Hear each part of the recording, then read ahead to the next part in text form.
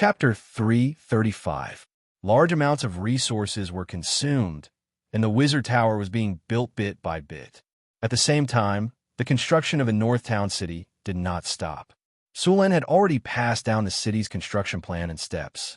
Large amounts of basic construction had already been started, and a large amount of manpower and resources had been invested into the construction of the North Town city.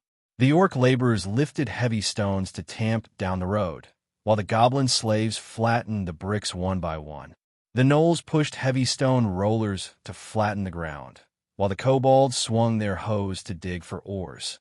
Merchant groups from all over the continent were transporting all kinds of resources to the North Town city to be sold, and then they would leave with other goods. The whole city was full of life. However, the number of monsters around the North Town city had increased recently. As more and more crops were planted in the fields outside the city, goblins and kobolds would often sneak in to steal food. Although the North Town city had an army patrolling regularly, many farms far from the city were still damaged to varying degrees.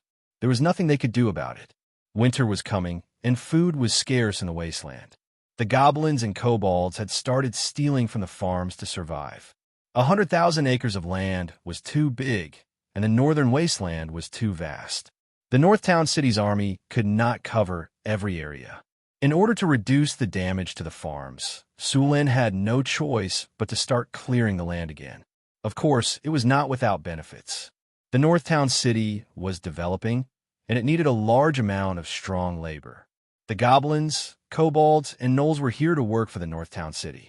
Whether it was the goblins, kobolds, or gnolls, they didn't know how to farm. Instead, they liked to plunder, so they often died in winter due to lack of food. Although Sulen treated these monsters as slaves, he also let them eat their fill. As long as they worked in Northern Town City, goblins, kobolds, and gnolls wouldn't starve to death. Compared to other lords of this era, Sulen was very kind and benevolent. Of course, those who died from exhaustion or accidents were not included. Ever since the farms outside the North Town City were destroyed, Sulen had sent out scouts to track down the monsters. Even the Cryopteris had joined the search. With the Cryopteris in the air and the scouts, Sulen believed they would soon find the monsters. As expected, it did not take long for the monsters to be found. The monsters were hiding in a forest. Sulen would not let these slaves who had delivered themselves to his door. 30 miles outside the North Town city, in a forest. "My lord!" A scout came out of the dense bushes and quickly walked by Sulen. "The monsters are hiding in the forest. They don't seem to have noticed us. Get ready for battle. Don't let any of them escape this time." Sulen spat out the straw in his mouth and waved to the army behind him. This time, apart from the regular army, Sulen also brought a lot of militia. Training alone would not make good soldiers. Only after strict training and experiencing a few battles could the militia truly transform into soldiers. During this time, more than 100 crossbows had been produced in the North Town city. They had all been given to the militia to equip, while the rest of the militia were armed with other weapons. The tribe that the scouts found was a tribe of bugbears. Bugbears were like goblins. They were evil, stupid, and greedy in nature. However, as the most powerful subspecies of goblins, they were tall and strong. It could be seen from their name that bugbears were as strong as bears. Sulen didn't care if these bugbears were strong or not. In his eyes, bugbears were very good slaves. They were strong and worked hard, but they ate a lot. Bugbears were as poor as goblins, but their discipline was a lot better.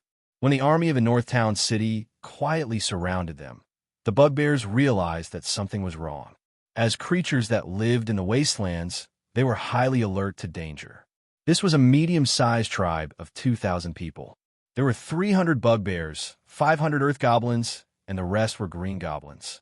After realizing that the situation was bad, the bugbears and earth goblins immediately formed a formation. After seeing the bugbears' movements, Sulen immediately understood that they had been discovered. There was no time to explain, so Sulen immediately ordered the army to attack. The camp of the goblins was very simple. Many of them had only dug shallow pits. The camp was very messy and dirty, so Sulen didn't let the army rush in. The bugbears and earth goblins had already formed a formation. Although their weapons looked very simple, their formation was very decent.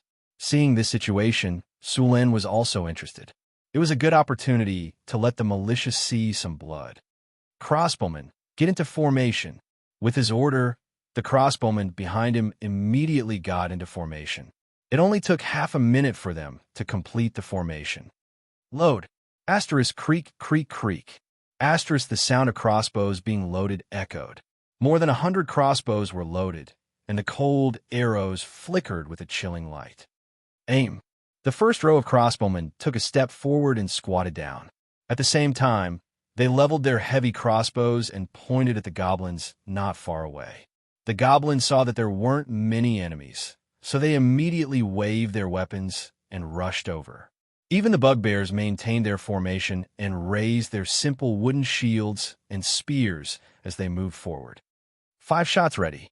Sulin raised his arm and swung it down. Release. Bang, bang, bang. The dense sound of bowstrings kept ringing, and then a row of crossbow bolts flew out in an instant. The goblins in front fell like grass being mowed down, and some crossbow bolts even penetrated 2 goblins in succession. In an instant, a large number of goblins in the front row died. After the crossbowmen fired their arrows, they immediately retreated to the back through the pre-reserved passage. Then they stepped on the foot of the crossbow and began to load the crossbow with both hands. The second row of crossbowmen quickly stepped forward and fired the crossbow bolts in their hands.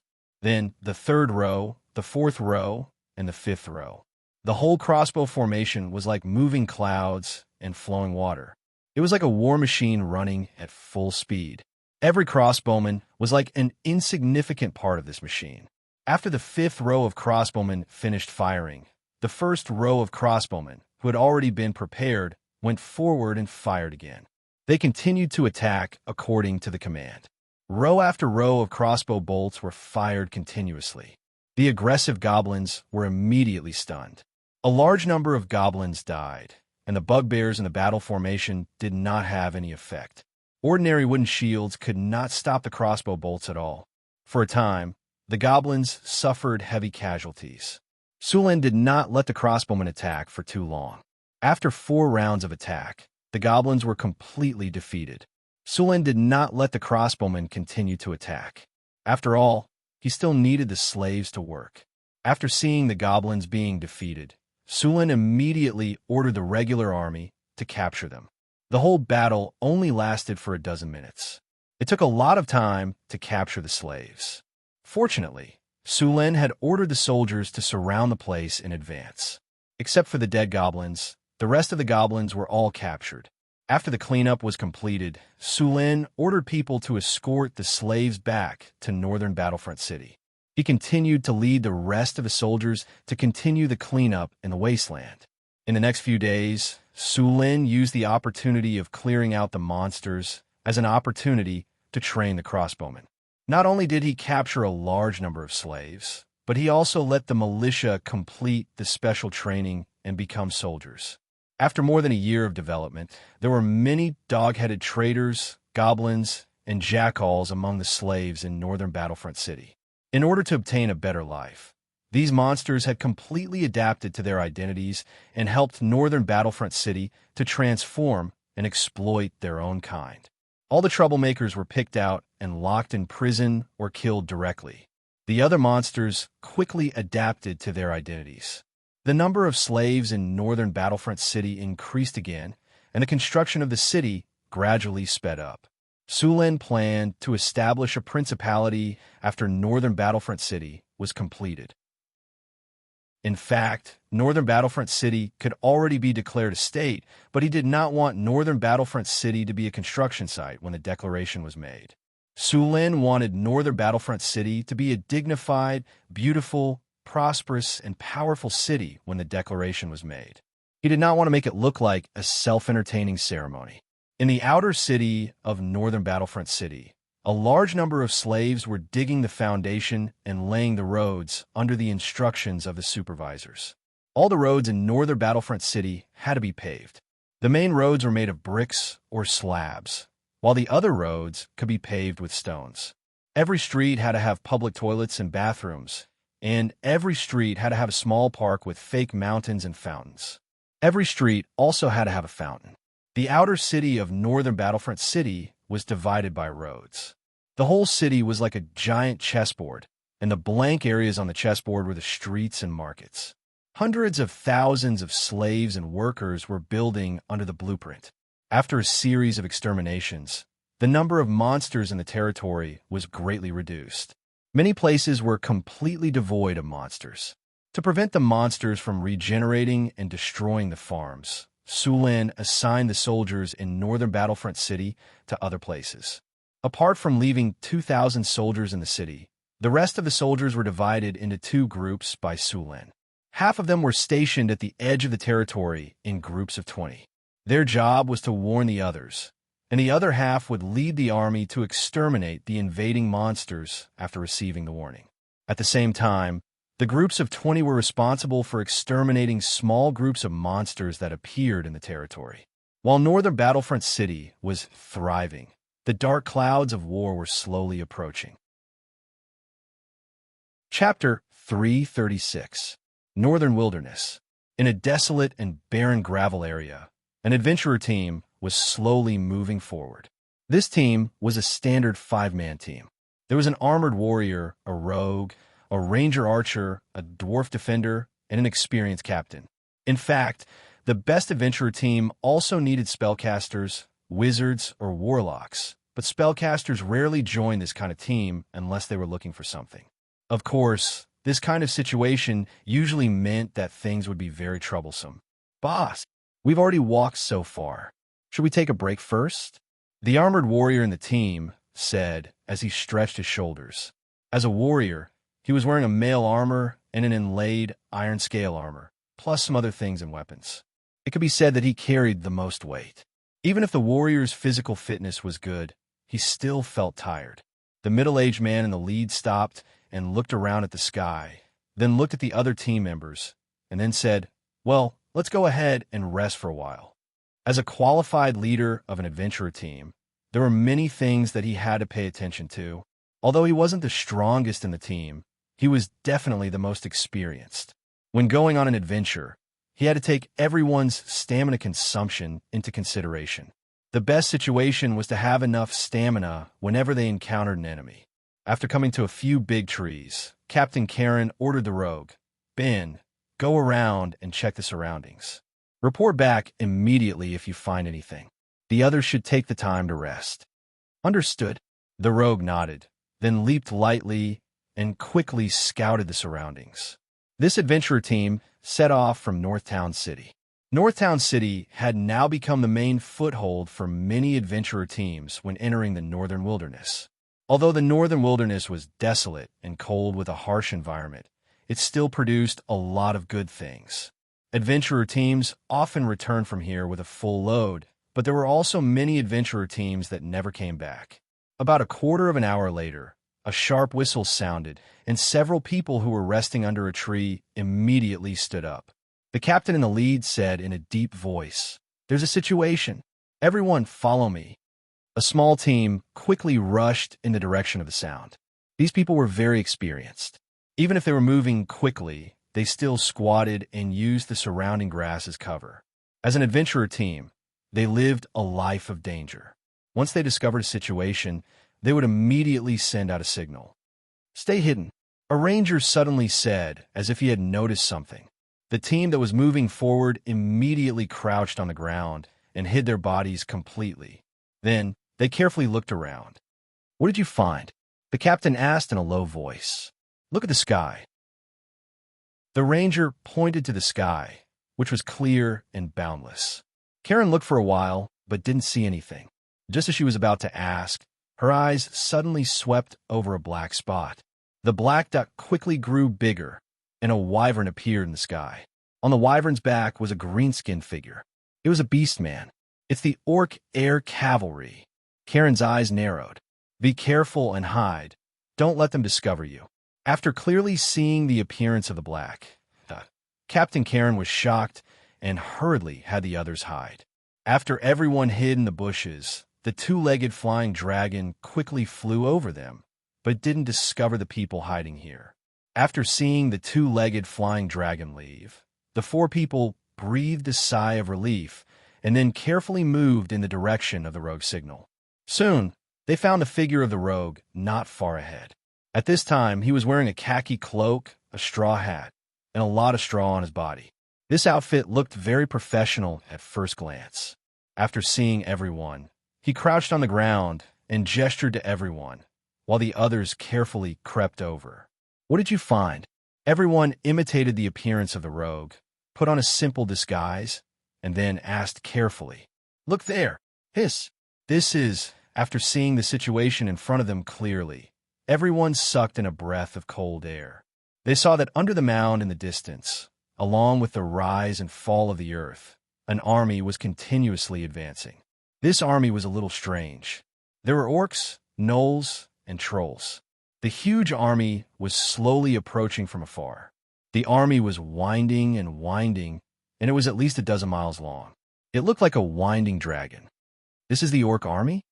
The dwarf next to him asked in a low voice. At the front of the army, there were some wolf riders. As a mobile troop class among the orcs, there were still a lot of wolf riders. Following closely behind were some tall gnolls. Unlike ordinary gnolls, these gnolls were high-level gnolls. They were powerful, bloody, and brutal. In the rear of the army, the trolls were slowly moving forward in armor. Why do I think it looks like an alliance of several races? Such a long army, there are at least tens of thousands of people. A person next to him whispered, "More than tens of thousands, at least 30,000 people. What are these gnolls, orcs, and trolls forming an alliance for?" The rogue said. The middle-aged captain rubbed his chin and then said, "Which enemy in the wilderness is worthy of their attention? Let them join forces." Northern Town City. Everyone looked at each other and replied in unison. "Immediately send this information back to Northern Town City. Let's go. As long as we successfully send it back, according to the Lord's generosity, we will be rich this time." At this moment, everyone in the team immediately reached an agreement. After the evil creature incident last time, Sulin issued a large number of wilderness intelligence gathering missions. He wanted to use the strength of these adventurers to gather information. As soon as the voice fell, the rogue in front said in a serious voice, "The situation is not good. The wolf riders are coming. Their dog nose is very sensitive." The ground shook, and then a large number of wolf riders began to disperse and investigate the area around the team. These wolf riders moved quickly, and their mounts had a sensitive sense of smell. They wore simple leather armor and wielded cane scimitars in their hands. Their strength was not bad, and they were qualified scouts. Not good. We are now on the path of the wolf riders. If we don't leave, they will find us. The rogue said, "Retreat, retreat now." The captain did not hesitate and immediately made a decision. Woo woo woo. A wolf's howl sounded in the wilderness. Everyone no longer hesitated and immediately retreated. The wolf riders moved very fast in the wilderness. If they did not retreat now, they would not have a chance. The wolf riders could easily catch up with them. The group quickly retreated. After retreating a little, they did not care about continuing to hide their bodies and accelerated in the direction they came from. The wolf riders were very fast. It did not take long for them to reach the place where everyone was hiding. Woo-woo! A warg sniffed around and howled in the direction where the few of them had escaped. "There is the smell of humans. Chase them. We can't let them escape. Kill them all." Several orcs immediately reacted, their faces showing ferocious expressions. Woo-woo-woo. With a howl, the wolf riders no longer hesitated and began to quickly chase in the direction of the smell. A team of wolf riders chased behind, and another pair of wolf riders flanked them. The adventure team was running at full speed. The rogue took out a magic scroll and directly tore it open without hesitation. A wave of elemental energy was released from scroll. Group haste. A pale green light enveloped everyone, and wind elemental energy surrounded everyone. Everyone who was running felt their bodies become lighter, and their speed instantly doubled. The group quickly ran in the direction of the northern city. These magic scrolls were sold by Hathaway's alchemy shop in the northern city. It sold rune scrolls, magic potions, enchanted weapons, and many other types of items. It also bought all kinds of enchanted items in large quantities. Many adventurer teams would spend a sum of Kinnor here to buy life-saving items or potions. Very recently, the adventurer team in front of them had bought one. Group haste lasted for an hour. After using it, it could greatly increase one's speed. With the effect of this scroll, the wolf riders would not be able to catch up to them for an hour.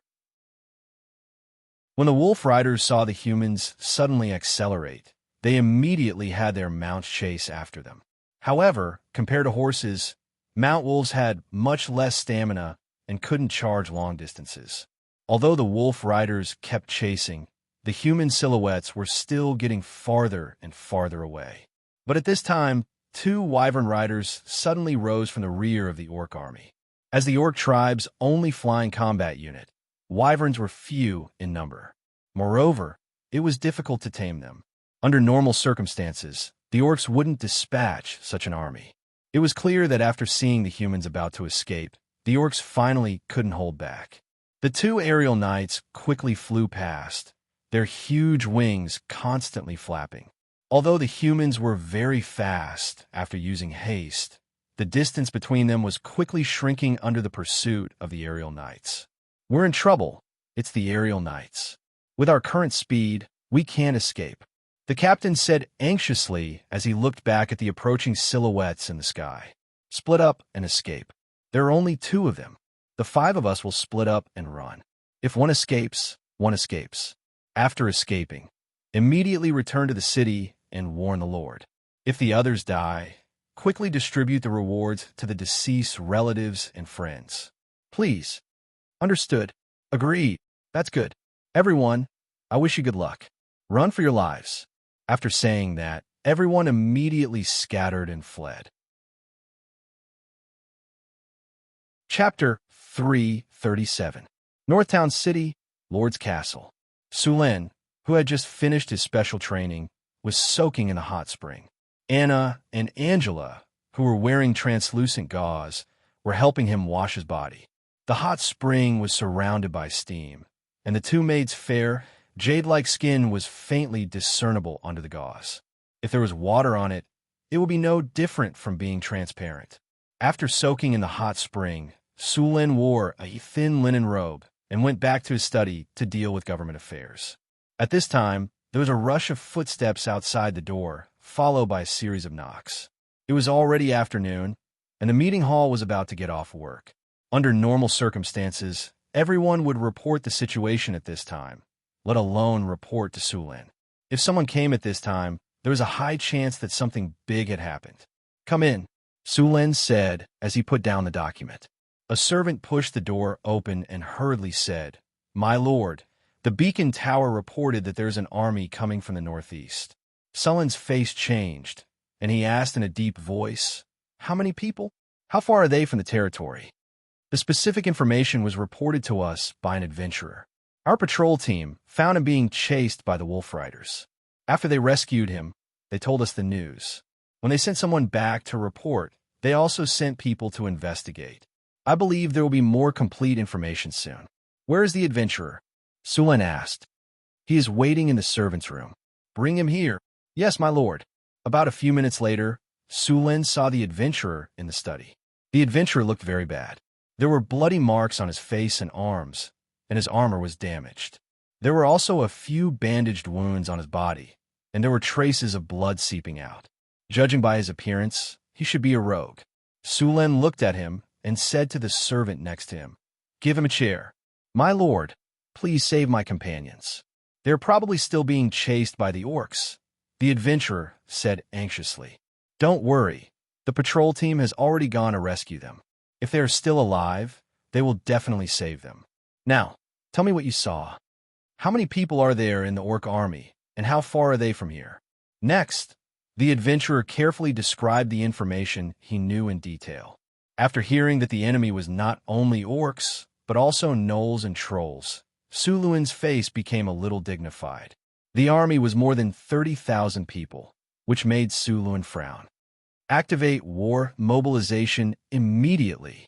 After listening to the adventurer's information, Sulen immediately said, "The army will be on alert immediately.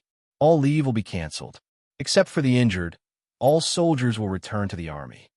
Notify Centaur City and tell them to immediately move to Northtown City and Mirror Lake City. Centaur City will be temporarily abandoned. Inform all citizens, caravans, and adventurers that Northern Town City is now in a state of emergency. All city gates are closed, and all serfs and refugees working outside the city are to return to the city. Harvest the food that is about to be harvested. If you can't harvest it, destroy it all. Don't leave a single grain for the enemy. Send out war mobilization orders. The council hall will return to work immediately.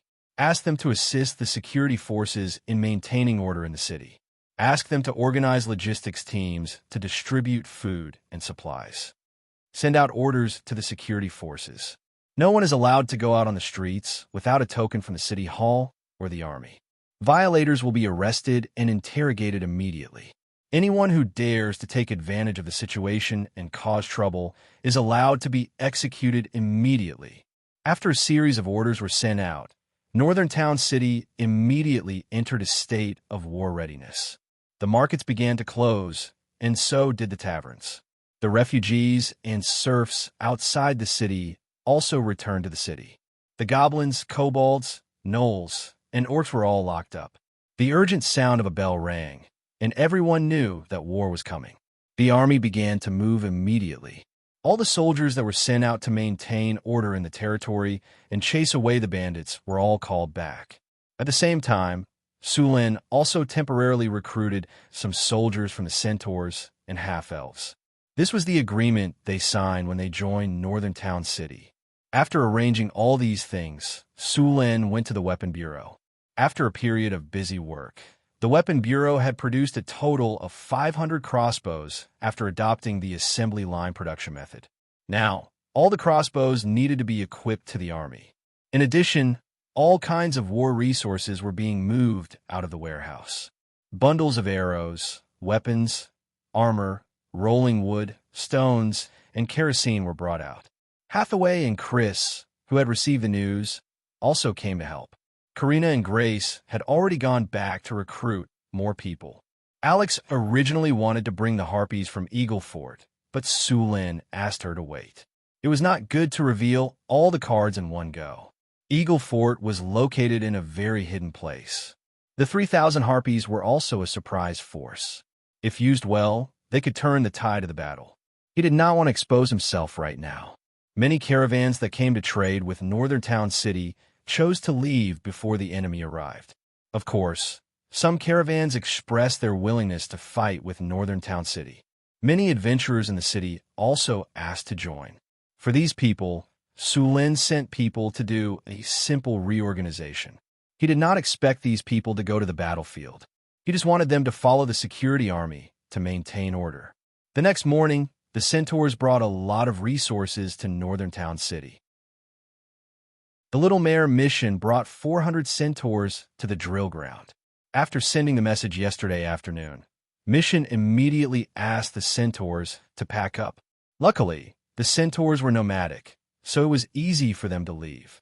It only took them one night to prepare everything. The next day, before dawn, they left Centaur City and went to Northern Town City. "Sir Sulen, I'm here." After seeing Sulen, the Little Mare Mission's eyes lit up. She naturally went up and gave him a hug. One had to admit that the centaurs' bodies were really good. "You came at the right time. Your equipment is ready. I'll take you to get it now," Sulen said to the Little Mare with a smile.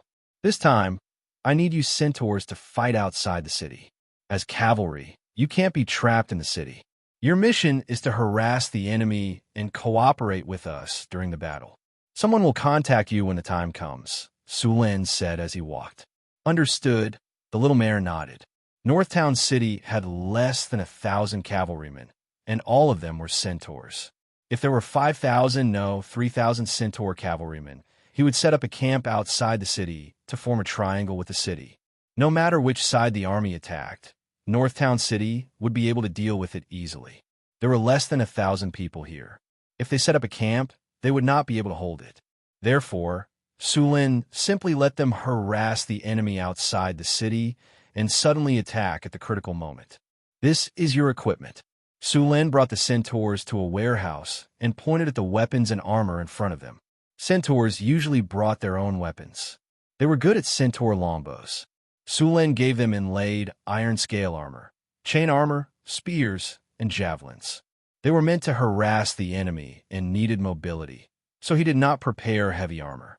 Seeing the warehouse full of equipment, the little mare was so surprised that she could not close her mouth. She immediately ordered people to distribute the equipment. After arranging the centaurs, Sulin left. Soon, a messenger came in and gave the latest information to Sulin. After taking the leather tube, Sulin took out the information and quickly browsed through it. The information was about the enemy sent back by the scouts. After some investigation, he finally had a clear understanding of the enemy's strength. Different from the 30,000 people before, this time the orcs, gnolls, and trolls had gathered a total of 40,000 soldiers. There were trolls, wolf riders, sky riders, elite gnolls, and orcs. They were all very powerful. The scouts even found some simple siege weapons. This army was still 60 miles away from Northern Town City. The wolf riders could reach them in a single charge. The war came faster than Sulin expected. In the afternoon, the first wolf riders appeared outside the city. These wolf riders ran around the city and kept roaring. Sometimes, they would purposely make a fierce face. This was one of their psychological tactics. If they encountered a timid soldier, it was very likely that they would be scared to the point that their limbs would go soft. But this time, their calculations were wrong. Most of the people in Northern Town City were professional soldiers. All of them had been through many fierce battles. The wolf riders' faces were completely useless. Tell Mission to take some people to clean up these barking dogs. They're too noisy, Sulin said expressionlessly. Soon, the order was given, and the 800 centaurs were ready to set off. Just as the wolf riders were demonstrating in groups of 3 to 5, they were surprised to see the city gate suddenly open. Just when they thought the enemy inside was about to surrender, a thunderous sound of horse hooves rang out. Not good, it's the cavalry. Get in formation, get in formation. When the leader of the wolf riders heard the voice, he instantly shivered. They were very clear about the battle between cavalry. With the wolf riders' current scattered state, it would be a complete massacre if they were to face the cavalry. The centaurs didn't even give the wolf riders a chance to organize themselves. The 800 centaurs charged towards the wolf riders as soon as they came out of the city. The centaurs immediately drew their bows and knocked their arrows as soon as they were within range. A wave of arrows rained down on a large number of wolf riders. The distance between the two sides was very short. After only 3 rounds of arrows, both sides began to engage in close combat. However, at this moment, the leading centaur whistled and a shocking scene appeared. In an instant, all the centaurs turned their horses around and completed a turn at top speed. At the same time, another wave of arrows rained down on them.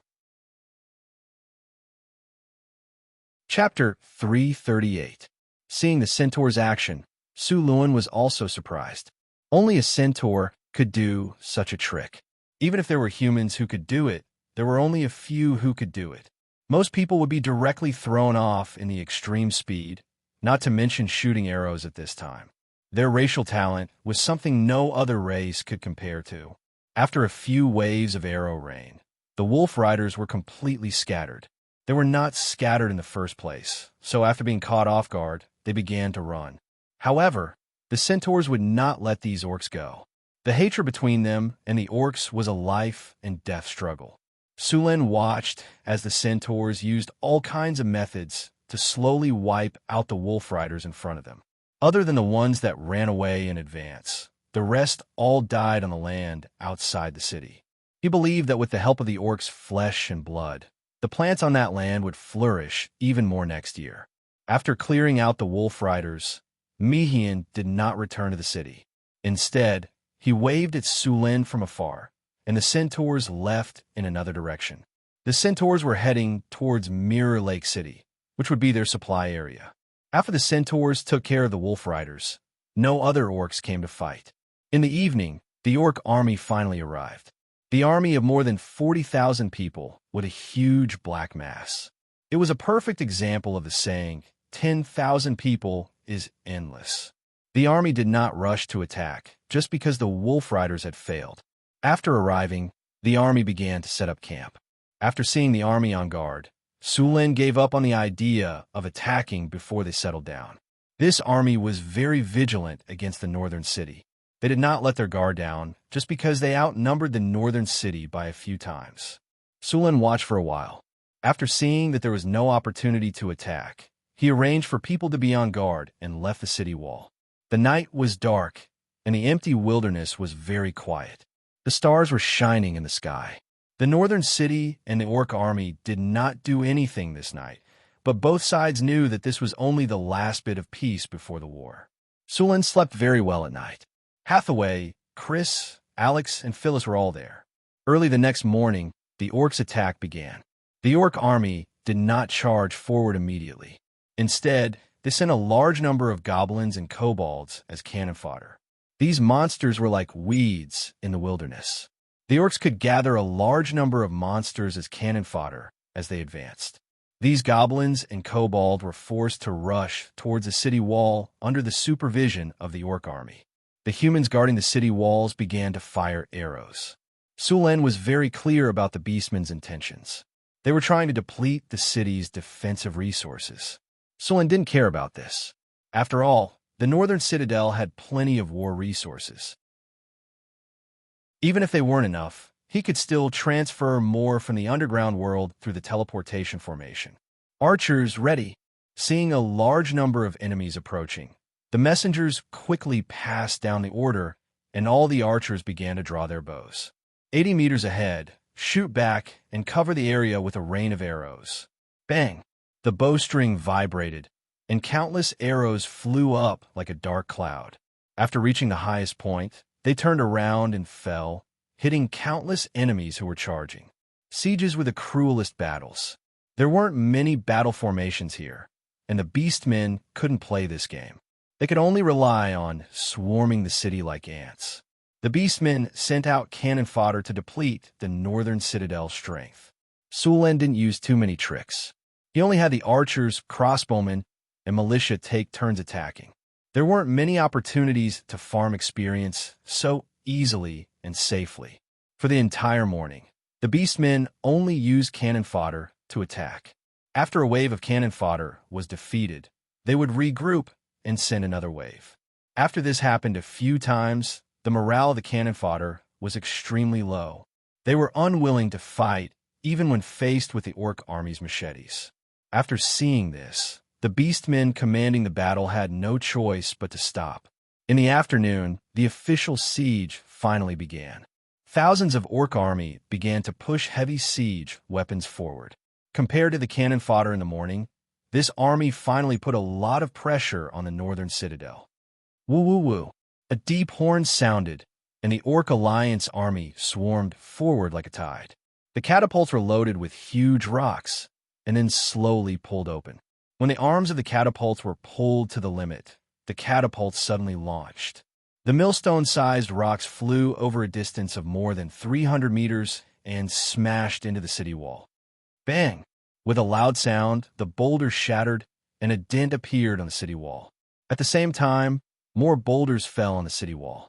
Many soldiers were directly crushed by the boulders falling from the sky. Ballistae ready.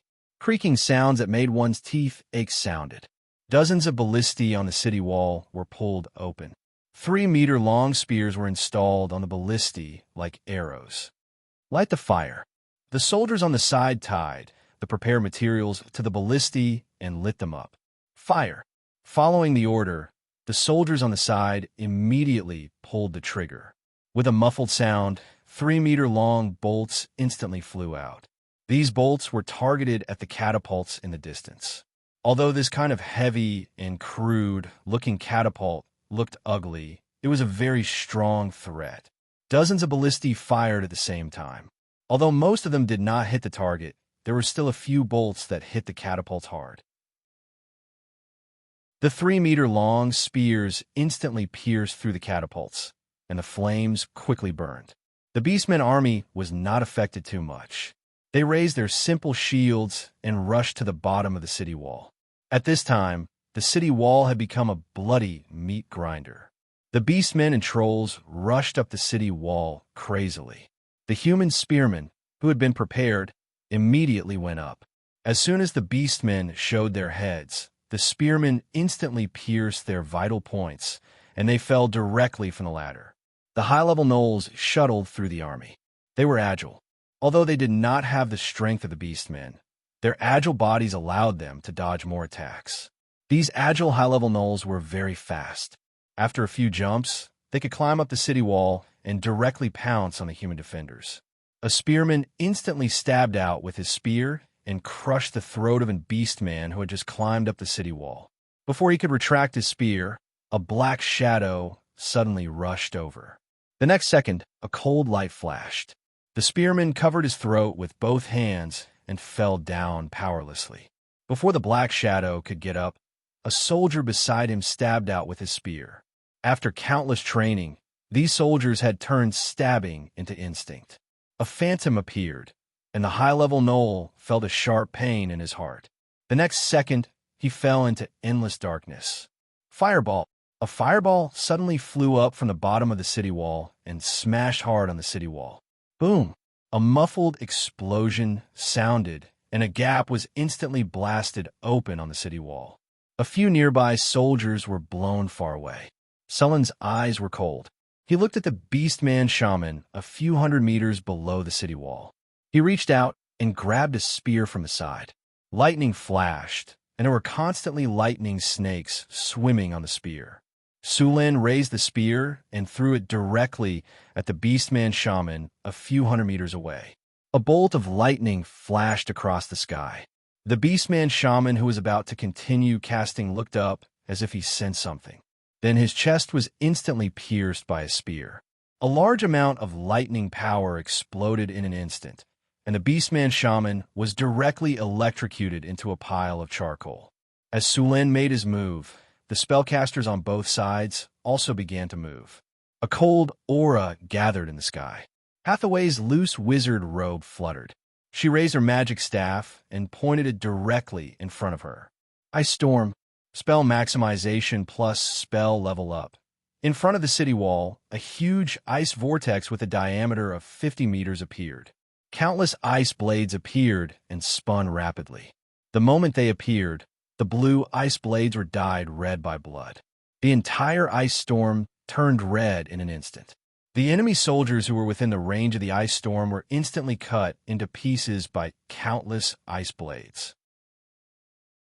When a surrounding Beastman army saw this, they all began to dodge. However, before they could do so, the ice storm suddenly expanded in all directions. Countless ice islands spun and flew outwards. Everywhere it passed, there were corpses everywhere. Chain of fireballs. Karina snapped her fingers, and the surrounding temperature suddenly increased by 12 degrees. In the next second, 5 football-sized fireballs appeared. As she pointed lightly, the fireballs instantly flew towards the dense crowd below the city wall. Boom, boom, boom. A series of explosions sounded. A large number of Beastman army soldiers were blown to pieces by the fireballs.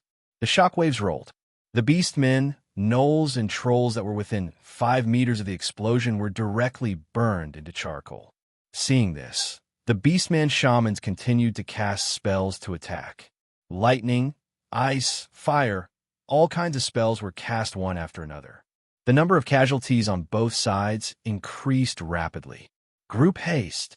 Group elemental resistance. Group bears endurance. Raise your spirits. Beams of light rose from Sulin and Hathaway. The light quickly spread and soon covered the entire city wall. After the buffs, the combat power of the northern battlefront city soldiers was greatly increased. Their morale was boosted, and they all became braver and better at fighting. Sulin even saw a barbarian berserker jump up with a giant axe and split a football-sized fireball in half. The collapsed fireball scattered, and the flames engulfed him. However, when it reached him, it was quickly extinguished. A beam of light flashed, and it didn't cause any damage. The northern battlefront city soldiers' strength was greatly increased. The Beastman army that was attacking continuously was instantly stunned. Before this, they could still climb up the city wall. However, after this wave of attacks, they were all chased down. After seeing this, the Beastman commander could only temporarily stop the attack. The tide-like army slowly retreated, leaving behind a ground full of corpses. P.S. Sacrificing a book, The Amazing Life of a Tycoon, a story about how he made billions through the efforts of the system. Chapter 339. The setting sun was like blood. The north wind was howling. A few vulture cries came from the sky. The battle had just ended, and the whole battlefield was filled with the thick smell of blood. A large number of orcs and gnolls were lying on the ground, but there were not many trolls. Unless they were killed by fire or strong acid, the trolls would only be injured at most and would recover in a short time. Team 1, go back and rest. Team 2, keep watch. Seeing that the enemy had completely retreated, Sulin immediately arranged for the army to rotate and send the wounded to the field hospital. Sulin cast a physical healing spell on some of the more seriously injured ones. There were many healing potions stored in the northern battlefront city. These potions were considered inferior potions, so even apprentices could make them. They were also very cheap. The main ingredient was the 7-leaf flower. Its main function was to stop bleeding, relieve pain, and speed up the recovery of wounds. After the battle, Sulin became even busier. Although the orcs had been defeated today, the northern battlefront city had also suffered a lot of casualties. At the same time, a fierce argument was going on in the orc army's camp. Salin, your people must be the main attackers tomorrow. Yes, you trolls must be the main attackers. Salam the orc and Jen the high gnoll said loudly. In today's battle, both sides had suffered heavy losses, but the troll casualties were very low. This time, the alliance, which had been formed by relying on benefits, suddenly had problems. The orcs and gnolls, who had suffered heavy casualties, worked together to pressure the trolls. No, we have an agreement. All three sides will send out the same troops. Rant the troll refused without thinking. Yes, we have an agreement, but my people have suffered heavy casualties, and you trolls have suffered few casualties. This is not fair. Yes, you are not afraid of injuries, and you have strong recovery abilities. You should be the main attackers. The orcs and gnolls said unhappily. We trolls have suffered few casualties because of our race's talent. Our attack on the battlefield today was not weaker than yours at all, Rant said loudly, and a deep crack appeared on the ground with a casual punch. After that, the three sides had another fierce argument. In the end, the trolls agreed to be the main attackers tomorrow. After all, the trolls were alone with the orcs and gnolls working together. However, it was not without benefits. The trolls agreed to be the main attackers, but they would also get more loot. After a fierce argument, the three parties finally reached an agreement. The night soon covered the land. Sulin hadn't rested yet. At this time, he was staring at the strategic map. The camp of the allied orcs was 15 miles away from the city. At this time, on the map, a small green team was quietly waiting outside the camp of the allied orcs. This group was the Little Mare's Centaur cavalry. It was obvious that she was preparing for a night attack. Hathaway, Alex, get ready. We're going out of the city later, Sulin said as he swallowed a piece of barbecued meat and drank a glass of milk. Leave the city? Hathaway was a little surprised. They came all the way here. As the host, we should show them some hospitality. Let's treat them to a fireworks show tonight. Sulin winked at Hathaway and said. Hathaway saw the smile on Sulin's face and instantly understood. A fireworks show is a must. Sulin, do you need me to bring the children? Alex said with a smile. No, this is just an appetizer. The three of us and Mission's cavalry will be enough. Sulin hurriedly stopped him. If he let Alex take the harpies out now, although they would achieve good results, they would only be able to defeat the coalition army at most. Sulin intended to completely devour this army. Even if he couldn't devour them, he would at least severely injure them. Okay then, Alex said with a little regret. After dinner, Sulin rode the Pegasus and left Northern Town City. Hathaway curled up in Sullen's arms while Alex flew beside them.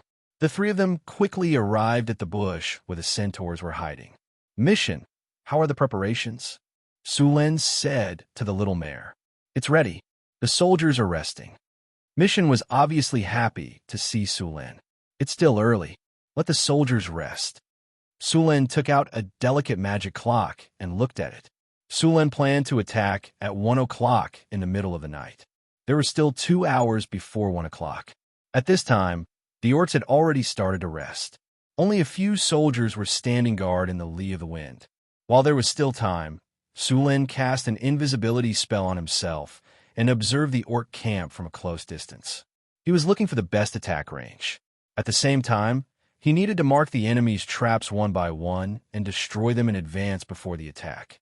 Trolls and orcs were good hunters. In order to prevent a night attack, it was natural for them to set up traps around the camp. Time slowly passed by. Sulin retreated from the orc camp. After some investigation, he found a weakness of the orc army. Although the three races formed an army, they looked united but were actually divided. The three races had their own camps, and their camps were a little far apart. It was obvious that the three races were still on guard against each other. This was a normal phenomenon in the wilderness. In the wilderness, even allies had to be on guard against betrayal. This had nothing to do with morality. This was how they survived. If you underestimated your enemy, you would be stabbed in the back by your allies. The three camps gave Sulin the feeling that they were three hedgehogs for warmth. This arrangement gave Sulin and the centaurs too many opportunities. Soon, it was 1 o'clock in the middle of the night. The sky was very dark, and the moon was covered by dark clouds. The night was dark and windy. This was the perfect time to kill someone. Tell everyone to get ready. Sulin closed the magic clock and gave the order. The centaurs who had been waiting for a long time all stood up. The bushes were filled with sparse sounds. Sulin took out the sky lamp and waved it. A ray of light quickly spread out. Group invisibility. At the same time, Hathaway also took out her staff. 2 rays of light flashed in succession. Silent. Hide your whereabouts. Even with the support of invisibility, the movement of a team of over 1,000 people could still be easily detected by others. Now that Hathaway had cast 2 spells, the noise was almost inaudible. Seeing this, Sulin once again cast more spells on the army. Group magic weapon. Everyone get ready. Bear's endurance. Owl's insight. Elemental resistance. Group haste. Rays of light were cast by Sulin, Hathaway, and Alex. The aura of the centaurs reached its peak. After casting the spell, Sulin pointed the spear in his hand. Move out. The army slowly moved out. The centaur army wasn't far from the Beastman army's camp. When they were about 1 kilometer away from the enemy camp, the centaur cavalry loudly set off. The thunderous sound of their hooves couldn't be hidden even with spells. Cavalry needed distance to move, so they could display their maximum speed from here to the Beastman army's camp. Sulin rode his Pegasus and rushed out. The 800 centaurs followed closely behind. The thunderous sound of the horses' hooves quickly awakened the orc army. But before they could put on their armor and pick up their weapons, the centaur army had already rushed in. Chain fireball. 5 football-sized fireballs fell from the sky and instantly blasted a huge hole in the orc army's camp. The centaur cavalry rushed in through the hole. The centaur cavalry were like tanks as they charged forward at high speed, sending the gnolls flying. The impact of more than a ton of force caused the gnolls' chests to cave in. Fresh blood spurted out like a fountain. Bursting flames. Dazzling flames rose in the camp. Hathaway pointed her staff, and the camp instantly turned into a sea of fire. Sullen's sneak attack on the high-level gnolls was a decision made after careful analysis. Gnolls had lush fur all over their bodies, especially in winter. In order to resist the cold, gnolls' fur would be even more exuberant. Their fur, which used to keep them warm, was now a fatal poison. Gnolls did not care about hygiene. No, There were not many in the wilderness who cared about hygiene. The orcs were like this, the trolls were like this, and even the centaurs were like this in the past. It was only later that Sulen made a change. The greasy and dirty fur immediately burned when it came into contact with fire. Many gnolls were directly burned into balls of fire. The centaur cavalry did not stop at all. After rushing into the camp, they immediately formed an alliance and continuously set fire. Fire arrows fell from the sky, and everywhere they went, flames rose. Rainstorm. Traces of moisture quickly gathered in the air, and the dark clouds in the sky also sank a little. Soon, drops of rain fell from the sky. The skinny gnoll shaman let out a sigh of relief. The fire in the camp was suppressed by a lot. "You reacted so quickly," Sulen said with a little surprise as he reached out to catch the raindrops. "But it's still too late. Throw the kerosene." With Sulen's order, the centaur cavalry immediately threw out clay pots. The pots broke, and brown, sticky oil flowed out. Fire arrows. Fire. Hundreds of fire arrows flew out in an instant and directly ignited the kerosene. The kerosene, which had been mixed, immediately rose into a 2-meter-tall flame. The raindrops did not have any effect on the flames.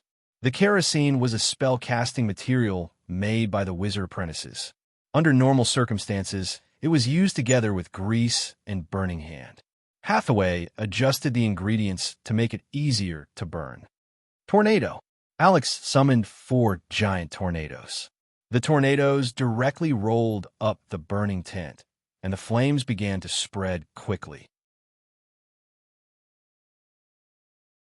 Chapter 340. The sky was dripping with rain, but the flames in the camp did not weaken at all.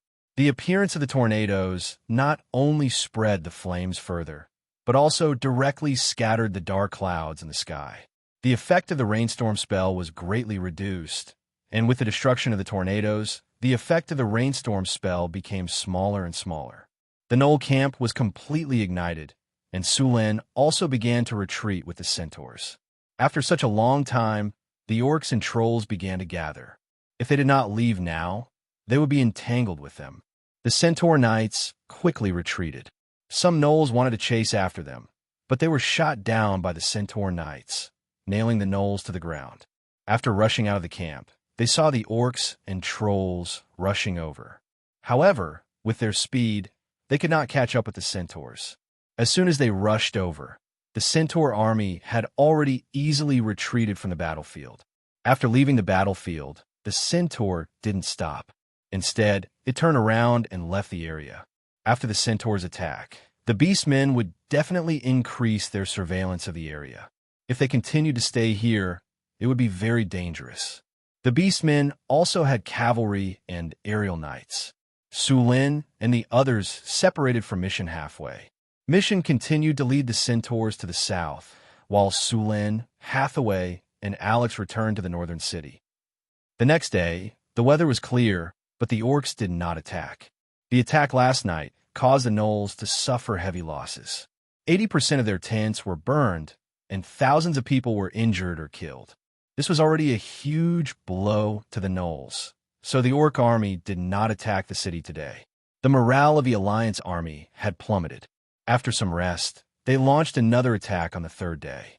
Unlike the previous few times, this time there were more trolls in the attack. After seeing this situation, Sulen immediately ordered the logistics department to send the water demon venom. The water goblin venom was made from the acid of the legendary water goblin that Sulen had killed in Mirror Lake. Sulen had personally experienced the corrosive nature of the water goblin venom. It was perfect for dealing with trolls. Muffled sounds of war drums came from the back of the orc army. The muffled sound of war drums spread throughout the entire battlefield. As the war drums sounded, a strange power quickly spread. The fighting spirit of the orc army skyrocketed. Their eyes turned blood red, their muscles bulged, and their veins began to twist and swell. One by one, the figures of the shaman priests appeared. The leading shaman seemed to have 1 foot in the grave, but his aura was unusually strong. He held a white-boned scepter in his hand and wore clothes that were decorated with all kinds of gems, beast bones, and feathers. It roared at the sky. Then, the desolate song that had been passed down since ancient times rang out. Its old body stood straight at this moment, and a wild power began to gather on the battlefield. The chief of the orc army rode on a tall land dragon and raised an exaggeratedly huge axe. He looked at the battlefield in front of him and roared, "For the tribe, for the Stormwind clan, for the sake of our future generations." Bang! The huge battle axe sliced through the air and smashed into the ground. The orc chieftain pointed at the towering walls of the northern town city. Countless orcs roared in anger. They held their crude weapons and pounded their chests with their left hands. Their morale was raised to the highest point. Stormwind! Stormwind! Stormwind! Countless orcs madly shouted the name of their clan and looked at the city wall with bloodshot eyes. At the same time, the trolls on the side also gave it their all. The trolls prayed to their ancestors. The totem pole shone with a red light. Wherever it went, the trolls felt a sudden surge of power in their bodies. Cold, hunger, and death. This was a battle that would determine the future of the trolls. Since the destruction of the troll empire and the trolls were driven to this barren land, the shadows of hunger and death had always shrouded them. They had lost a lot of their words, history, and even culture. Only a few priests still remembered a few words passed down from ancient times. Now it was time for the trolls to rise again. As long as they defeated the humans in front of them and occupied this fertile land, the trolls would rise again, and they would become the new king of the troll empire. All the warriors had joined the battle. In order to prepare for the consumption of this war, whether it was the trolls, the orcs, or the high-level gnolls, they had all bet on it. If they took over this land, they would be able to return to glory. Once they lost, everything would be over. The war must end with one side completely defeated from the beginning. The Orc Alliance army, which had no way out, burst out with amazing combat power. Sulen stood on the city wall and looked at the army opposite him. He did not expect the Orc Alliance army to want to fight directly. Since you want to fight, then come on. Looking at the Orc Alliance army that was full of fighting spirit, Sullen's heart was filled with pride.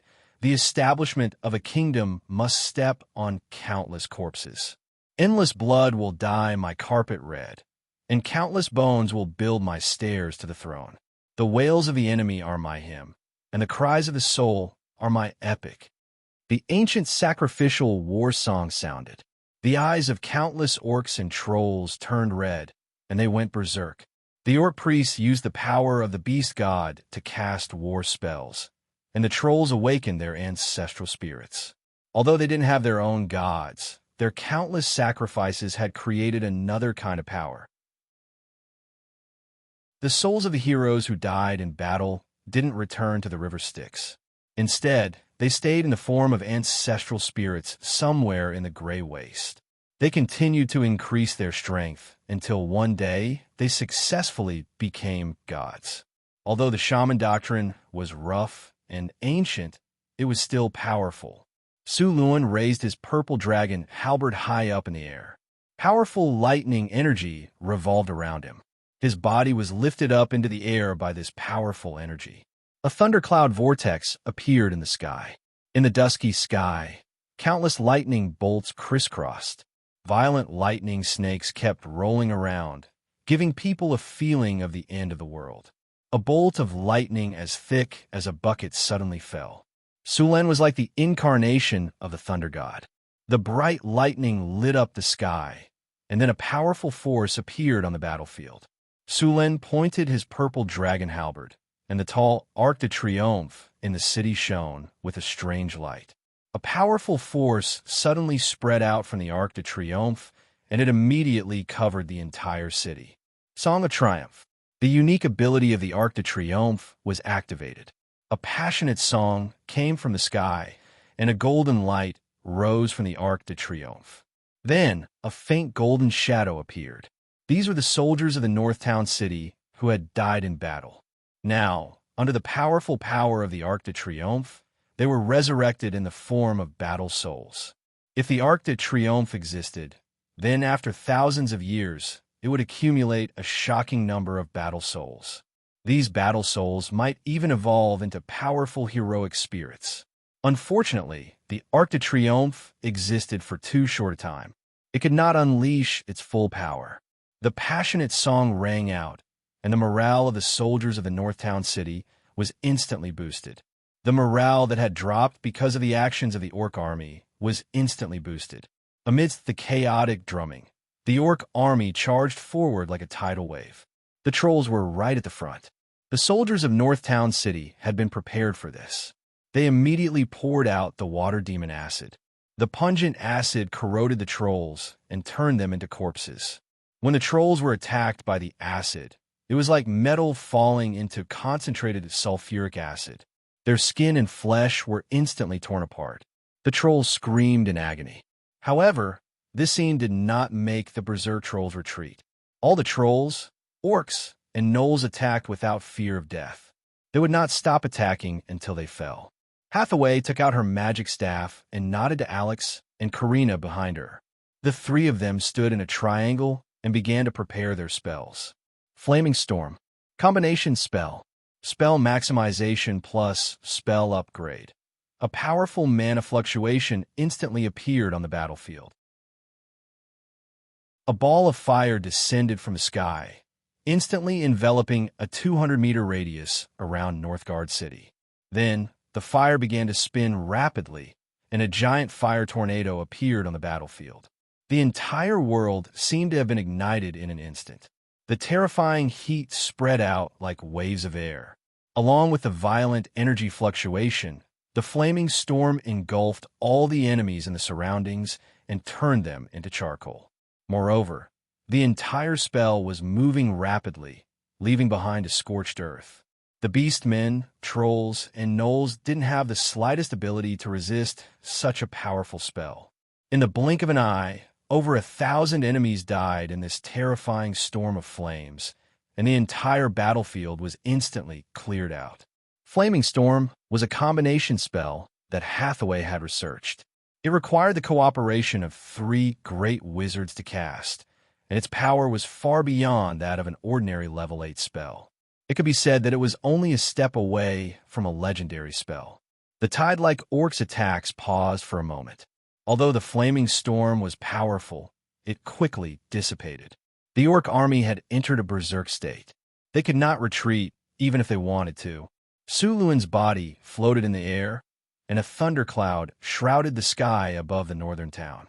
Accompanied by the roaring wind and the surging thunder snakes, the sky seemed to be stirred by a powerful force at this moment, forming a terrible vortex. The world was dark. It gave people the illusion that the world was coming to an end. Rumble. Accompanied by the sound of thunder, bolts of lightning descended from the sky. Dozens of bolts of lightning suddenly descended from the sky, and powerful lightning flashed. Large numbers of orcs, trolls, and gnolls were instantly turned into charcoal. Countless lightning snakes continuously jumped about, and for a moment, the entire area turned into a lightning prison. Chapter 341. Countless lightning bolts fell from the sky, and a large number of orcs and trolls were turned into charcoal. The Orc Alliance army suffered heavy casualties. After using a large area of effect skill, the lightning on Sullen's body dimmed a lot.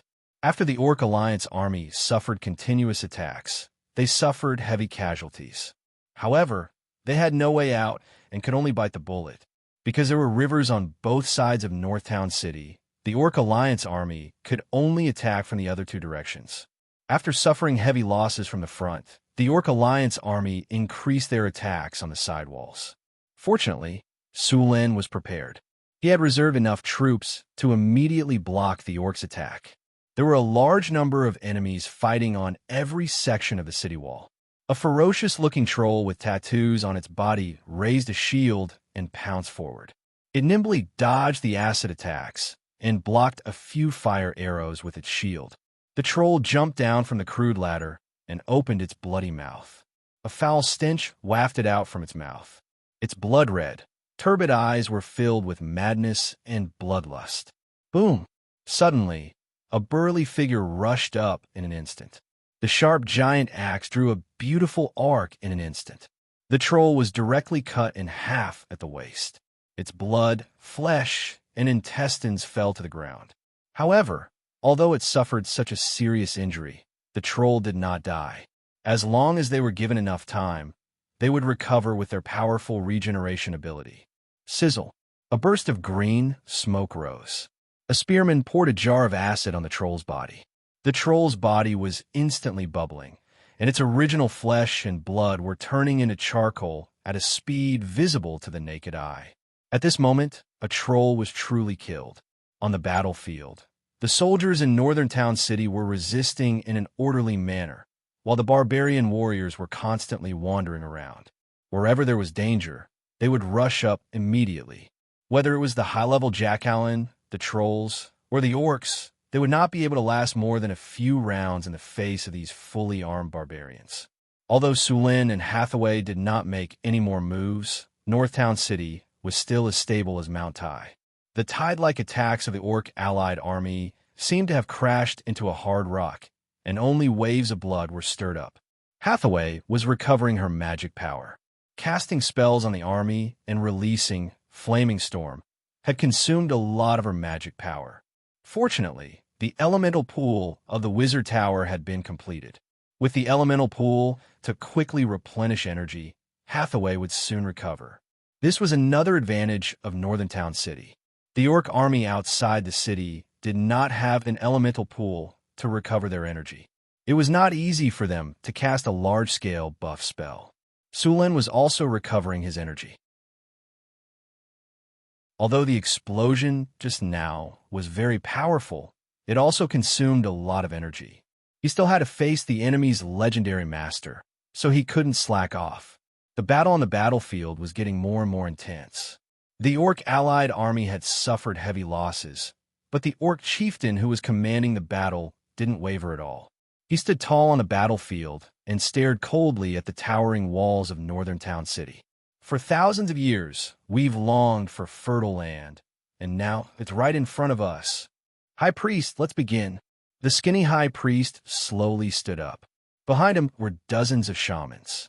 There were trolls, orcs, and gnolls. Everyone silently came to an altar not far away. This altar looked very simple and crude. Dozens of shamans stood in different places. The High Priest raised the scepter in his hand, and a powerful energy appeared from his body. Then, more and more shamans raised their scepters, and a wave of energy was transmitted to the High Priest in the middle. Soon, all the shamans' energy was gathered at one point. A solid energy appeared around the shamans. Even the clouds in the sky were blown away by this energy. Sulin, who was recovering his energy, suddenly felt a violent elemental fluctuation outside the city. A bad feeling rose in his heart. They're preparing a powerful spell. Hathaway's figure suddenly appeared on the city wall. We need to stop them immediately. It's too late, Alex said with an ugly expression. As soon as Alex finished speaking, the tyrannical energy underwent a huge change. The High Priest standing in the middle of the altar felt his loose clothes suddenly inflate. He felt like he was incomparably powerful at this moment. It was as if the whole world was under his feet. It felt like he could destroy everything with just a little bit of force. Of course, he knew that this was just an illusion caused by the sudden increase in power. The old orc didn't lose himself in it. He knew that he only had one chance, so he immediately cast a spell that he had prepared long ago. Earthquake. Spell combination plus enhanced spell. A terrifying elemental fluctuation suddenly appeared behind the orc army. With a loud rumble, the entire ground began to shake violently. Earthquake? Get out of the way. The city wall is collapsing. Earthquake. It's an earthquake. Waves of screams came one after another. A violent earthquake erupted in an instant. Along with the violent shaking of the earth, the city wall of Northtown City collapsed. Even the houses close to the city wall collapsed. Fortunately, Sulin didn't skimp on the construction of the city wall. Although it was severely deformed, it didn't completely collapse. Many civilians were directly trapped in the collapsed houses. The survivors panicked in this terrifying disaster. They didn't know what to do at all. A large number of gaps appeared on the city wall. The largest one was 20 meters wide. The orc army that was attacking saw the disaster in front of them. Their morale was greatly boosted. Their eyes turned red as they charged through the gaps in the city wall. The soldiers of Northtown City also suffered a lot of casualties at this moment. Fortunately, these soldiers were quite strong. As long as they weren't directly buried, most of the soldiers only suffered minor injuries. When they saw the orc army charging at them like a tide, they immediately went up to meet them. The two sides engaged in the fiercest battle at the gaps. The soldiers of Northtown City used their flesh and blood to block the gaps. Countless orcs, trolls, and high-level gnolls charged madly. Some places that weren't guarded in time were directly charged by the orc army. They were about to kill the civilians. Sulin was furious when he saw the scene in front of him. The newly completed city wall was destroyed. Many civilians were also killed by the monsters that charged in. Damn you all! Teleport! A pillar of light rose. Sullen's figure disappeared on the spot. In the next second, Sullen's figure instantly appeared in the densest area of the battlefield outside the city. Thousands of orc army were around him. They were madly charging toward the gap in the city wall. Endless lightning energy surrounded him. Sullen's figure floated in the air. He raised the purple dragon halberd in his hand and swung it down heavily. Thunderbolt. Domain ability. Dazzling lightning appeared on the battlefield, and countless thunderbolts fell from the sky. With Surin as the center, countless thunderbolts instantly fell within a radius of 100 meters. In the blink of an eye, thousands of orcs, gnolls, and trolls were electrocuted and fell to the ground. Countless thunderbolts continued to spread in all directions, directly clearing a large area nearby. However, the orc army that had gone mad did not back down at all. Under the encouragement of the sacrificial drum, these orcs that had fallen into a frenzy did not know what fear was. Sulin frowned and stared at the orc army that was charging at him. He did not cast any more spells. He stood still and took a deep breath. War roar. Divine power. Roar. A deafening sound wave appeared in an instant, and a wave of air quickly spread out in all directions with Surin as the center. The terrifying sound wave swept across everything like a wave of air. Accompanied by violent energy fluctuations, a large number of orcs, gnolls, and trolls were shaken to the point of bleeding from their 7 orifices, and their internal organs ruptured. With Surin as the center, all living creatures within a radius of 300 meters fell down like dominoes. Be it orcs or gnolls, they could not fight back at all. Even the trolls, who were known for their regenerative abilities, needed a long time to recover. In just a moment, thousands of enemies had died to the terrifying sound wave attack. Sullen's position was cleared out in an instant. War Roar was one of the few soundwave attacks. Another one that was even more famous was the Banshee's Howl. This spell was the innate ability of the Banshees.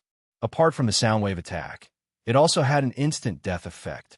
It was very lethal. The 9th circle spell Banshee's Howl was an imitation of this spell. Sullen's continuous attacks instantly interrupted the orc army's attack and successfully bought more time for the soldiers of northern Battlefront City. At the back of the battlefield, the orc chieftain's eyes were almost spitting fire when he saw Sullen's attack. In just a few minutes, the orc army had lost thousands of soldiers.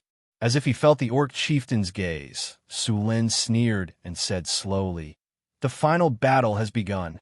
Tower Spirit number 1. Sulin took out a communication crystal and inserted some energy into it. The communication crystal quickly lit up, and the voice of Tower Spirit number 1 appeared in his ears. Master, Tower Spirit number 1 received. Activate battle mode. Prepare to attack. Sulin gave the order. In the center of the secret realm, the Tower Spirit that was working suddenly stopped. Then, a powerful energy surged out of the elemental pool. Extracting energy from elemental pool. 25%, 50%. Activate battlefield scan. Constructing long-range battlefield mental network. Scanning battlefield. Battlefield mental network construction completed. Lock on spatial coordinates.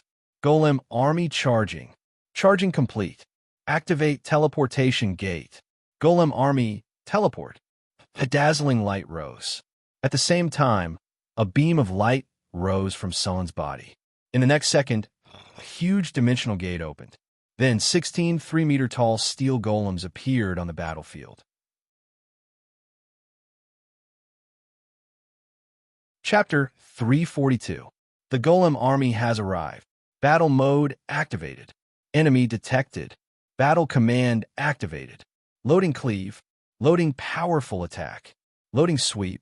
As soon as the 15 steel golems appeared, they immediately transformed into battle mode. These steel golems formed a steel wall as soon as they entered the battlefield. Then, they began to advance toward the orc army. They did not care about the enemies in front of them. The steel golems had strong physical resistance. Even the fierce attacks of the orc warriors in the berserk state could only leave some slight marks on them. These steel golems could cut the enemies in front of them in half with a casual attack. They did not feel pain and were not affected by many negative statuses such as heavy hits, bruises, curses, and so on. The orc army in front of them only had some simple weapons. If they wanted to use these to defeat the steel golems, it would be like using swords to tear apart Gundam. The orcs' axes, maces, and bone spears slashed at the steel golems, but they were all bounced off and killed by the steel golems in the next second. The orc army suffered a heavy blow. They realized that no matter how they attacked, the steel golems did not seem to be hurt at all. On the other hand, the orcs, gnolls, and trolls were retreating under the steel golems' attacks. With the steel golems joining in, the battlefield was instantly stabilized. Sullen also looked at the rear of the army at this moment. Tower Spirit Number 1. Prepare for decapitation. Sullen's voice was transmitted to Tower Spirit Number 1 through the mind network. Simulating decapitation. Scanning the battlefield. Loading tactical attack plan. In the next second, Sullen's voice rang in Hathaway, Chris, Alex, and Grace's minds. Everyone listen to my command. Tower Spirit Number 1. Construct the teleportation circle. Activate greater energy barrier. Activate tactical support mode. Activate vision sharing. Tower Spirit Number 1's voice kept ringing. The sorcerers of Northern Citadel immediately prepared themselves. Hathaway. Spatial coordinates 153. 224. Prepare fire burst spell attack. Prepare to cast. Countdown 3, 2, 1. A 3D image appeared in front of Hathaway. It was the current battlefield map. A large number of lines appeared on the map, and the coordinates marked by Sulin kept flashing red. Although this was the first time Hathaway was using this method of combat, she still quickly cast the spell the moment she received the order. Then, she directly released the spell at the marked location on the strategic map. Powerful mana revolved around the battlefield, followed by boundless flames. The flames wreaked havoc, and the surrounding orc army instantly fell into chaos. A large number of soldiers were directly burned to ashes. Karina. Space coordinates 242. 327. Prepare group imprisonment spell. Prepare to cast. 3, 2, 1 release. The shamans who had just come down from the altar were trying to recover their mana. However, before they could recover much of their mana, Karina's spell was already completed. Their bodies suddenly stopped moving. Alex. Space coordinates 242. 327. Prepare the wind blade formation. Prepare to cast. 3, 2, 1 release. The bodies of shamans and priests were stopped for about a second. Then, countless wind blades instantly exploded among them. The wind blades swept back and forth, and flesh and blood splattered everywhere. The shamans and priests who did not react in time were instantly swept by hundreds of wind blades. Many of them were instantly cut into dozens of pieces, and a large number of them were severely injured in an instant. The surrounding guards were also killed in an instant. Teleportation coordinates locked. Activate teleportation. A spiritual light descended from the sky and instantly enveloped Sulin. In the next second, Sullin's figure appeared next to the orc chieftain. "Got you." Thunder territory. As soon as Sullin's figure appeared, endless lightning exploded from his body and wrapped the orc chieftain in it. Boom! The earth trembled. The moment Sulin appeared, the orc chieftain instinctively raised the giant battle axe in his hand and swung it down. The purple dragon halberd swept across, and a loud sound of metal colliding with metal made people's ears go numb. A huge force was transmitted from the purple dragon halberd, and the ground under Sullin's feet was instantly shattered by more than 10 meters. This orc chieftain's class should be a war overlord. It was a special class that evolved from the orc shaman. This class's spellcasting ability was not strong, but its melee ability was terrifying. The attack just now reflected its instinctive attacking ability. Very strong, explosive power. Sullin's arm was slightly numb. Then, the purple dragon halberd instantly flicked the battle axe away. In the next second, the purple dragon halberd, surrounded by countless lightning, fiercely pierced towards the orc chieftain. The orc chieftain's reaction was very fast. The battle axe made a circle in the air and flicked the purple dragon halberd away. The war overlord was a violent class. Although Sulin had not seen the fighting style of a war overlord, most of the violent battles were similar. If the war overlord encountered an enemy of similar strength, it would be very easy to end the battle in a short time. But if the war overlord encountered a powerful enemy, the war overlord would be suppressed. Sullin's purple dragon halberd danced, creating afterimages that instantly enveloped the orc chieftain. Lightning roamed, spear shadows whistled, and the sound of metal colliding echoed. Lightning snakes flickered on the orc chieftain's body. Under Sullin's attacks, the orc chieftain started to run for his life and could only keep blocking. But even so, wounds kept appearing on his body, and blood splattered everywhere. If nothing unexpected happened, this orc chieftain would soon be beheaded on the spot. "Salen, go in. Come and help me. If I die, you won't be his match either." Saron shouted at this time. Hearing Saron's cry for help, Goen and Salen could no longer watch from the side. They roared and charged forward while brandishing their weapons. "Ancestors' soul, grant me strength. Our God is eternal. Our race is immortal." The two roared, and then a spear instantly pierced towards Sullin's back. The spear was like a bolt of lightning, cutting through the air and instantly arriving behind Sulin. Sulin, with his sixth sense, had already dodged one step ahead. He then leaned his body to the side and dodged it by a hair's breadth. Just as he dodged the spear, a flail smashed down on his head.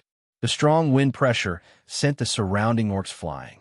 Sullin's purple dragon halberd swept across and directly pulled back the flail. Three legends, a war overlord, a Knoll Bloody Slayer, and an Einherjar. After seeing the three of them, Sulin quickly recognized them.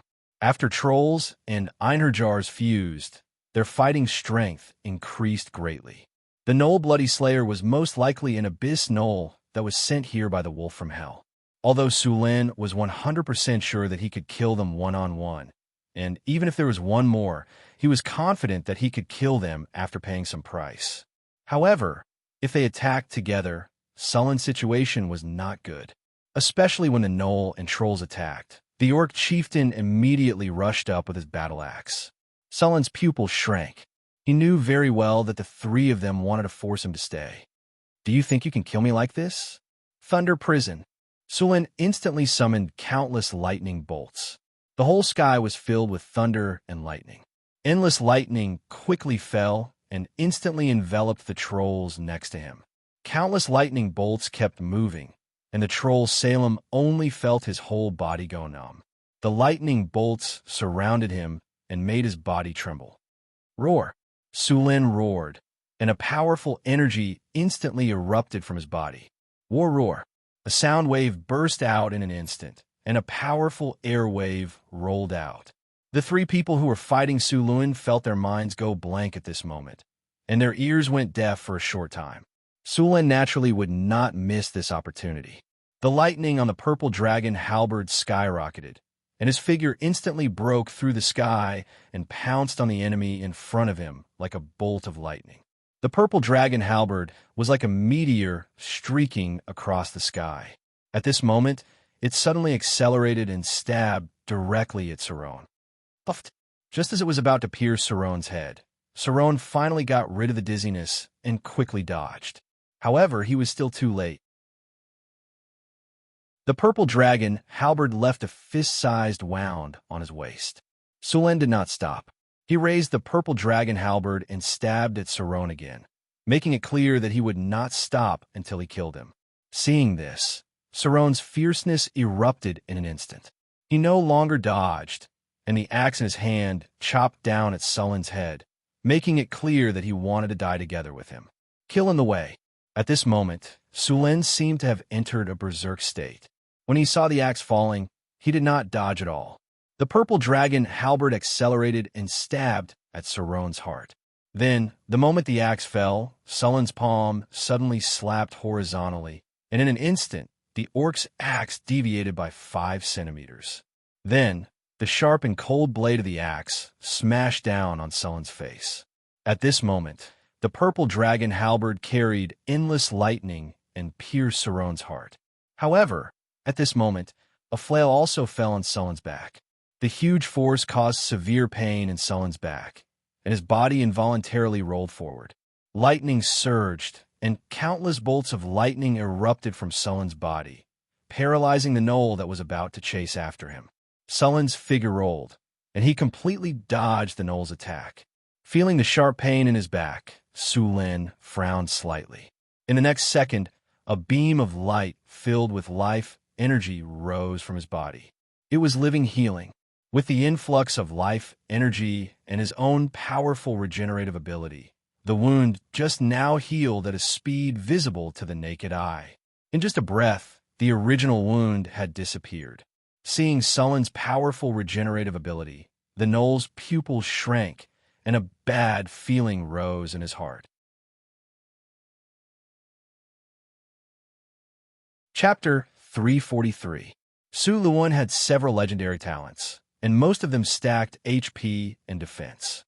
An ordinary legendary warrior with legendary tenacity, legendary sturdiness, legendary strength, as well as various fighter dexterity and combat specialties were already considered good. Sulen also had regeneration, body hardening, iron bones, sixth sense, legendary battle reflex, and many other talents. Otherwise, he wouldn't have dared to fight 3 legendary warriors and a possessed heroic spirit. The purple dragon halberd shook slightly, and the blood on it slid down. Sulen's figure turned into a shadow and rushed up again. The moment his feet touched the ground, the whole ground cracked into a spider web. Facing these enemies, Sulen directly burst out with all his combat power. The purple dragon halberd in his hand flashed with dazzling lightning, and he stabbed at Saron again. Legendary warriors had legendary tenacity, especially for races like orcs, which had stronger physiques. Even if their hearts were pierced, they could still fight for a period of time. If they had the very rare talent of death tenacity, their strong muscles would automatically close the wound, and it wouldn't affect the body's combat power. Of course, the effect of death tenacity had a time limit. If the time limit was over and there was no treatment, they would really die. However, if they could find a high-grade priest to cast a divine spell to repair the body before the time limit was over, they would immediately be able to jump around again. Moreover, death tenacity had another advantage, which was immunity to instant damage. In other words, spells like Finger of Death and Death Gaze were useless against him. Even Sulen didn't have this rare talent, but this time he saw it on Saron. Sulen was very sure that his halberd had pierced Saron's heart, but Saron didn't die. Instead, it pounced on him with bloodshot eyes and continued to fight. Clang, clang, clang. Sparks flew everywhere, and the sound of metal clashing was deafening. Sulen held the purple dragon halberd and faced Saron, the gnoll Goen, and the troll Siren, who was already possessed by a heroic spirit. Under the state of full firepower, the few of them fought together, and Sulen didn't fall into a disadvantage at all. The main reason was that he had almost no shortcomings. Sullen's strength was an all-round development. It was not obvious at the beginning, but when he advanced to the legendary level, he would realize that any of his shortcomings could become his Achilles heel. Sullen's strength was 50 points, his constitution was 44 points, and his dexterity was 37 points. Even his dexterity, which was the lowest among the gnolls, was slightly higher than the gnolls, who had the highest dexterity.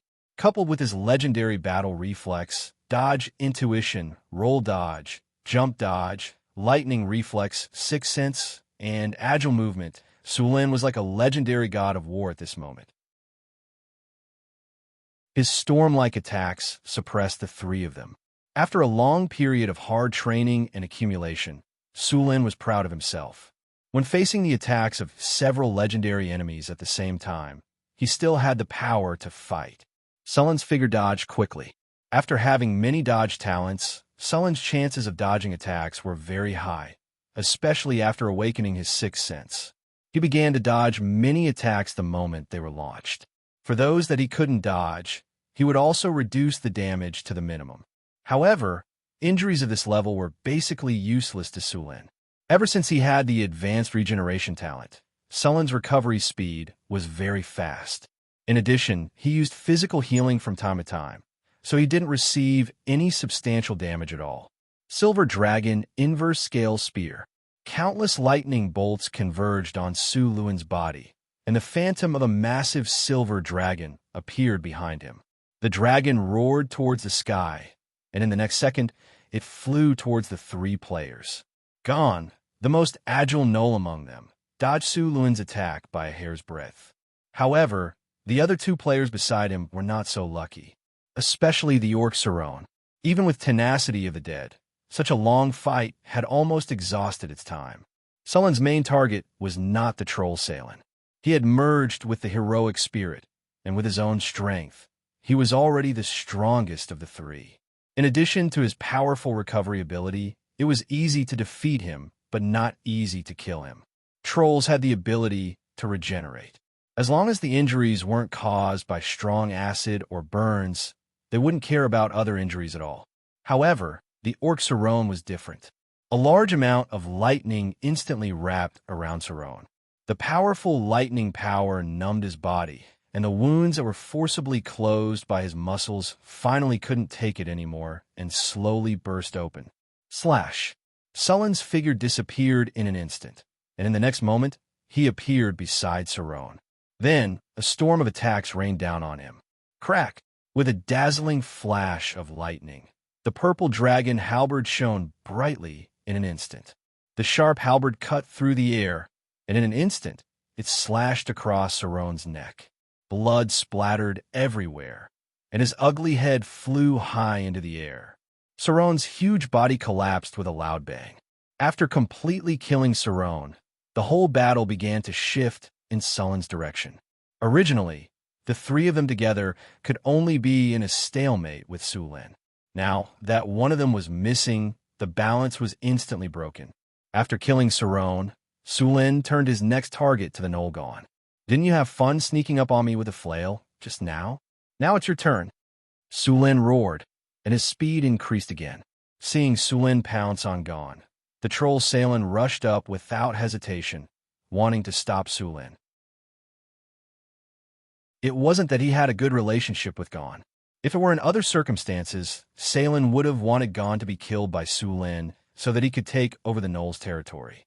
However, in this situation, once Gon was killed, he would be the next to die. After seeing Saron killed, Gon was already terrified. Although Gon was the most bloodthirsty among the three of them, he was actually the most cunning and cautious gnoll. To put it nicely, he was cautious, but to put it bluntly, he was afraid of death. Therefore, when he saw Sulin pounce on him, Gon did something unexpected. He took advantage of the time when Salen was entangled with Sulin and directly abandoned Salen, turned around, and ran. With more than 30 dexterity, he was very fast. In just a few flashes, he had run dozens of meters away. Seeing the gnoll's fleeing figure, Salen's eyes almost popped out of their sockets. He wanted to rush over and kill the gnoll, but under Sullen's attack, He could only watch as the gnoll fled. Sulen didn't expect the gnoll to run away so quickly, but he reacted in an instant. One had already escaped, and he couldn't let the one in front of him escape. Back in time, when Sulen was fighting with the orc chief, the gnolls, and the trolls, the northern battlefront city relied on the help of Hathaway and the others, as well as the 15 steel golems to repel the orc coalition army. While Sulen was fighting with a few legendary enemies, he had already issued a battle plan through the telepathic communication established by Tower Spirit No. 1. The Centaur cavalry and the Harpies, who had been hiding near the northern battlefront city, also began to move. Of the 800 Centaur cavalry, 200 of them were heavy cavalry equipped with iron armor, while the others were inlaid with iron scale armor. After receiving Sulen's order, the Centaur cavalry began to charge from the flanks of the battlefield. At this time, the Orc coalition army was attacking the city with all their strength, and all their reserves had been sent to the battlefield. Because of Sulen's entanglement, the Orc chief couldn't command, and problems began to appear on the battlefield.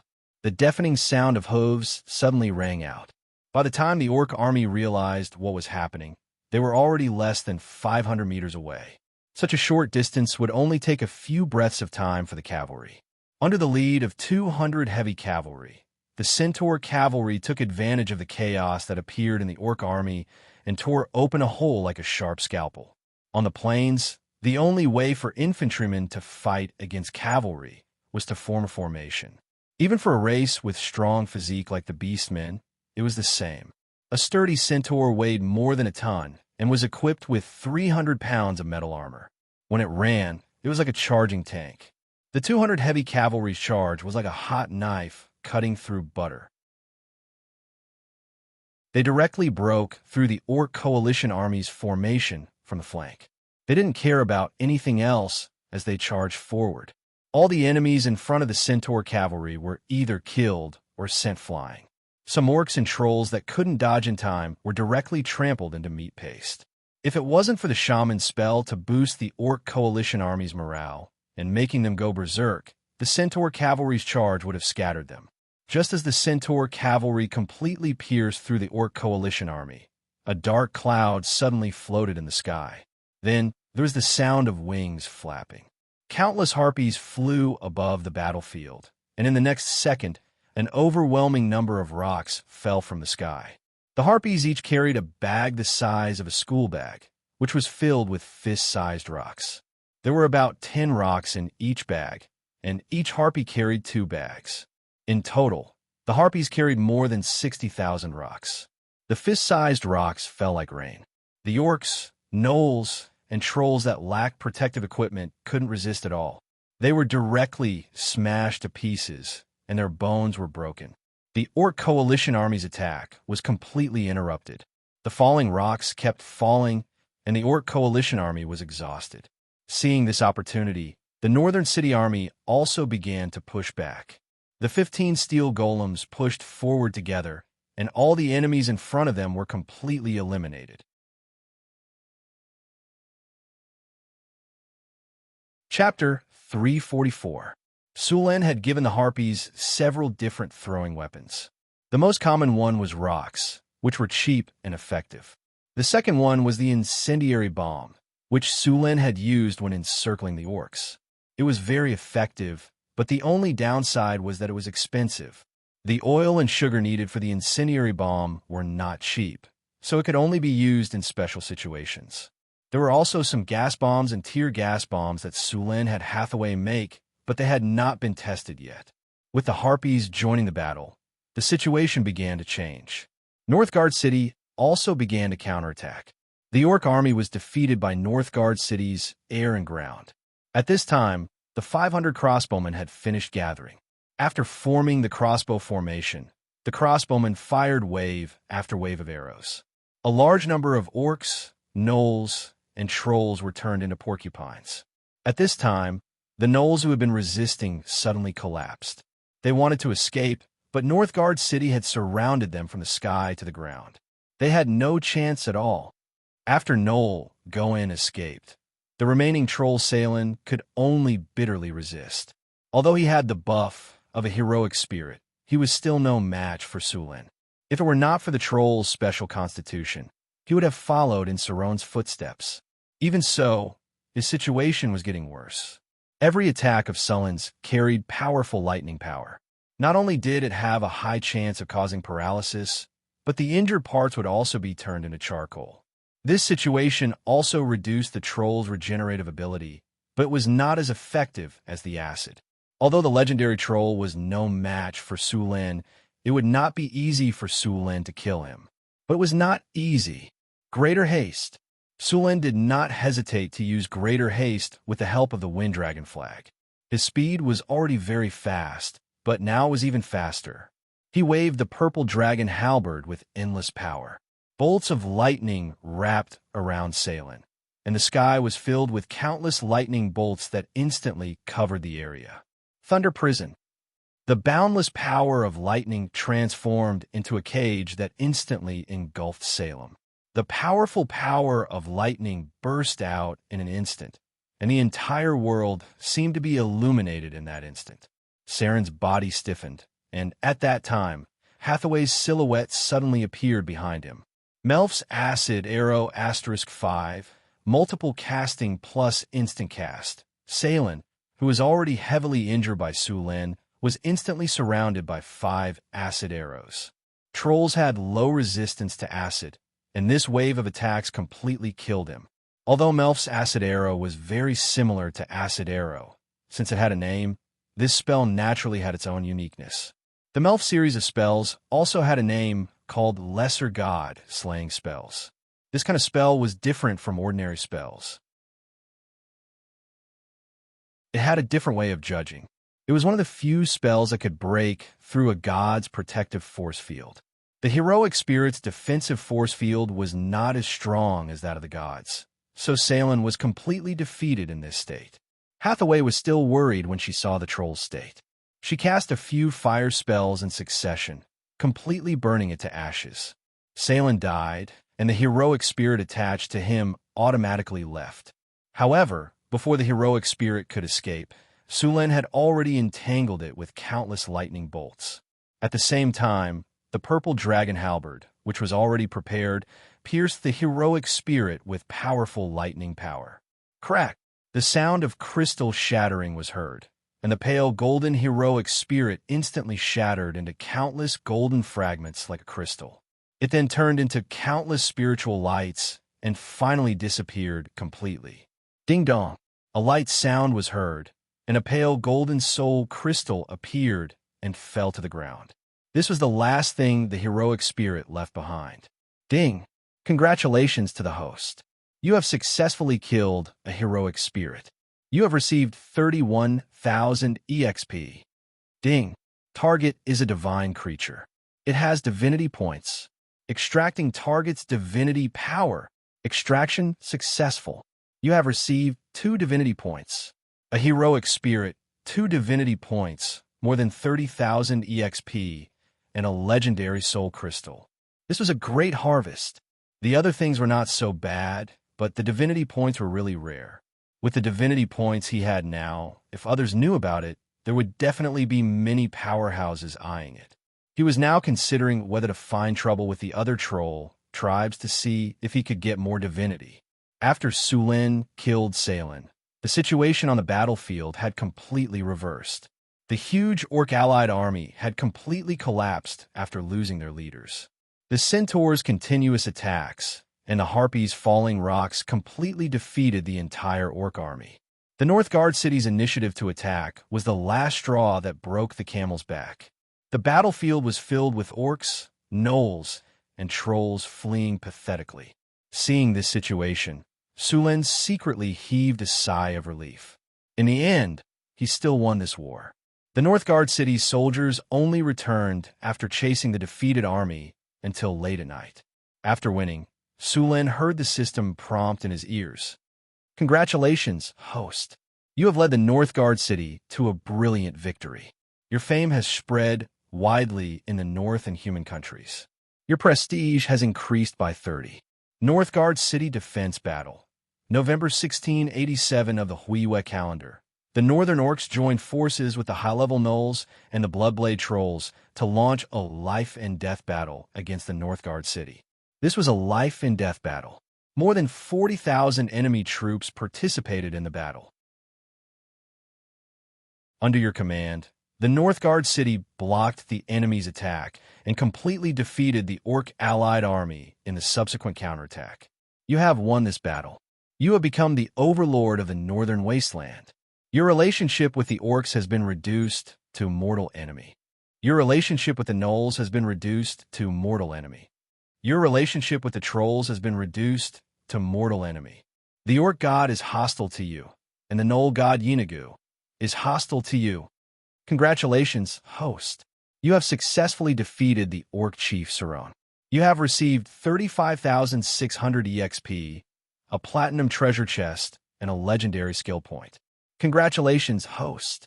You have participated in killing giant demon Saren. You have received 18,600 EXP, 1 platinum treasure chest, and 1 enhancement stone. Congratulations, host. Under your command, the Northern Battlefront City's army has achieved victory. You have obtained 45,000 experience points and a platinum treasure chest. Congratulations, host. Your EXP is full. You have leveled up. You are currently level 25. You have received 2 free attribute points and 2 skill points. As the battle ended, the system prompt kept ringing in Sullen's ears. What surprised Sulan was that the EXP he received from killing the Troll Salon was less than half of the other legendary experts. He opened the system to check and found that most of the EXP had been taken by Hathaway. After all, it was Hathaway who killed the troll, and he could only be considered as a support. It was already good enough that he got these things. There were many benefits after this battle. He had received 3 platinum treasure chests, 2 legendary skill points, a large amount of EXP, and of course the enmity of the 2 gods. However, Sulan did not take it to heart. No matter if it was the orc god or the gnoll god, they could only watch, no matter how unhappy they were, unless they were willing to send their avatars to build a roof. However, their enemies would not let go of such a good opportunity. As long as they sent their avatars, their enemies would soon come knocking on their door. Sulan did not open the treasure chest immediately. Instead, he prepared to use the legendary skill points. He had received 1 point from killing the orc chief, and together with the 1 from last time, Sulan now had 2 legendary skill points. After opening the system interface, a bright plus flashed behind the forbidden magic skill. Sulan took a deep breath, then chose to use the 2 legendary skill points on the forbidden magic skill with a solemn expression. Ding! Do you want to use 2 legendary skill points to enhance the forbidden magic skill? Yes. A strange force instantly appeared on Sullen's body and then disappeared. Sulan looked at his body in a daze, but he did not find anything. The forbidden magic skill in his system interface had also changed. Forbidden magic field. After use, it can forbid magic in an area or a single target. After using the forbidden magic skill, the caster, including the legendary, will be cut off from the surrounding elemental energy. The caster can only rely on their own magic power to cast spells. Note, it can only be effective on people who are not stronger than the caster. The duration varies according to the opponent's resistance. Looking at the introduction of the new skill, Sullen's eyes lit up. The upgraded Forbidden Magic Field could finally be effective on Legendary Masters. With this skill, the enemy's strength will be directly reduced by half. After upgrading the skill, Sulan opened the system space and prepared to open the treasure chest. 3 rays of light rose one after another, and the system prompt sounded in Sullen's ears. Congratulations, host! You have opened the platinum treasure chest. You have obtained the item Lucky Gem *1. Congratulations, host! You have opened the platinum treasure chest. You have obtained the talent Tenacity of Death, partial information. Congratulations, host! You have opened the platinum treasure chest. You have obtained the item Leaves of Wisdom *1. After the rays of light dispersed, Sulan began to check the rewards. This time, he had gained a lot. What surprised Sulan was the partial information of the talent Tenacity of Death. After obtaining it, Su Lin discovered that to obtain this talent, he still needed to invest 2 skill points. Su Lin directly used the skill that he had just obtained and successfully obtained this talent. Tenacity of Death, special talent. After experiencing a life and death crisis and escaping the shadow of death, you have obtained the power to resist death. You are immune to instant death damage. Even if your vital points are hit, your death will be delayed. The delay time is Constitution *0, 5 minutes.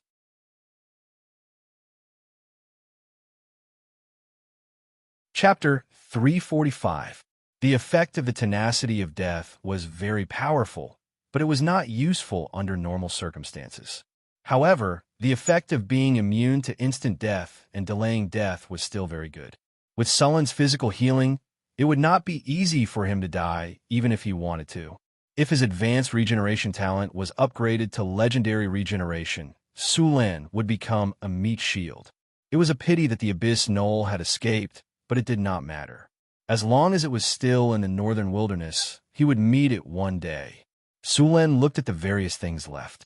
The lucky gem was a beautiful gem that shone with a white light. It was smaller than a fist and had simple attributes. Lucky gem, a magical rare gem. Legend has it that it can bring good luck to people. Effect: using it when refining potions, making equipment, or forging weapons, it can increase the success rate by 25%. Of course, you can also choose to use it when the skill needs to be judged successful. Note: you are favored by the goddess of luck. This is just right for upgrading the purple dragon halberd. I just got a reinforcement stone. Let's upgrade the purple dragon halberd together. Thinking of this, Su Lin immediately took out the reinforcement stone that he just got. The reinforcement stone was a red round gem. The gem was pure and contained a strange power. Reinforcement stone, a rare magic gem. After use, it can upgrade a weapon or other magic equipment by 1 level. It is effective below legendary, including legendary. The success rate of upgrading a level 1 magic item is 80%. The success rate of upgrading a level 2 magic item is 70%. The success rate of upgrading a level 3 magic item is 60%. The success rate of upgrading a level 4 magic item is 50%. The success rate of upgrading a level 4 magic item is 40%. Note: items that fail to be upgraded will not be destroyed. The success rate of upgrading the 2 gems together was 65%. With the bonus from the blacksmith workshop in the northern town, it was enough for Su Lin to gamble. Su Lin carefully put away the 2 gems. He was going to find a blacksmith master to upgrade the purple dragon halberd after he was done with the things in front of him. Su Lin had already obtained a leaf of wisdom, which could increase his spiritual power. He also had a legendary soul crystal, which could not be used for the time being, but he could store it for now. The Beastmen army had suffered a crushing defeat. Defeated soldiers were everywhere outside the North Town city. Even if half of the 40,000 Beastmen army had died in the battle, there were still 20,000 of them left. Of course, only around 10,000 of them had died in the battle. The rest of the defeated soldiers had scattered and tried to break out of the encirclement. There were only 15,000 soldiers in the North Town city, including the Harpies. It was not easy to capture so many of them. Even with the help of the Harpies and Centaurs, there were still many who managed to escape. On the second day after the battle, the number of captives was finally calculated. They had captured 8,000 orcs, trolls, and gnolls. There were still 10,000 orcs scattered around Northgard City. The territory around the North Town city was a mess because of these people. After keeping the captives, Su Lin did not have time to let the army rest. He immediately ordered the army to split into small groups and clear out the territories around the North Town city. After dealing with the defeated soldiers, Su Lin looked at the 8,000 monsters in front of him and felt a headache coming on. If they were races like kobolds and goblins, Su Lin would have taken them all as slaves. However, these monsters were all powerful races. Su Lin could not keep them all as slaves unless he prepared a few thousand soldiers to guard them. Su Lin did not want to kill them all. There were 8,000 of them. In the end, he decided to sell these slaves to other slave traders. Orcs, gnolls, and trolls were very popular in the gladiator arena. The most prosperous cities for gladiators were in the southern countries. These countries were rich because of the ocean trade. Because of their wealth, the nobles and merchants loved to watch gladiator fights. The more exciting and bloody the fights were, the more they liked it. In the southern countries, the fights between gladiators and lions and tigers were just appetizers. Only trolls, ogres, and high-level gnolls could satisfy them. It was said that tens of thousands of gladiators died in the gladiator arena every year in the southern countries. One could imagine how popular the business was. Sometimes, when there were some famous gladiator arena fights, there would even be bets of hundreds of thousands of kinnur. Naturally, there were caravans from the southern countries in the northern city. When they heard that the northern city was going to sell a large number of orcs, gnolls, and trolls as slaves, they quickly ran to the northern city and asked to see Sulen. Merchants from other countries also flocked to the city after hearing the news. For this reason, Sulen had no choice but to hold a slave auction. The slaves were divided into groups of 20 for the auction. Of course, in order to get more profits, Sulen did not rush to hold the auction. Instead, he let the news spread for a while and let more people compete. After arranging the auction, Sulen began to clean up the mess. Because the orc shamans used earthquake, 2 of the newly built city walls in the northern city were destroyed. Even many houses near the city walls were affected.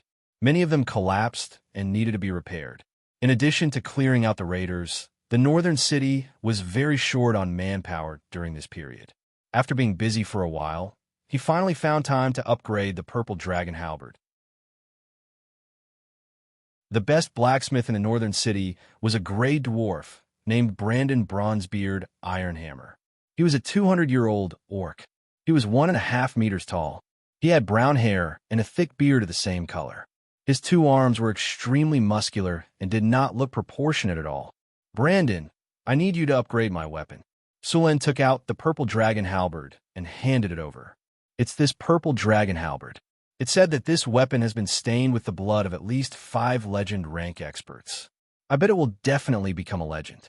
It's my honor to be able to upgrade this weapon, Brandon said excitedly as he grabbed the purple dragon halberd. But why don't you make a normal hammer or axe? Lord, don't you think a hammer or axe would be better?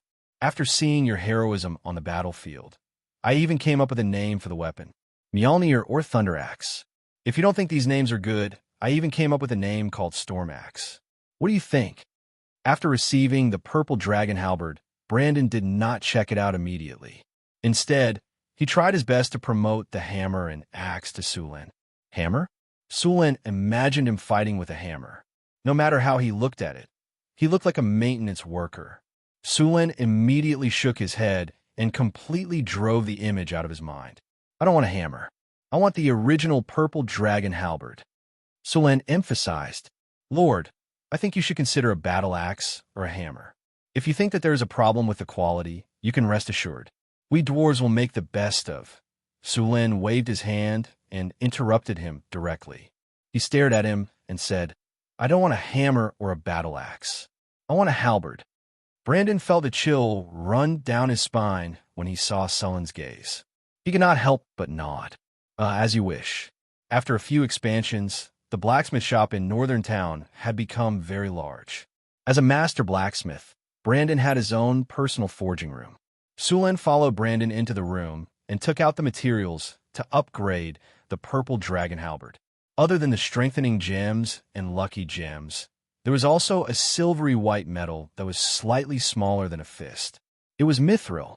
Other than that, there was some stardust, water demon blood, and arcane steel.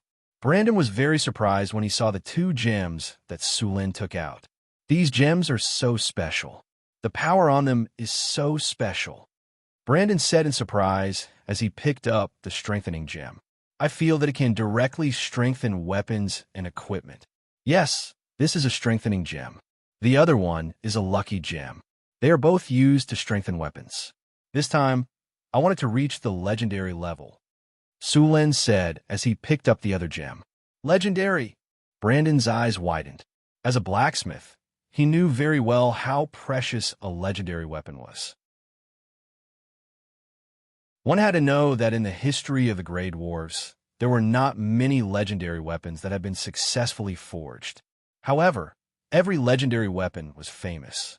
Now that Sulin said that he wanted to strengthen this weapon to the legendary level, Brandon instantly felt a lot of pressure.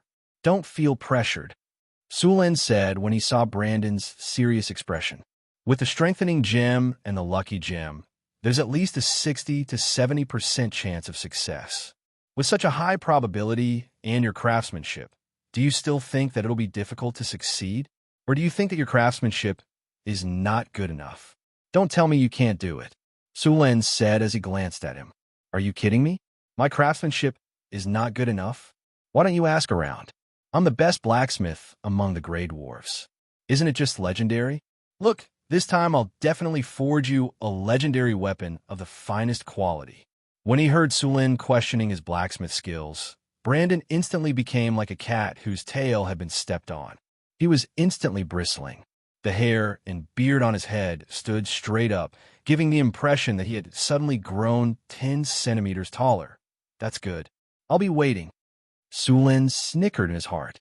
He was very satisfied with Brandon's high-spirited state. After getting into working mode, Brandon was no longer as chatty as before. He directly raised a fire in the furnace. The red flames soared, and Brandon continued to add dye into the furnace. Soon, waves of heat rolled over, and the temperature in the forging room instantly rose by a few degrees. The temperature of the furnace was so high that the surrounding air was distorted. The temperature of the furnace rose rapidly, and the flames gradually turned from red to orange. Finally, all the flames turned orange. At this time, Brandon put on a special insulating suit, picked up the purple dragon halberd, and placed it in the furnace to calcine it.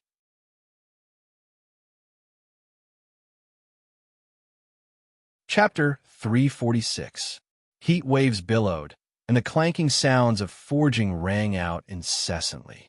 After the purple dragon halberd was heated red, Brandon began to forge it. When he had forged the purple dragon halberd in the past, although blacksmith Bruce's skill was exquisite, there was still a large gap between him and Brandon. Therefore, this time, Brandon still needed to modify the purple dragon halberd. In addition, there were some impurities in the materials used to forge the purple dragon halberd. These impurities also needed to be removed. This step took Brandon an entire day. Without rest, after drinking the energy potion and stamina potion, Brandon began to continuously add materials to the purple dragon halberd. Every time the hammer fell, the purple dragon halberd would flash with a few sparks of fire. The forging process lasted for 2 days. In the end, Brandon put the red-hot purple dragon halberd into the water spirit beast's blood and quenched it. A large amount of steam rose, and the purple dragon halberd was finally forged. "I didn't disappoint you, it's done." Brand's eyes flashed with a hint of surprise, and then he handed the weapon to Sulin. Reaching out to take the weapon that was still warm, Sulin's eyes flashed. The purple dragon halberd in front of him had changed greatly. The spearhead was more than a foot long, and it flashed with a cold light. The half-moon halberd beside it had also increased in size. There were many beautiful cloud patterns on the edge, and the weapon's weight had also increased. Overall, Sulin was very satisfied with this weapon. Halberd, unnamed legendary weapon. This is a legendary weapon. It was separately forged by 2 blacksmith masters using a large amount of top-quality materials. It has drunk the blood of several legendary experts, and there is still a remnant killing aura on it. This is a powerful weapon. Requirements: Strength 14 or above. Additional effects: Sharpness +7, Toughness +7, Armor Break +8, Magic Break +8. Weapon Special Effect: Indestructible. This is a powerful legendary weapon. It is not only unable to be destroyed by conventional means, but it is also immune to disintegration. Only legendary disintegration has a 100% chance of destroying this weapon, but the destroyer will also receive a backlash from the weapon. Weapon Special Effect: Legendary Blood. This weapon has been stained with the blood of at least 5 legendary experts. Weapon Special Effect: Power of Thunder. Each attack will deal an additional 35 points of thunder damage. The damage can be stacked. When the damage is dealt, the target will be paralyzed. Any target with a constitution that cannot escape the paralysis will be paralyzed for 1 to 3 seconds. When using lightning energy, it can increase the damage of lightning energy by 50% and reduce the energy consumption by 50%. Weapon Special Effect. Slow. After being quenched by the blood of the Cryopterus, the Ice Quetzalcoatlus, and the blood of the legendary aquatic demon, every attack of this weapon will deal an additional 15 ice damage and reduce the target's speed by 20%. Constitution authentication is required. Weapon Special Effect. Life Absorption. Every time an enemy is killed, the weapon will absorb a trace of energy to nourish the body. Weapon Special Effect. Magic Break. This weapon has a terrifying ability to break magic. It can easily break through part of magic defense. When attacking, it can pierce through magic barriers below the 4th circle. Weapon Special Effect. Protection. When the host's physical strength reaches the maximum value, the energy absorbed by the weapon will be automatically stored. When the host is injured, the weapon will directly help the host to resist the damage. Seeing the attributes of the weapon, Sulin was so surprised that he couldn't close his mouth. The weapon in front of him was more than twice as strong as before. Needless to say, the original weapon's special effect had been strengthened. In addition to the original weapon's special effect, this weapon also had a new weapon's special effect. Indestructible made Sulin not have to worry about the weapon being damaged. Legendary Blood.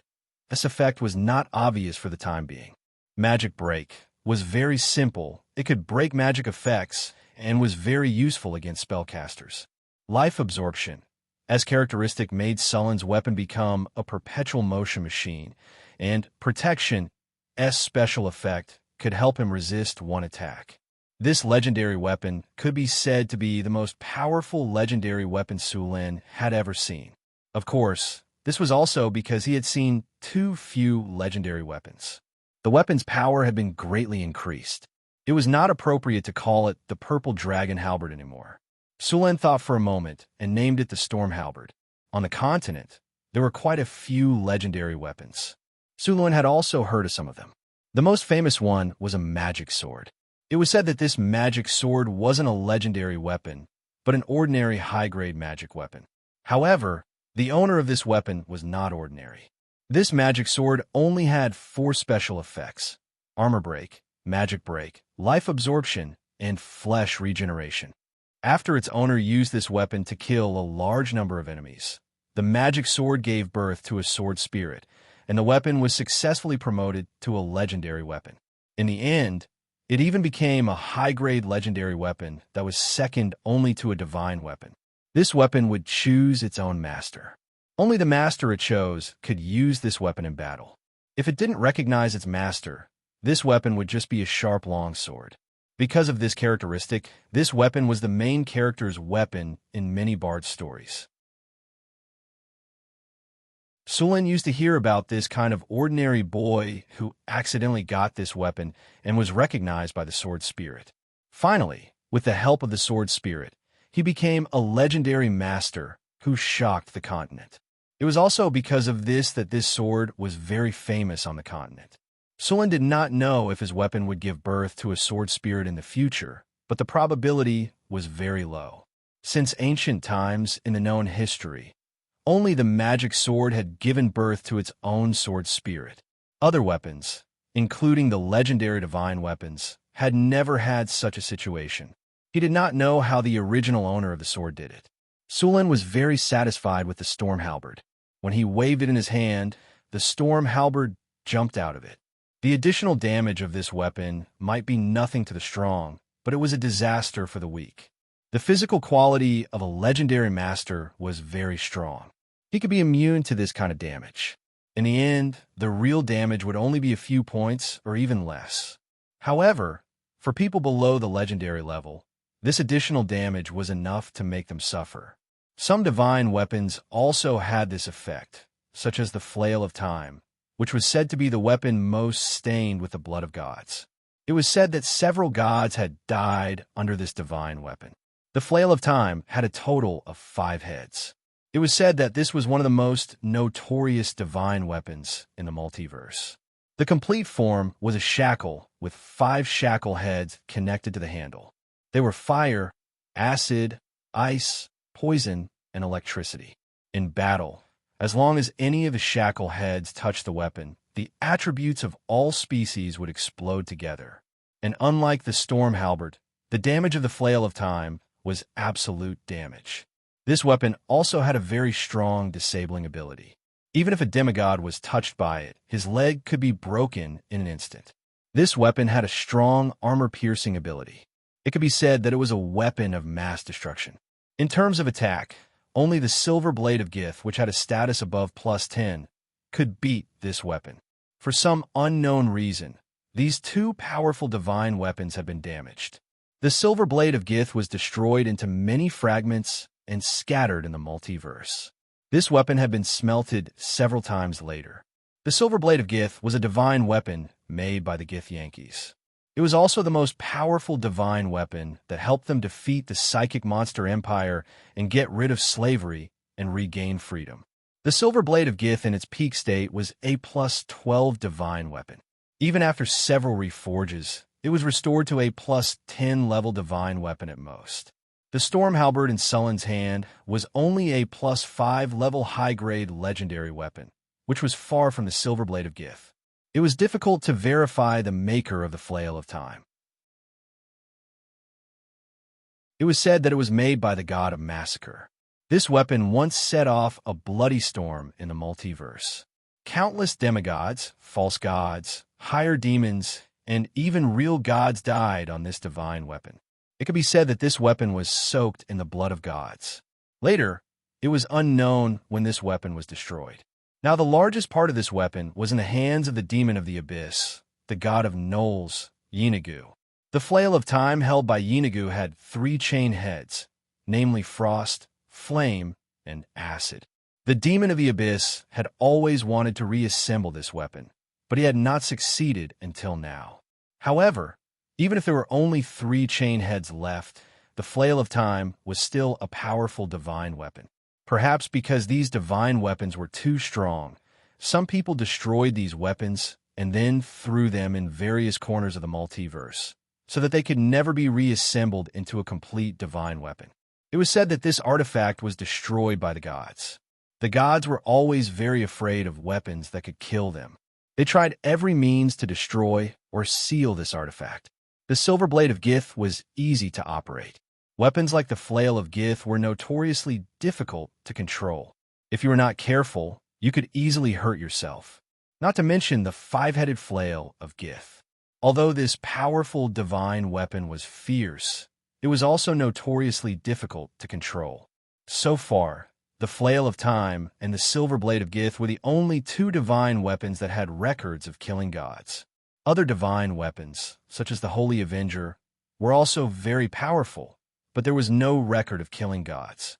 Perhaps the people who used them were not strong enough, but the number of times they had injured gods was not small. Sulen was now very satisfied with the Storm Halberd. After all, if he was really given a divine weapon, he would not be able to keep it with his current strength. Although the relationship between Sulen and several temples seemed to be very good now, once Sulen had a divine weapon in his hands, these temples would definitely turn against him and snatch the divine weapon.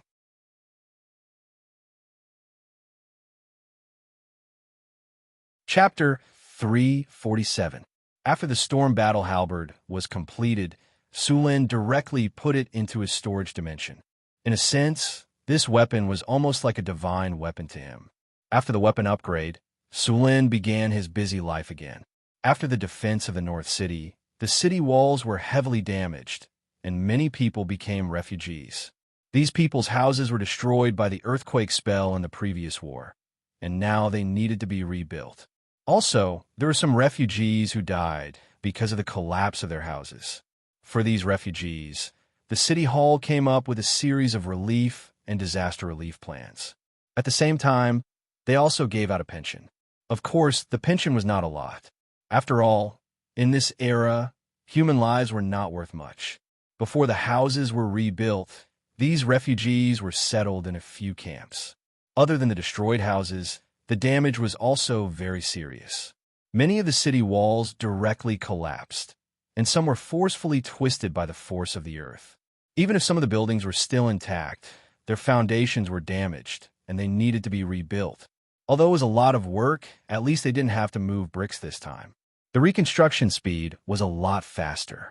Sulin handed over the reconstruction work to Wizard Lorraine. This wizard finally didn't have to be an apprentice teacher anymore. The apprentices in the North City had already completed their basic studies. As the saying went, the teacher leads the way, but the training depends on the individual. The North City couldn't take care of these apprentices like a nanny. Although Sulin didn't agree with the way the dark wizards trained their apprentices, he still wouldn't let them live too comfortably. After completing their basic studies, these apprentices began to take on missions and train at the same time. They needed to complete all kinds of missions to accumulate points, and then use the points to exchange for materials and knowledge needed to explore the path of becoming a wizard. The cost of becoming a wizard was very high. Many wizards would share the debt when they taught apprentices or other duties. The cost of learning spells was very expensive, and this was a very profitable business for the big wizard organizations. They sold knowledge and power to earn money and all kinds of resources. The cost of a high-grade wizard was very high. Sulin couldn't always subsidize the Wizard Academy, so he had to teach them how to make money as soon as possible. Most of the magical plants and maintenance work in the Arcane Garden had already been assigned to the apprentices in the form of missions.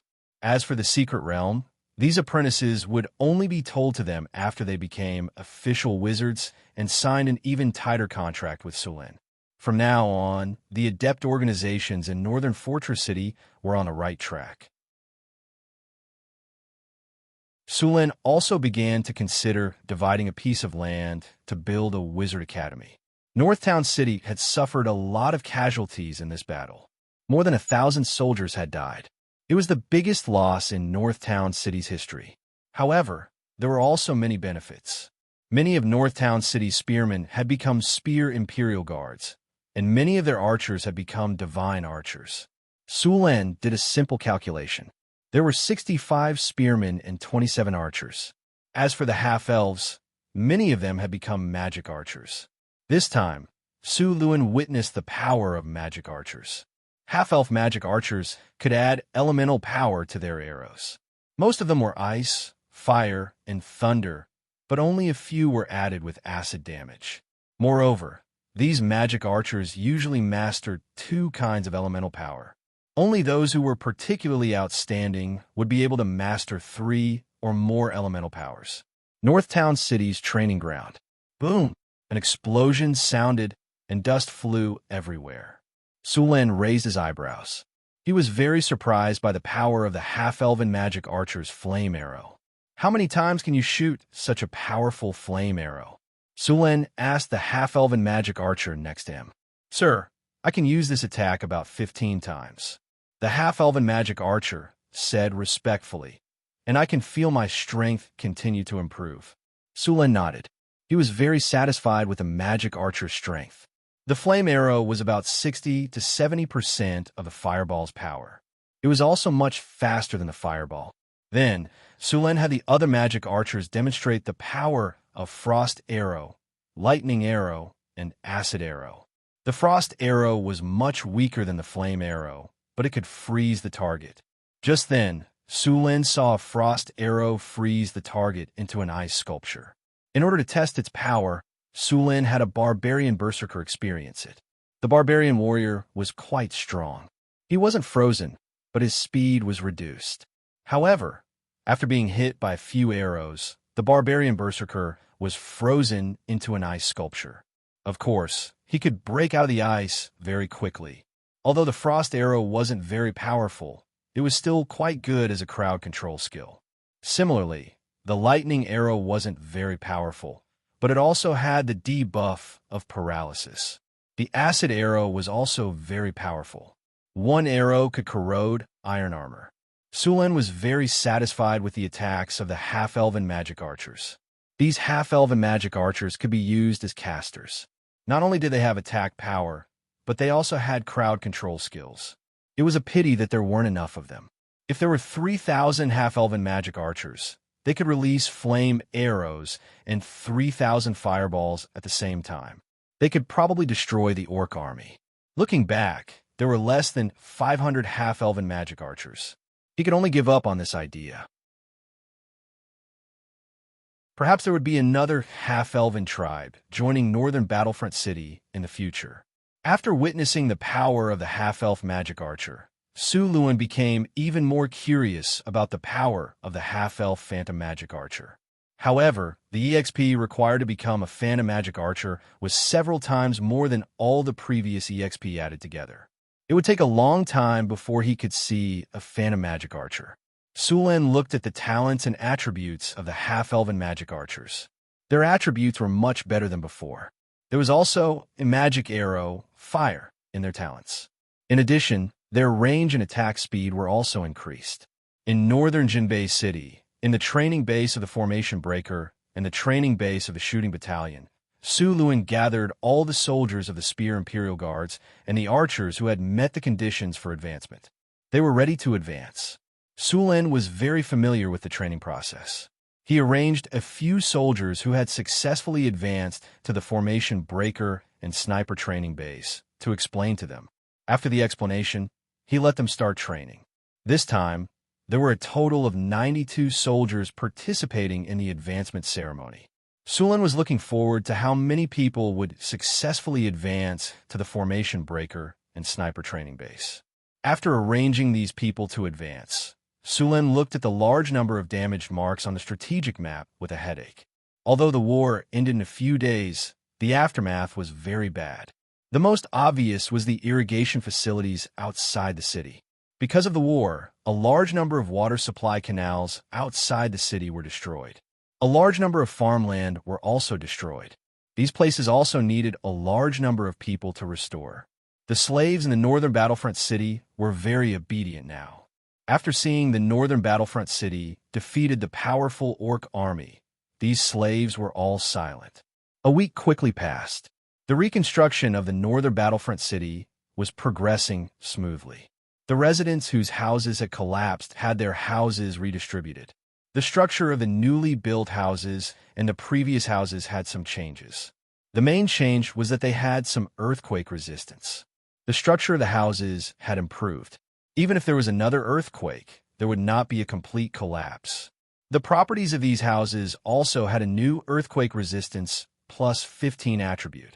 Su Luan also planned to renovate the other houses in the northern Battlefront City to increase their earthquake resistance. The residents who received the new houses quickly started their new lives. Some of the people whose family members had died in the earthquake also received compensation from the city hall. Once again, they came to the training camp. After a week of intense training, all the spear guards looked very sharp. After a week of training, they had adjusted their condition to the best. Now, they had to face the final obstacle. After fusing with the advanced light ball of the Formation Breaker, the 65 spear guards entered the training camp's quiet room in batches. Su Luan took out the advanced light ball of the Formation Breaker and gave it to everyone. Then, the 20 spear guards began to fuse with it. The chance of advancing to the Formation Breaker camp was around 20%. If there were no accidents, 13 of the 65 people would successfully advance. Su Luan anxiously paced back and forth. Time passed minute by minute. Soon, it was the last 10 minutes. This was their deadline. At this time, a light ball appeared in front of him. Su Luan was disappointed. He put the light ball back into the tiger tally. This meant that one of the spear guards had lost the chance to advance. Then, a few more light balls appeared. Su Luan's expression became more and more serious. In the system interface, there were still a few spear guards who were in the process of advancing. There was only 1 minute left. Su Luan felt that this 1 minute was more torturous than the previous 2 hours. When the time reached 0, the system interface indicated that the spear guards had successfully advanced. Seeing that 5 spear guards had successfully advanced to the Formation Breaker camp, Su Luan let out a sigh of relief. After that, another 20 spear guards entered the quiet room to level up. 2 hours later, another 4 spear guards successfully leveled up. After all the spear guards finished leveling up, 15 of the 65 spear guards had successfully leveled up to become break camp. In addition to the soldiers who had advanced to the formation breaker camp, Northtown now had 20 formation breaker camp soldiers. They were one step closer to the 700 formation breaker camp. After the formation breaker camp advanced, the archers began to advance to the sound shooting camp. After a series of advancements, 6 of the 27 archers had successfully advanced. The sound shooting camp's team had grown stronger.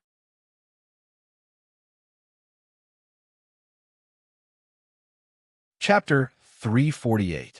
It was getting cold, and it began to snow in the northern town. Sulin got up from the bed with some difficulty. 2 half-elf maids walked in with toiletries and a basin of water. Angie looked at Phyllis, who was lying on the bed. The little succubus had returned to the underground city early in the morning. Hathaway and Alex had also gone to the wizard tower.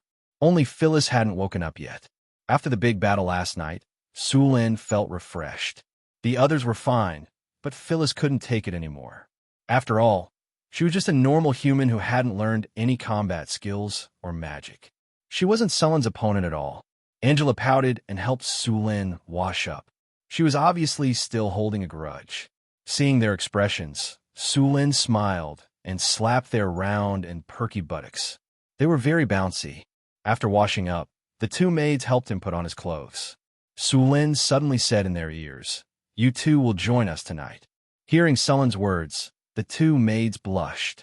Although they had been trained by Sulin several times, the 2 half-elf maids were still very shy. Seeing their expressions, Sulin knew that it would be another sleepless night. After leaving the Lord's castle, Sulin went to Hathaway's lab. He was going to give her the wisdom leaf. After killing the legendary troll last time, Hathaway gained a lot of experience and successfully leveled up. However, she was still a distance away from becoming a legendary. The wisdom leaf could increase the power of the will by 3 points, which was perfect for Hathaway. Sulin also wanted Hathaway to level up quickly so that she could master the tower spirit technology and install a tower spirit in the wizard tower in Northern Town. After finding Hathaway, Hathaway was surprised that Sulin took out another wisdom leaf.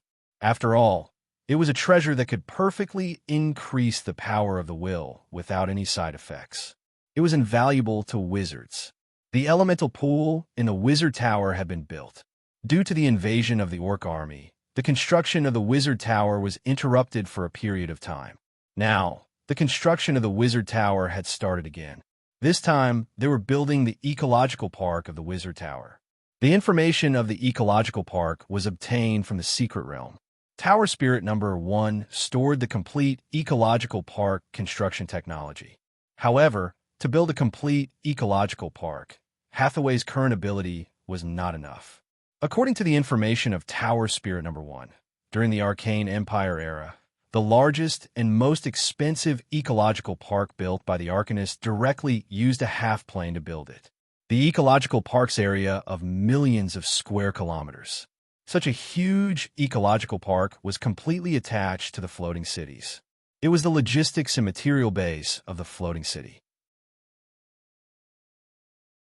That kind of top ecological park, if no one told you about it, you might always think that it was the main material plane. Hathaway was not capable of building such a huge ecological park. It was said that the ecological park of the floating city was built by more than a dozen legendary masters. It was comparable to the ecological park of a material plane. It was not something that 1 or 2 legendary spellcasters could do. In the Arcane Empire, there was an Arcanist who had a sudden idea to transform an empty half-plane into a material plane. It was said that the project took nearly 1,000 years. The Arcanist also got the title of Creator. In fact, the legendary Arcanists were already very powerful. They could do almost anything that the gods could do. This was also why the Arcanists did not fear the gods. Imagine if they had the power to rival the gods. How much respect would they have for the gods? According to the curious nature of the Arcanists, it was good enough that they did not capture the gods for research. In the eyes of the Arcanists, the so-called gods were also a more powerful life form. Although the Arcanists did not study the gods, they had studied divinity and divine power. That was one of the reasons for the conflict between the arcane empire and the gods. In the eyes of the gods, the arcanists had crossed the line. The success of the arcanists' research on divinity was limited. Some of the arcanists who had studied divinity deeply even transformed into liches and finally advanced into demigod liches. If one day you come across a golden skull with a clock and a diamond embedded on it, then you'd better pray for your own fortune. It was definitely one of the most difficult monsters in the multiverse. There were a lot of technologies involved in creating an ecological park. It wasn't easy to create an ecological park, but if it was completed, then the ecological park could be used to create a complex environment. Creatures that were already on the verge of extinction would be able to seek help. Sulin once saw information about a large ecological park in the data of the Tower Spirit No. 1. The Arcanists cultivated a species that had long disappeared in the outside world in the ecological park. That ecological park was built by the Arcanists with dinosaurs as the dominant species. A large number of dinosaurs lived in the ecological park. The ecological park was originally a species breeding ground. Every time the number of monsters in the ecological park increased, a harvest would be carried out. The ecological park in the Wizard Tower was not built too big. To build a large ecological park, a large number of space expansion spells were needed. Otherwise, it would be meaningless if the space was small. First, he tried the space expansion spell to increase the space inside the Wizard Tower. Space expansion was a spell that was easy to learn but hard to master. This spell had a wide range of applications, and the most common one was the multidimensional bag, or space bag. Normal wizards could expand their space by 20% or more, but there were also some who could expand their space by 100, 1, or even more. Hathaway's current ability could expand the space expansion to 70 times. If they wanted to build an ecological park, they would need to expand the space in the Wizard Tower. In addition to the space expansion spell, they would also need to make an environment control rune circle to control the changes in the space at any time. At the same time, they would also need to build a large enough shield to isolate the ecological part from the outside world and maintain the balance of the internal ecosystem. The cost of building an ecological park was very high. It could be said that it was second only to the elemental pool. However, there were many benefits after the construction was completed. The Wizard Tower could have an ecological park that could replenish resources at any time. Sulin was currently only an intermediate wizard, so he could only be an assistant. He could only wait for others to do the important things. Sulin was very envious of wizards who had gifts like eidetic memory and encyclopedic memory. There was too much knowledge to be learned as a wizard. After all this time, Sulin still had a lot to learn. A gift like eidetic memory was also a gift that could be cultivated. The best gift for eidetic memory was encyclopedic memory. However, it was not impossible for Sulin. Opening treasure chests gave him the opportunity to obtain the eidetic memory talent. If he couldn't find it, he could master the encyclopedic knowledge talent first and then upgrade it with the legendary skill points. According to the records of Hathaway, eidetic memory was very rare in the history of their school for 2,000 to 3,000 years. There were less than 5 of them in total. This showed how rare this gift was. After leaving the Wizard Tower, Sulin walked around the city and looked at the progress of the various works in the northern city. Then, he went to the underground world through the teleportation circle. The underground world was still dark. Alex had also been helping in the underground world during this time, but Sulin felt that she should have come here to hide and relax. Recently, it was the breeding season of the harpies. Many low-level harpies were capturing males in the wilderness. It was a bit of a ruckus during this time. Sulin did not have a good solution for this situation. He also could not change the habits of the species. Perhaps it would be possible after he advanced to legendary. When he saw Alex, she was studying a spell. Sulin glanced at it. It was Bigby's Palm of Defense. This spell was a level 5 spell, but it was several times more difficult than other level 5 spells. This god-slaying spell was not a joke. Sulin had studied it before, but he quickly gave up. Alex had been analyzing the spell model for so many days and still had not made much progress. In the structure of the spell model of Bigby's Palm of Defense, there were many rather complicated spell nodes and spell circuits. If the spell model was compared to a circuit board, then other level 5 spells would be as difficult as a calculator, while Bigby's Palm of Defense would be as difficult as a calculator. It required astonishing memory and analytical ability. According to Sullen's estimation, it was almost more difficult to master than level 7 spells. After looking at it for a while, Sulin shook his head and left.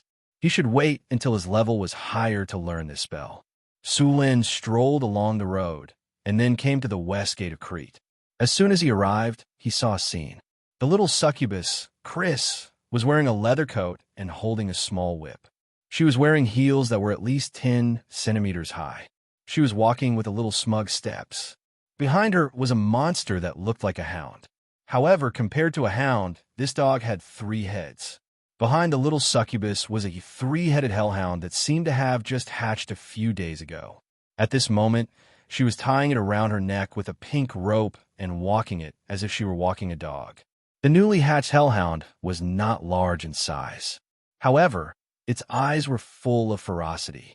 Occasionally, when someone passed by, it would open its mouth and growl, showing its teeth as if it was about to pounce. A hellhound? Where did it come from?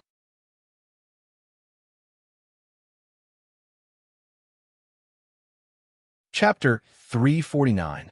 The Cerberus was a creature from the lower plane. Just from its name, one could tell that it belonged to hell. Although hell was a lower plane, it was the complete opposite of the abyss. The devils of hell belonged to the lawful evil faction, while the demons of the abyss belonged to the chaotic evil faction. At the border between the abyss and Bator, on the 10,000 abyss plane, the demons and devils have been fighting for thousands of years, but usually the devils had the upper hand. The war between the devils and demons had been going on for thousands of years, and it looked like it would continue. What made Sulin feel strange was how a demon like Chris had caught a devil as a pet. If he used an alignment detection spell to identify Chris's alignment, he would discover that the little succubus had actually started to deviate from the chaotic faction to the lawful faction.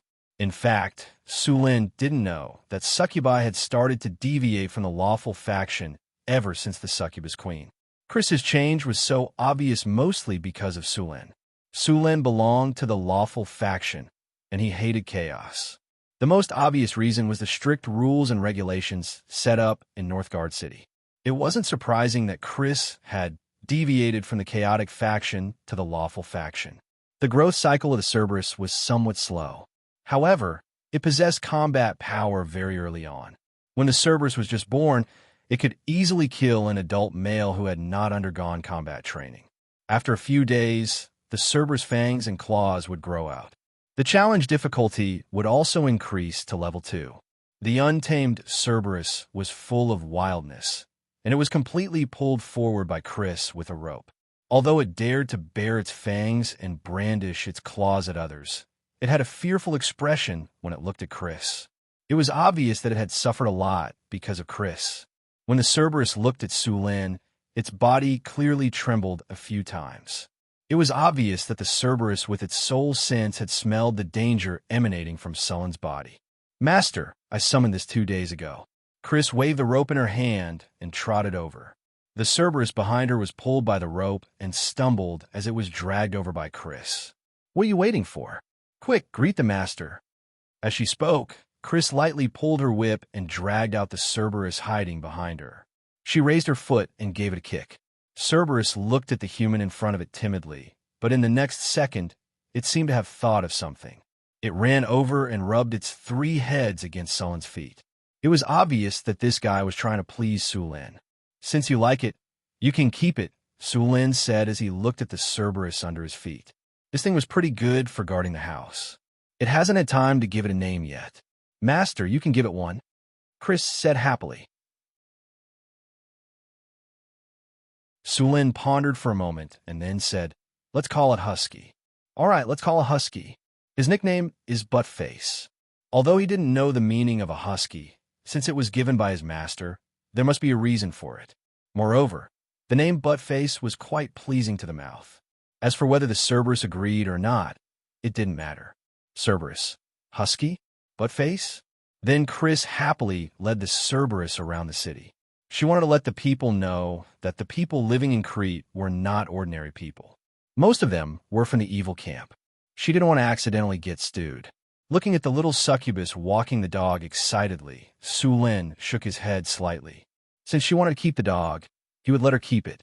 Even if it was an adult, a Cerberus would not be able to afford a dog meat hot pot. Ignoring Chris, Sulin went to Orlando City in the underground world and put away all the mithril and magic gems that he had excavated during this time. The construction of the Wizard Tower required a lot of materials, especially the construction of the ecological park. This batch of materials was prepared for the ecological park. In fact, the ecological park of the Wizard Tower was still in the experimental stage. It was an application of the ecological park technology. When the ecological park of the Wizard Tower was completed, he planned to build the ecological park in the secret realm as well. However, the ecological park in the secret realm would be much larger. Sulin wanted to build an ecological park that could raise large dinosaurs or Euron, as described in the information of the Tower Spirit. After patrolling the underground world and killing some monsters around his territory, Sulin returned to the northern town. After sending all kinds of resources to Hathaway, Sulin returned to the northern town and began to study as a wizard. Because of his naturally high power of the will and good control of energy, Sulin's progress was very fast when he first started learning as a wizard. However, when he became an intermediate wizard, his learning speed slowed down a lot. Sulin's early advantage had been used up, so his learning speed was not faster than other wizards. In fact, he was slower than other wizards because of his lack of basic knowledge. After all, Sulin did not learn the basics of wizardry since he was a child. Luckily, with Hathaway's thoughtful guidance, Sulin was also constantly strengthening his foundation. After returning to the northern town, Sulin took care of all kinds of things and began to read all kinds of wizardry books. There were quite a lot of books in the northern town. Some of them were brought by Hathaway, some by Karina, and some by Grace. In addition to the research of Alex and the others, although the books in the northern town were not as good as those in the wizard schools, they were not worse than those small schools. After opening the book, Sulin picked up a goose feather pen and began to copy on a snow-white paper.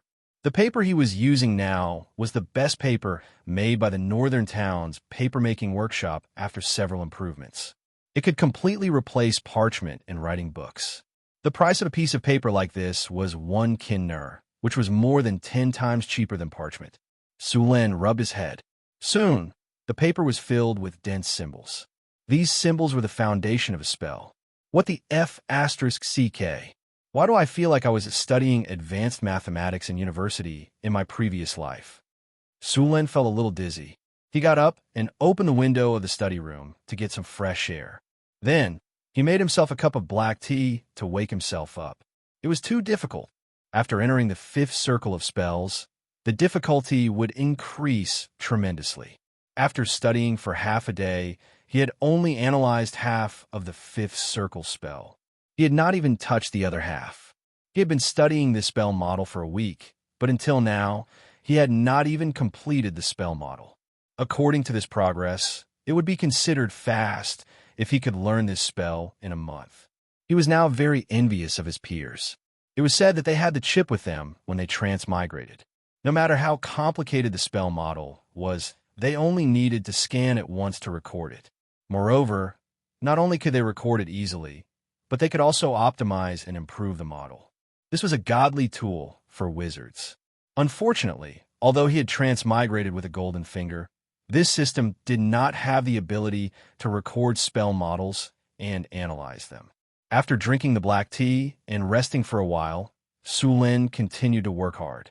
The analysis of the spell model was half completed. There were dozens of papers full of symbols and words on the table. Beside them, there were also notes left by Hathaway on spell model analysis. Ding! Congratulations, host. After a long period of study, you have obtained part of the information of the ability Scholar. The experience of the ability Scholar is full. Congratulations, host. You have mastered the support ability Scholar. Hearing the system prompt, Su Lin was relieved. Obviously, his hard work during this period of time had paid off. Of course, the ability Scholar could only be considered average. It was far from Hathaway's. Su Lin had only recently discovered that Hathaway had mastered the two abilities, Encyclopedic Knowledge and Sage. These two abilities were not used for combat, but were support abilities. These support abilities had no use for combat, but had a miraculous effect on learning. Su Lin was now learning all kinds of knowledge of wizards, so naturally, he wanted to master these abilities. With these two abilities, he could at least reduce the difficulty of learning by half and increase the efficiency by 1 or 2 times. The way to obtain the Sage ability was simpler. Its prerequisite was the Scholar ability. As long as it was studied systematically, it could be mastered. The Scholar ability that Su Lin had now could increase his learning speed. Scholar, support ability. After a long period of systematic study, you have mastered a large amount of knowledge. You have become wiser, and your learning speed has increased.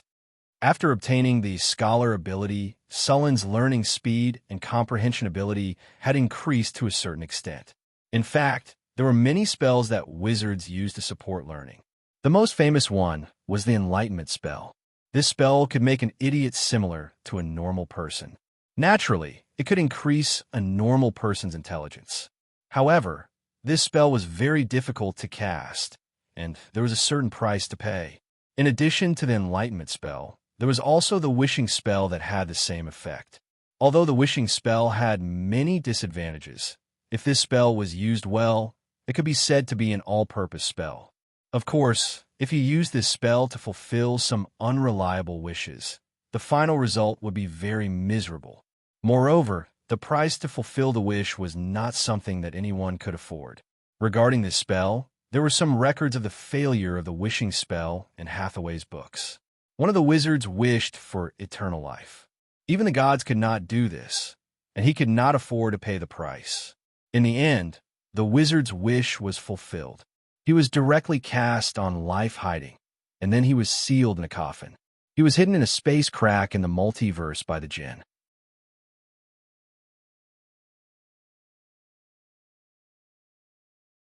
Chapter 350. After using life concealment and being sealed, the sorcerer would enter a state of suspended animation and be thrown to some unknown corner of the multiverse. This was indeed a different kind of eternal life. However, the process was a little different from what he had imagined. Later on, after the wizards studied the Wishing spell in detail, they even summoned the devil to help perfect it. Finally, they came up with a book of rules for using the Wishing spell.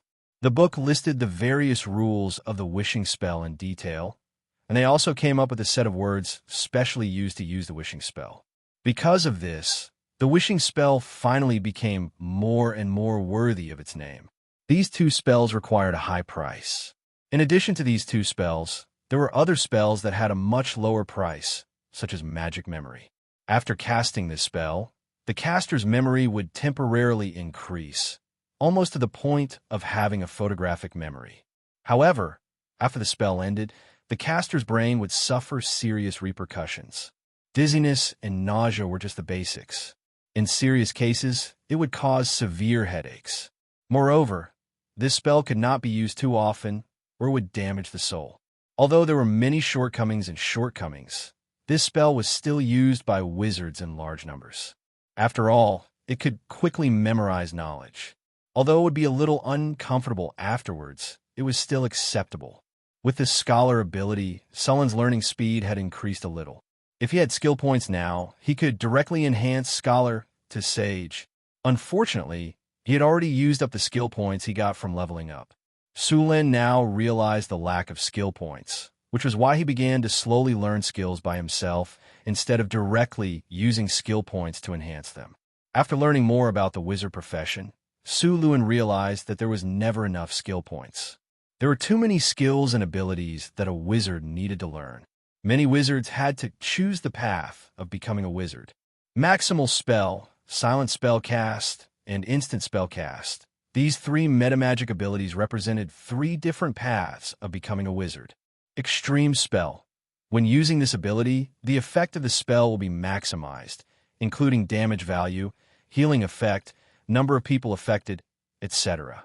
At the cost of 3 times the mana, the lethality of a spell will be increased by 100%. Note, this special class requires mastering the ability to enhance magic.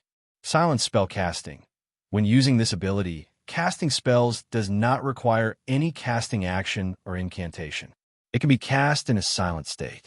Silent spell casting ignores any silent spells. The chances of the enemy discovering the wizard casting spells will be reduced until the moment the spell is completed. Using this ability to cast spells will consume double the amount of mana, and the casting time will be extended. Instant spell. When using this specialty, you can instantly cast a spell. At the cost of consuming 3 times your mana and increasing the casting difficulty by 2 levels, you can turn a spell into an instant spell. Instant spells cannot be interrupted by any conventional means and are immune to any silent spell and counterspell. These 3 spell specialties represented 3 different paths of becoming a wizard. Of course, this did not mean that one could only choose one out of the 3. It was just that most wizards with limited talent could only choose one. Of course, there were also many talented wizards who would choose 2 or 3. Among them, Extreme Spell belonged to the damage output category. It could greatly increase the power of spells. With this spell, even Arcane Missile could have the power of a sniper rifle. If one wanted to choose extreme damage output or a violent wizard, this specialty should not be missed. Think about the effect of a fireball that could clear out an area with an aerial bomb. Silent spellcasting was a specialty that suited the old coins. They were the kind of people who would laugh in front of people and attack from behind. The casting of spells was very subtle, and it was almost impossible to detect. It would only be exposed at the end of the spell. This specialty was the most popular among the old coins. The last one was Instant Spell. This was a relatively difficult specialty to master. Its effect was stronger than silent spell casting, but it was also much harder to master. Moreover, after these 2 spells were promoted to legendary, one could continue to master silent spell casting and instant spell casting. After mastering silent spell casting from 0 to 9 circles, all spells of the corresponding level would become silent spell casting, and the penalty time and mana penalty would be removed. The same was true for instant spell casting. The casting difficulty and mana penalty would be removed. However, it was not easy to master a legendary specialty. In the past, many wizards wanted to learn instant spellcasting. They planned to master instant spellcasting from 0 to 9 circles as soon as they entered the legendary realm. In the end, they would be able to instant spellcasting from 0 to 9 circles.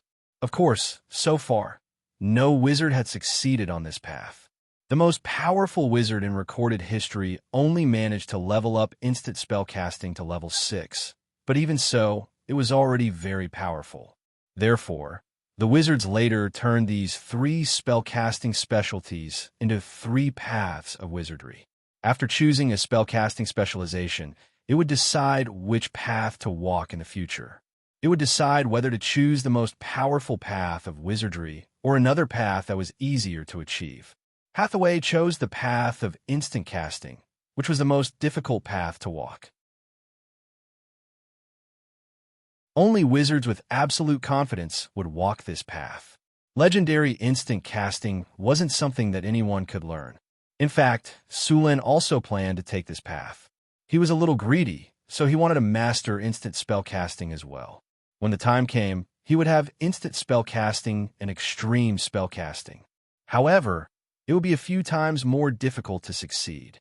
Sulen had the confidence to choose these 2 paths because of the existence of the system. Because of the system, he had the opportunity to get more skill points to learn spellcasting specialties. Even legendary skill points were not impossible. Since he had decided to be a wizard, he planned to be the strongest. There were many spellcasting specialties that he needed to master in the future. Proficient spellcasting and battle spellcasting were only the most basic spellcasting talents. Empower spellcasting, extreme spellcasting, instant spellcasting, spell penetration, and spell expansion all needed to be mastered, as well as the advanced states of these specialties: extreme spellcasting, instant spellcasting, and finally, legendary spellcasting. Others might not be able to master spellcasting specialties and legendary specialties in their lifetime, but for Su Lin, he might be able to master them by killing a few legendary figures. He had already announced that as long as he killed a legendary figure, he would be able to get a legendary skill point, and a legendary skill point could be used to upgrade his spellcasting specialties to legendary spellcasting specialties. But before that, what Su Lin needed to master now was the spell in front of him. In fact, other than these paths of wizards, there are other paths of wizards, such as battle, spellcasting wizards, explosiveness wizards, control wizards, summoning wizards, and transformation wizards. Transformation wizards were also known as close combat wizards or berserker wizards. This type of wizard's battle mode was very bold and unrestrained. They did not cast spells, but directly picked up their weapons and attacked like a berserker. They chose to dual-wield weapons, gain proficiency in weapons, and then increase vitality, strength, and dexterity. When they saw the enemy, they would directly attack. This type of wizard was even more difficult to deal with than a berserker. There were a few very famous representatives of this type of wizard. Of course, this type of close combat wizard had many different ways of adding points. For example, they could add spirit. After casting the transformation spell, spirit would be directly added to strength and dexterity, but the price was that they would temporarily lose their spellcasting ability. There were also some more extreme ones who added points to vitality, strength, and dexterity, and then learn a holy light spell to open up the invincible mode. The most suitable path for this was the Dragon Disciple Warlock, and then the part-time wizard. The Warlock with the Dragon Disciple's strength, vitality, and dexterity were almost not inferior to a warrior of the same level. Because of the part-time wizard, all the skill points and attribute points did not have to be allocated to physical professions. They could achieve a true dual cultivation of magic and martial arts. Of course, if you had the blood of the gods, you could also do this. For example, the white-robed wizard Gandalf was one of the best. Of course, this path was only for those with talent. If you had the Dragon Disciple, the blood of the gods, or other powerful blood, such as the Titan, this path would be very suitable for you. If you didn't have it, then don't think about it. If you force yourself to take this path, your achievements would be extremely limited. Su Lin had the system as a cheat, and his combat power was also very strong. Now, he had embarked on this path of dual cultivation of magic and martial arts, and the success rate was very high. There was also a special spell for close combat wizards among the wizards. This set of spells had been passed down from the era of the Arcane Empire. It was called Bigby's 5 Consecutive Palms. After Su Lin learned about this series of spells, he named this set of spells the Buddha's Palm. This set of spells was created by Bigby, who became one of the most famous combat wizards in history as an ordinary person, with no other blood. Bigby's Protective Palm, Bigby's Flying Palm, Bigby's Capture Palm, Bigby's Vajra Palm, Bigby's Crushing Palm. This set of spells could create a palm to fight, especially the Crushing Palm. The power exerted was completely the Buddha's palm.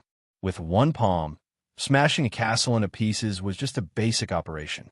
Legendary warriors were nothing in front of this set of spells.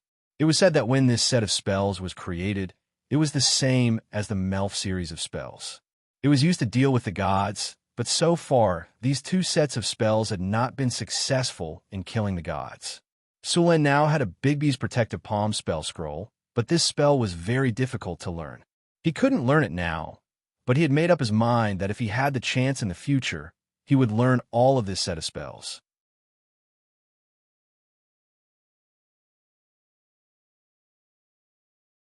Chapter 351. Time passed by quietly. While Su Lin was studying the path of a wizard, Hathaway was also building eco-parks. The Dimension Expansion spell kept expanding the space in the Wizard Tower. The Dimension Expansion spell required strong maneuverability. It could not tear the space apart. At the same time, the space had to be expanded as much as possible. Only then could there be enough space. After expanding the space had to be reinforced. Although this process was cumbersome and required a lot of precious magic materials, there were still a lot of resource points in the Northtown city. Otherwise, she would not have the money to do this. Sulin spent the night with Hathaway and asked her about the wishing spell. Normally, the wishing spell would summon an elemental djinn. These elemental djinn were at least demigod level. After many years of research, the wizards had discovered that the wishing spell could fulfill many wishes. This included reviving someone who could be revived, gaining a lot of wealth, recovering one's power, eliminating a disaster, increasing one's power, and so on. In theory, the wishing spell could grant any wish, but it was not guaranteed that it would succeed. The price to pay for using the wishing spell was not a normal item. Usually it was soul energy or soul shard. If there were not enough soul shards, the spell would draw out the person's soul energy. Of course, other precious items could also be used, such as divinity. There was a limit to how much one could increase one's power with the wishing spell. For example, the attribute points could only increase one's basic attribute points by 5, and the cost would only increase as time went on. There was a limit to the number of attribute points that could be increased by the wishing spell. The maximum was 40 points. Sulin did not lack attribute points. What he wanted now was talents. It was not easy to get a legendary talent, but it was not difficult to get a legendary talent, so Sulin decided to give it a try. The wishing spell was divided into limited wishing spell and legendary wishing spell. Both could summon an elemental djinn, but the legendary wishing spell was more powerful than the limited wishing spell. Of course, the cost was also much higher. There were no legendary wizards in the Northtown city, so the legendary wishing spell was impossible. However, the limited wishing spell was still possible. After learning the characteristics of the wishing spell from Hathaway, Sulin decided to use the limited wishing spell to increase his power. Hathaway thought for a moment and said, "The limited wishing spell is a level 7 spell. Alex can cast it too, and the effect should be better than mine. Then I'll ask Alex to cast the limited wishing spell tomorrow." It was a quiet night. The next day, Sulin told Alex about his idea of using the limited wishing spell, and Alex nodded immediately. The casting of the limited wishing spell was not difficult, but for the sake of insurance, Sulin decided to build a wishing platform. The wishing platform was not big, and the construction was very simple. Under the guidance of Alex, Sulin sent a team of craftsmen to build the platform. The craftsmen in the Northtown city had been trained for a long time, and their skills were absolutely qualified. It only took them a day to build the platform. The next step was for Alex to arrange the runic matrix. It was not too difficult for Alex to arrange the runic matrix for the wishing spell. Sulin only needed to provide some magic materials. It took almost half a day for the wishing table to be completed. "Are you ready?" Alex appeared next to the platform. She looked at Sulin with calm eyes and said slowly, "The limited wishing spell has an extra cost.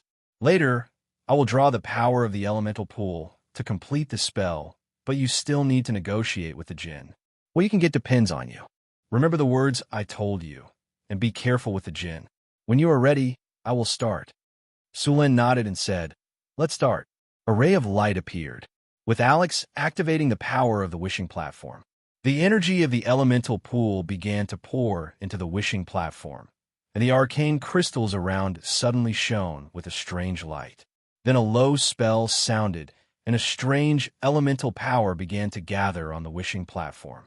The surrounding space gradually distorted, and with the gathering of the power of the spell, a powerful divine power came to this world. The djinn. When the djinn appeared, Sulin felt the powerful force, and then a whirlwind appeared out of thin air. The next second, a terrible pressure shrouded here. This kind of pressure was like the dragon's power on the dragon, and it was more powerful than the dragon's power, but it did not have that kind of overbearing aura. With a flash of light, a creature full of powerful power and divine brilliance appeared on the wishing platform. It looked like a djinn. Its appearance was a bit like the lamp spirit in the magic lamp, and its upper body was still in human form. Its skin was pale green, and there seemed to be a flash of lightning in its pupils from time to time. It was the light of divinity.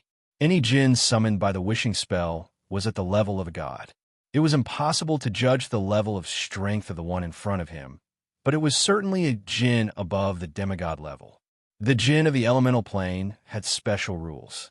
They followed the constraints of contracts and laws and would trade with spellcasters when needed. After coming to this world, it first glanced around, and then its eyes fell on Sulen. The jinn frowned slightly after seeing Sulen, and then said, "You have the power of divinity, young man. Are you summoning me?" "Interesting, young man. Are you sure you want to trade with me? Tell me your wishes and prayers." Sulen looked at the jinn in front of him with some curiosity. In fact, the jinn did not come here with its original body, but an avatar. Only when there were some special wishing spells would the real body come. The elemental jinn summoned by the wishing spell was random. Usually, it was a demigod-level elemental jinn. As for the demigod-level elemental jinn, they would only respond to the summoner according to their own preferences. Sometimes, if they were lucky, they would also summon the god of elements, messengers, and gods. As for the elemental lord god, the summoner of this powerful god must have very strong strength to invite them. All the jinn, including the elemental lord god, belonged to the absolute neutral camp. They would trade with anyone, even demons. The one in front of Sulen was at least a demigod-level elemental jinn, and it might even be an oracle. Seeing that Sulen did not respond to him, the jinn seemed to be impatient and urged, "Hurry up and tell me your wish. I don't have time to chat with you." Wind elemental jinn, wind whisper, Theodore, minor divine power. Today, he suddenly felt that there was a creature in the multiverse that seemed to have the blood of the wind god calling him. He was curious, so he responded to the call and appeared here. Sulen did not hesitate and immediately said, "I want to improve some of my abilities." The jinn looked at Sulen and then said, "What ability do you need to improve? Do you know the rules of ability improvement? Attributes above 40 can't be increased." "I know." Sulen nodded and said, "All right then, this is a contract. Write down your wishes." With that, the jinn of wind elemental took out a piece of parchment and a quill pen out of thin air and began to write quickly. After a while, a contract was written. Next, the jinn of wind elemental handed the contract scroll to Sulen. Sulen carefully took the contract. This kind of contract had a powerful force. Once it was signed, the violation of the contract would be severely punished. Sulen was very cautious about the contract. The jinn usually used some word games and left all kinds of traps or hidden dangers in July like the devil. If he was not careful and did not find them, it was likely that he would pay a lot of resources without getting any benefits. Sulen looked at the contract word by word. Once there was an ambiguity in the language, he would immediately argue with the jinn. At this time, Sulen also saw the face of the jinn. This guy was really cunning. He had been using various ways to distort Sulen's consciousness, or only the literal meaning. All kinds of out-of-context words were used, and even ambiguous words were used. If Sulen had not learned how to deal with these jinn, he would have been cheated. To deal with these jinn, he should let the devil or the lawyer confront them. After a difficult negotiation, the two sides finally reached an agreement. Then the jinn handed the modified contract to Sulen. Sulen carefully confirmed 3 times that there were no loopholes and ambiguities. Then he nodded and agreed to the contract. "What ability do you want to improve? Agility? Charm? Spirit? Or is it a talent?" "I'm going to learn a talent. Erudite," Sulen said. It was not that he didn't want to get the eidetic memory ability, but this ability was a legendary ability. If he wanted to master this ability, the price he had to pay was too high. It was too painful. "Erudite? Okay." The jinn looked at Sulen and said. Then he picked up a goose feather pen and quickly wrote down the transaction. Then he handed it to Sulen and said with a smile, "You need to support a part of the power of the soul or pay a legendary elemental stone. If there is no problem, then sign your name on this contract." Sulen took the contract again and then checked it again to confirm that the contract was exactly the same as Sulen's request. After checking it 5 times in a row and confirming that there was no problem, Sulin signed his name on the contract scroll. Very well, the contract is established. The Jinn waved his hand gently, and the contract instantly turned into countless auras and dissipated in the air. Then a powerful divine power fell from the sky and fell on Sulin.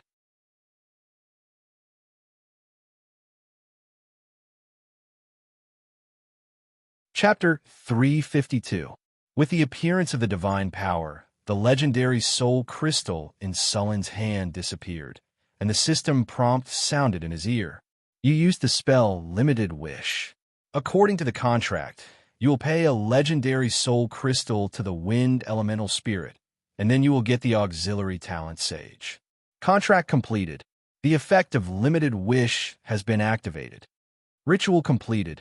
Congratulations, your auxiliary talent, Scholar, has been upgraded to Sage. Talent Sage. After a lot of reading, your knowledge has been further improved. Your memory ability and analysis ability have been further strengthened. When learning spells, you can analyze the structure of spells more quickly and easily. You can grasp a lot of knowledge, and you can understand some spells better. You can optimize and modify spells. Learning speed increased by 100%, and spell learning difficulty reduced by 50%. After the ritual, Sulin felt that there was a lot of knowledge in his mind that he didn't have before. This was the knowledge brought by the Sage talent. At this time, Sulin clearly felt that his brain had become very active, and his thoughts were very clear. Many spells that he didn't understand before suddenly became clear at this moment. Interesting young man, goodbye. After the contract was completed, the wind elemental spirit looked at Sulin and then turned into a wisp of smoke and disappeared. The power that shrouded the surroundings also disappeared. After having the Sage talent, Sulin's speed of learning spells became faster. He was like a sponge that greedily absorbed all kinds of knowledge. In the blink of an eye, a few days passed. Sulin finally finished analyzing the shadow tentacle and began to learn it. After completely analyzing this spell, it was only a matter of time for Sulin to master this spell. It wouldn't take long for him to successfully cast this spell, and he would officially become an advanced wizard. Shadow Tentacle was an evocation spell. It used shadow energy to create a tentacle, and then it would instantly entangle the enemy. After entanglement, it would absorb the energy and physical strength of the entangled person. If the entangled person couldn't break free quickly, the entangled person's strength would become weaker and weaker. This spell had a lot of uses, and many wizards had made special modifications to this spell to create their own spell. It had many strange abilities, and tentacle spells were very effective against women. Sulin planned to improve this spell after he learned it. While Sulin was learning magic, caravans from the southern countries arrived at northern town. They brought all kinds of goods and large amounts of money. The merchants from the southern countries had formed a huge caravan. When Sulin came out to patrol, he saw many caravans carrying a lot of goods and slaves to trade in the market. The specialties of the southern countries were very popular in northern town city. For example, the dried seafood of the southern countries, such as the dried seafood from the Lonsdal archipelago, tasted very good after being cooked. Being able to eat seafood thousands of kilometers inland from the ocean, although it was dried seafood, it was still a good enjoyment. Of course, these caravans also had some fresh seafood, but it was very expensive. This was the result of wizard spells. After hundreds of years of development, the use of spells to keep food fresh had been perfected. As long as you were willing to pay, you could even taste the rainbow lobster from the rainbow sea. In addition to all kinds of dried seafood, Sulin also ordered some seaweed, shrimp, and kelp. There was no MSG in this world, and Sulin didn't know how to make it. However, he remembered that the earliest MSG was found and extracted from kelp. Although there was no MSG now, seaweed, and other dried seafood could replace some of the taste of MSG. Sir, the manager of the caravan under Northern Town City, Jean, ran over and said, I've counted. The southern countries sent a total of 21 caravans, and they are all ready to participate in the slave auction. Okay, Sulen nodded slightly. He was very satisfied with this situation. For an auction, the more people there were, the higher the final price. The 8,000 orc slaves in northern town city were ready to be auctioned. Rumble. A loud noise came from the city wall, and it immediately attracted the attention of many people. As for those who lived here often, they seemed to be used to this noise. In the distance, a 10-meter-tall section of the city wall suddenly collapsed. Smoke and dust filled the air, and then a tall figure walked out of the smoke. It was a huge steel golem. At the same time, some stone golems and clay golems appeared in the surrounding sea. These golems were about 3 meters tall. At this time, they were working on the construction site. These golems were violently blasting large amounts of heavy stones or severely damaged city walls. They were now responsible for a lot of labor in the territory. Bang! A muffled sound rang out as the steel golem arrived near the city walls and vigorously pounded on the city walls. Cracks appeared on the already shaky city walls, and as the steel golem attacked, large amounts of rocks fell from the city walls, causing that section of the city walls to become even more shaky. Boom! Finally, under the continuous bombardment of the steel golems, this section of the wall collapsed with a loud bang. After the wall collapsed, it was then smashed into smaller pieces by the golems next to it and sent to the side to be piled up. A dozen or so puppet golems pushed forward like a large road roller, pushing down the wall that needed to be rebuilt. The clay golems' bodies were slightly deformed. Like bulldozers, they quickly flattened the land. The people who entered Northern Town City saw these powerful machines at first glance. Many people looked at these puppet golems in shock. In this world where productivity was still in the middle world, most places were still in the primitive stage of accumulating power. Suddenly seeing such powerful golems, they wanted to talk about the difference between the Industrial Revolution and the feudal era. Because the elemental pool could be charged, the golems in Northern Town City didn't cost much to work. The elemental pool provided sufficient and efficient energy. Although many puppet golems didn't look like professional construction golems, but were combat golems, the efficiency of these golems was still unsurpassed by humans. After these golems flattened the broken city walls, they dug up the foundation again. Stones that required more than a dozen people to move were easily lifted by the steel golems. Moreover, they moved very quickly. All the golems had a clear division of labor. The production efficiency of these golems was much higher than that of excavators and cranes. After all, these golems were unmanned. As long as they were given a job, they would complete it with quality and quantity. With the help of these golems, Northern Town City was already in a semi-mechanized state. He was very satisfied with these golems now, and he already planned to build a golem factory. The construction of a golem factory was very difficult. There were many problems involved. Many steps required the assistance of the Tower Genie, or control. The energy of the golem factory came from the elements, and it could be forcibly controlled through the energy of the elemental pool. The energy of the elemental pool could be modified with some energy supply techniques, and it could be used as electricity just like in his previous life. Of course, if he wanted to build a golem factory, he also needed to have enough soul crystals. Each set of golems needed a corresponding soul crystal. The clay golems could be made with only mid-tier soul crystals. The rock golems, obsidian golems, and steel golems could be made with high-tier soul crystals. The legendary golems needed to be made with legendary soul crystals. Soul crystals weren't something that could be found in the main plane. Many years later, in the multiverse, soul crystals were a kind of currency. Under normal circumstances, the Grim Reaper kept the souls in the multiverse from being excessively plundered. It was his duty to decide where the souls would go. However, there were too many souls in the multiverse. In order to obtain soul power, many magic schools had learned spells that were specifically used to obtain soul power. For example, the soul binding spell could imprison a soul in a crystal, which was a soul crystal. The fundamental reason why golems could possess some simple artificial intelligence was because of the soul crystals. There were still some biological instincts left in the soul crystals. Some of the high-level golems were even stronger than legendary-grade golems.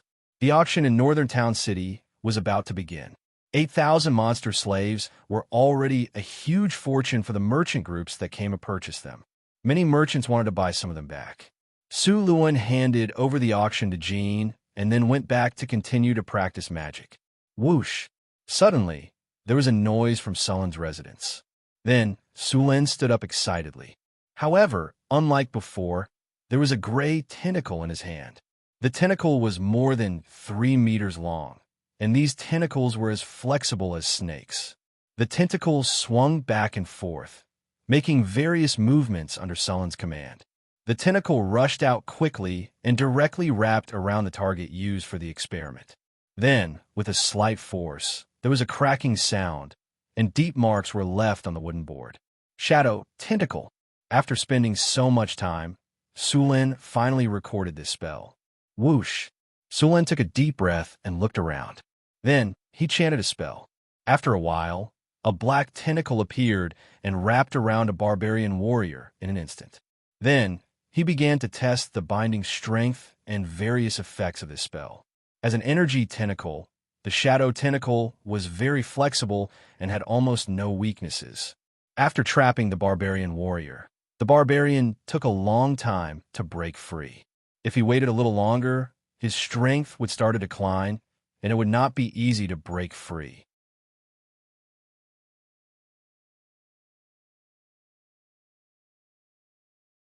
Chapter 353.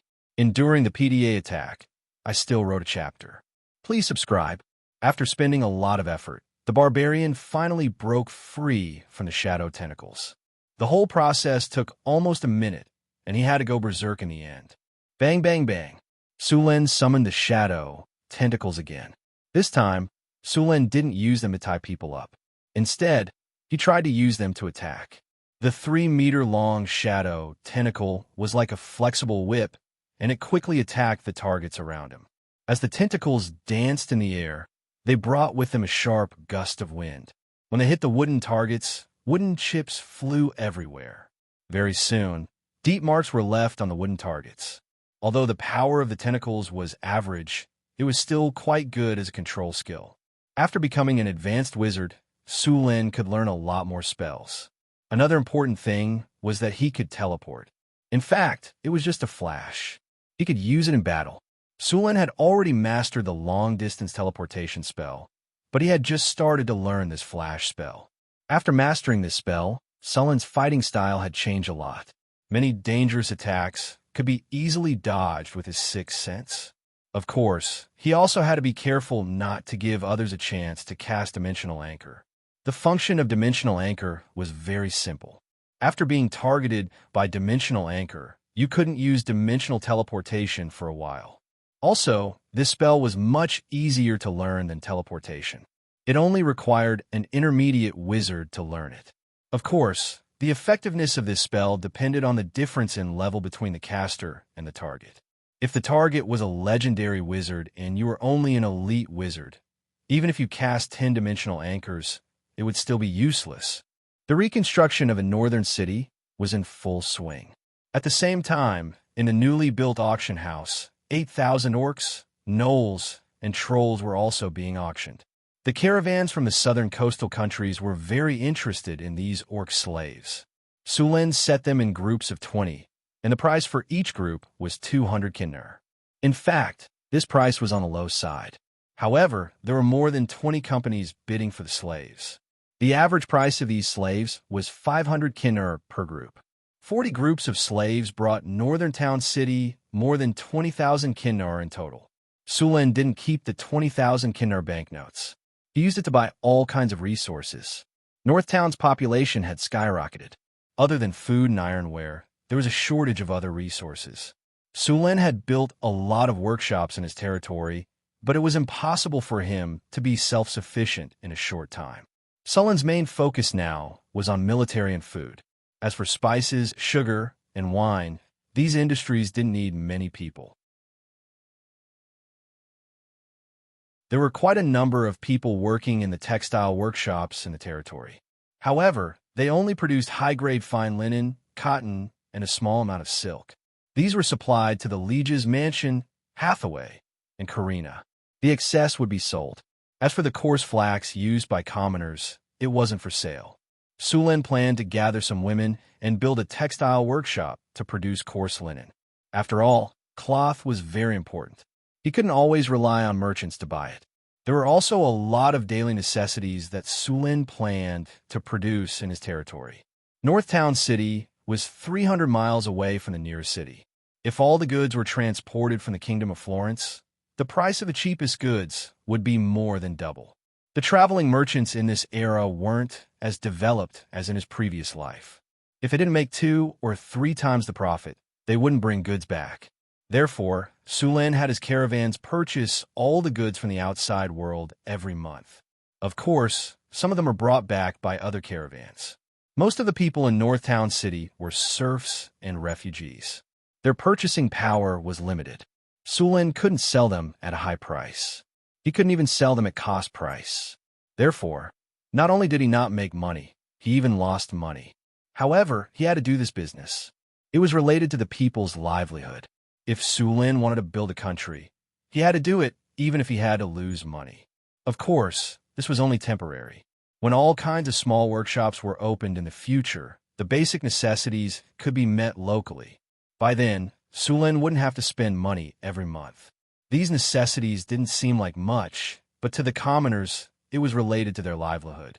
Let alone Northtown City. Even in Cult City, if the price of food increased by 30%, the commoners would be forced to sell themselves as slaves.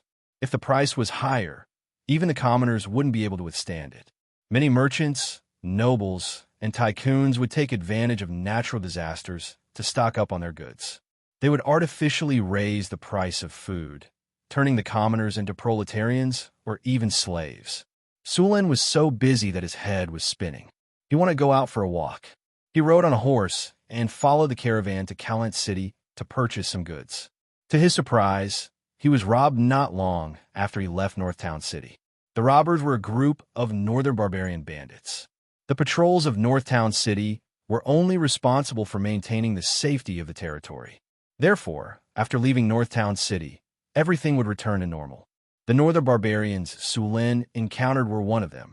The northern barbarians were very similar to the barbarians in Northtown City. The northern barbarians were just a general term. The barbarians had their own names. Even the barbarians themselves didn't know how many tribes there were in the northern wastelands.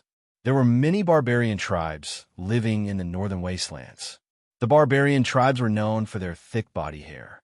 They were tall and brave, but lacked discipline. They liked to solve problems with brute force. They were born with a weak resistance to the cold. Similarly, the northern barbarian women were tall and big. However, their skin was fair but a little rough. Their facial features were also quite delicate. They were similar to the warriors of his previous life. The northern barbarians' brains were always cramped. They liked to drink and fight. Their bad temper and stubbornness were comparable to the dwarves. The group that robbed Sulen was obviously a small barbarian tribe in the northern wastelands. It was already winter in the northern wastelands, but there were still some barbarians with bare arms. Only these people had high resistance to the cold. Normal people would have frozen to death if they dared to do so. Sulen found that the northern barbarians had a wolf's head tattooed on their chests. This should be the totem they believed in. Many of the northern barbarians had shamans. Some of them believed in nature, while others believed in their ancestors. The reason why the northern barbarians were so scattered was because of their own beliefs. After blocking the way, the northern barbarians let out a strange roar. After seeing the robbers, a leader immediately ran over to Sulen to report. Sulen looked at the robbers in the distance and ordered, "Lure them here." It would be a waste to reject the slaves that were delivered to his doorstep. These northern barbarians were very useful whether they were slaves or soldiers. He could capture them and throw them to Boulder or Johnson for training. No matter how rebellious they would be beaten into obedience. Although they were stubborn, they were not idiots. The guards in the caravan this time were all elites. All of them were veterans who had been on the battlefield. After hearing Sulen's order, They immediately understood his intention. Then, they smiled and ordered their men to take action.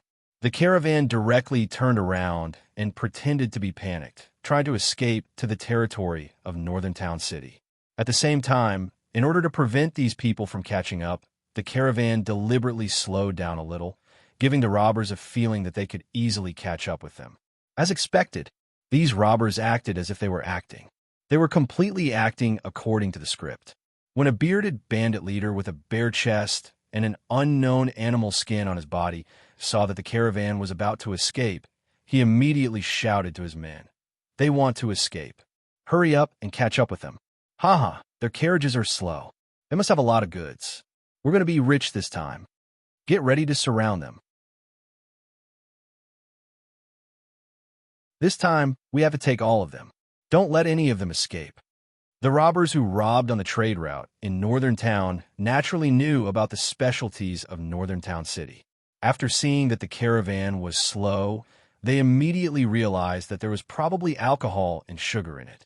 The guard of the caravan under Sullen's command had traveled this trade route many times. Naturally, they knew what the robbers were after. The other orcs and gnolls wanted food and weapons, but these northern barbarians preferred strong alcohol. However, these robbers would never have thought that they were not targeting a little rabbit this time, but a big crocodile hiding under the water. Waves of shouts and howls came closer and closer. The northern barbarians in front of them rushed up excitedly. From time to time, some of them roared like war cries. Their faces were full of excitement because they realized that there were not many people in the caravan.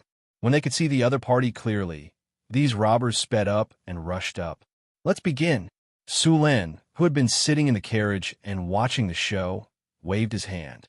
Then, the guards of the caravan instantly removed their disguises and took off their cloaks, revealing their excellent equipment and weapons. The bandits were very sensitive to the changes in their enemies. As soon as the group of bandits approached, they immediately realized that the situation was not good. The merchants in front of them were not afraid at all. In fact, many of them even had expressions of eagerness in their eyes. Many of the guards with scars on their faces were excitedly cleaning their weapons. They looked at the robbers as if they were looking at a group of sheep that had been sent to their doorstep. A bald barbarian warrior carrying a battle axe of more than 50 kilograms, rushed up. He was the captain of Sullen's guards. He shouted excitedly, "Guys, it's time to work. Show them our names. Let them die with some understanding." The guards who had removed their disguises quickly cut down the robbers who rushed up to the robbers. Behind them, a flag was raised in the caravan. It was the battle flag of Northern Town City.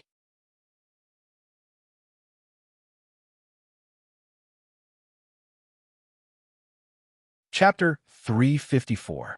Bang! The northern barbarian bandits that charged at them were immediately knocked down. Then, a battle flag was raised in the middle of the caravan. There was a shield and a strange spear on the flag, and a fierce ice Quetzalcoatlus on the shield. It was the flag of the northern citadel. After seeing this flag, there seemed to be some commotion among the remaining bandits. It was obvious that someone had recognized this flag. It's the Orc Slayers. They're the caravan of the northern citadel. Suddenly, there was a cry of surprise among the bandits. The northern citadel's reputation in the northern wastelands could be said to have repelled all evil. After discovering that the caravan was from the northern citadel soldiers seemed to be frightened. Seeing these bandits make such an obvious mistake, the soldiers of the northern citadel would not miss this opportunity. Taking advantage of this opportunity, they rushed up. Sullen didn't even need to fight. The soldiers under his command just charged and scattered the bandits. Then they were defeated. Many bandits even threw down their weapons and chose to surrender. Of course, there were also some bandits who wanted to fight to the end. In the end, they were killed by hand axes and javelins. The whole battle lasted for a long time. It didn't take more than half an hour from the beginning to the end. These northern barbarian bandits, who had more than 200 bandits, were completely defeated. Except for a few dozen who died, most of the rest were taken captive. Some even ran away as fast as they could. "Take them to the interrogation room." Sullen waved his hand, and let 2 drows in to interrogate the captives. I want to know how these bandits targeted us, and where's their nest. The rest of you, clean up the battlefield, collect the spoils, and repair the damaged carriages. Yes, sir, the barbarian captain said respectfully, then began to order the others to clean up the battlefield. These northern barbarian bandits' equipment was average. Their weapons could only be reforged, and they didn't have any decent armor. Their fur was not bad, but it looked too dirty. The corpses also needed to be buried. In addition, these captives also needed to be escorted back.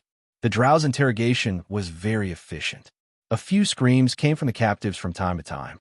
After about a few minutes, the 2 drows in charge of the interrogation ran over and whispered a few words in Sullen's ear. Sullen's eyes lit up, and he said, "Their tribe is nearby. Are you sure he's not lying?" The drow standing next to him patted his chest and promised, "Sir, with our interrogation skills, do you think these simple-minded guys can fool us?" I interrogated the 5 captives separately, and their answers were all the same. These northern barbarians are heading south. It is said that they're avoiding the frost giants. Frost giants? Sulen said in surprise. The frost giants are heading south. Frost giants were a type of pure-blooded giant. According to the records of the wizards, there were 6 types of pure-blooded giants living in this material plane. They were cloud giants, frost giants, mountain giants, fire giants, stone giants, and storm giants. These giants had their own sequence. The highest level was the storm giant, the lowest was the mountain giant, and then there were their relatives, such as the ogres, 2-headed giants, swamp giants, and many other hybrid giants and subspecies. The giant species had a strict hierarchy. The lowest-ranking giants in the higher-ranking branches were higher than the highest-ranking giants in the lower-ranking branches. For example, the chief of the mountain giant tribe was often not as noble as an ordinary stone giant. The frost giants were a race living in the northern tundra. They had always claimed that the roof of the world, the northern tundra, was their private territory, but this statement was not recognized by other races. North of the northern wastelands was the ice plains, also known as the northern ice plains. As one continued north, the terrain would gradually rise. The entire northern wastelands was a cold, rugged, and sparsely populated region. There were snow-covered mountain ranges, rocky hills, dense forests, and misty valleys. This place was dotted with isolated fortresses, ancient tombs, and many ruins of lost empires. To the west of the northern region was the Golden Desert, which was the territory of the Desert Kingdom. To the east was the sea, to the south was the northern wilderness, and the north extended to the endless sea. In the northern tundra, there were only a few small human towns scattered in the valleys. On the other hand, the frost giants were spread out in tribes on the northern ice plains. A frost giant tribe usually had 30 to 50 frost giants, 20 to 30 ogres, an instructor, 30 winter wolves, and 1 or 2 young white dragons. When it came to frost giants, the white dragons of the Penishade dragons had to be mentioned. As the weakest of the Penishade dragons, not only did they have the lowest intelligence, but they were also the smallest. However, although the white dragons were the weakest among the Penishade dragons, they were the most numerous. Red dragons and blue dragons usually had 3 eggs in a nest, while white dragons had 6 eggs, and their hatching rate was also the highest. According to this number, it would not take many years for white dragons to cover the entire northern tundra. Unfortunately, they still had to face the attacks of their nemesis, the frost giants. An adult white dragon could easily kill a frost giant, but frost giants usually like to sneak up on young white dragons. In a way, these frost giants maintained the ecological balance on the tundra. The frost giants usually hunted in groups. The main target of a large group of frost giants was usually the polar bear or the white dragon's nest.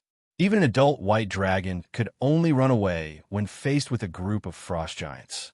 They regarded hunting white dragons as the highest glory and generally worshipped the Ice Queen Hermosid and the Storm Lord Talos. They were as fierce and aggressive as white dragons, and frost giants were not responsible for the food of their children. If they wanted to live, they could only hunt by themselves. Not only were they not responsible for food, but they also often robbed their children of their spoils of war. As a result, the frost giant children learned from them when they grew up. Cold, ruthless, selfish, aggressive, and tyrannical. These were the fine traditions of their tribe, and they were the most difficult hunters in the northern tundra. Frost giants would hunt powerful beasts or white dragons, and they would offer these sacrifices to the Storm Lord Talos. If they were lucky enough and the sacrifice satisfied the Storm Lord, they might be able to receive the Storm Lord's grace and become a storm warrior or priest. Now that these bandits said that there were frost giants coming south, Su Lin was a little vigilant. Frost giants were not orcs. Adult frost giants were Tier 4, and the frost giant chieftain had reached Tier 5, the legendary level.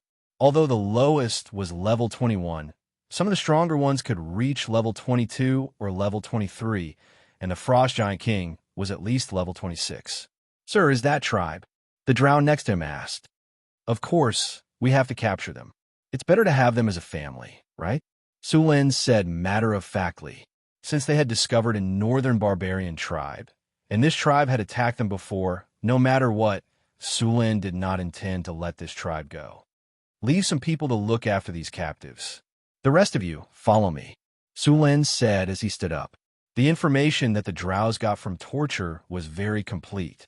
The location of this northern tribe was not far from here, and the group took about 2 hours to reach the vicinity of the tribe.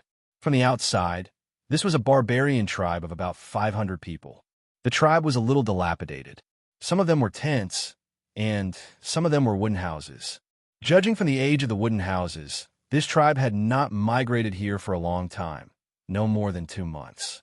At this time, some of the tribe had gone hunting, while others had become bandits and were wiped out by the army of the northern city. Now, there were not many people in the camp. Seeing this situation, Su Lin was about to order an attack, but at this time, there was a clamor. At the back of the tribe, a group of tall humanoid creatures was attacking the tribe's camp. Upon closer look, they had rock-like faces, and sharp teeth were exposed at the corners of their cracked mouths. They looked particularly ferocious. Under their light blue skin were majestic muscles, and on top of them were bulging blood vessels. Obviously, they contain a lot of power. These humanoid creatures were in groups of 7 or 8, and they were attacking the barbarian tribes separately. Their bodies were wrapped in simple and crude fur coats, and their chests were full of scars. These people were walking as if they were flying, and their huge, long-handled axes and war hammers looked ferocious and terrifying. The leader was wearing a black cow-horn helmet, and he was surrounded by a terrifying aura. Obviously, they were not human. Although it was the first time Su Lin had seen this kind of creature, he could instantly tell that this was a group of frost giants. What are the frost giants doing here? Su Lin muttered to himself as he looked at the frost giants who easily overturned the northern barbarian tribe like a hot knife through butter. "Sir, should we continue?" A barbarian warrior beside him asked in a low voice. Su Lin did not speak. There were 30 frost giants in this group, and the leader was a legendary. The warriors beside Su Lin were at most grade 3, and even the most common frost giant was 1 grade higher than them. If they fought, even if they killed these frost giants, the result would be a Pyrrhic victory. Su Lin was confident that he could deal with the frost giant chief, but the common frost giants would very likely cause heavy damage to the army of the northern battlefront city when he fought with the frost giant chief. "Let's wait first." Su Lin shook his head and waved at the messenger. He took out a token and asked him to send a message to the northern battlefront city. The barbarian tribe that had lost a lot of combat power could not resist the attack of the frost giants at all. Soon, the tribe was occupied by the frost giants. The frost giants did not seem to have any intention of leaving. Instead, they took over the tribe and occupied it. Seeing this situation, Su Lin left 2 smart soldiers to monitor the situation and returned to the caravan with the rest of the people.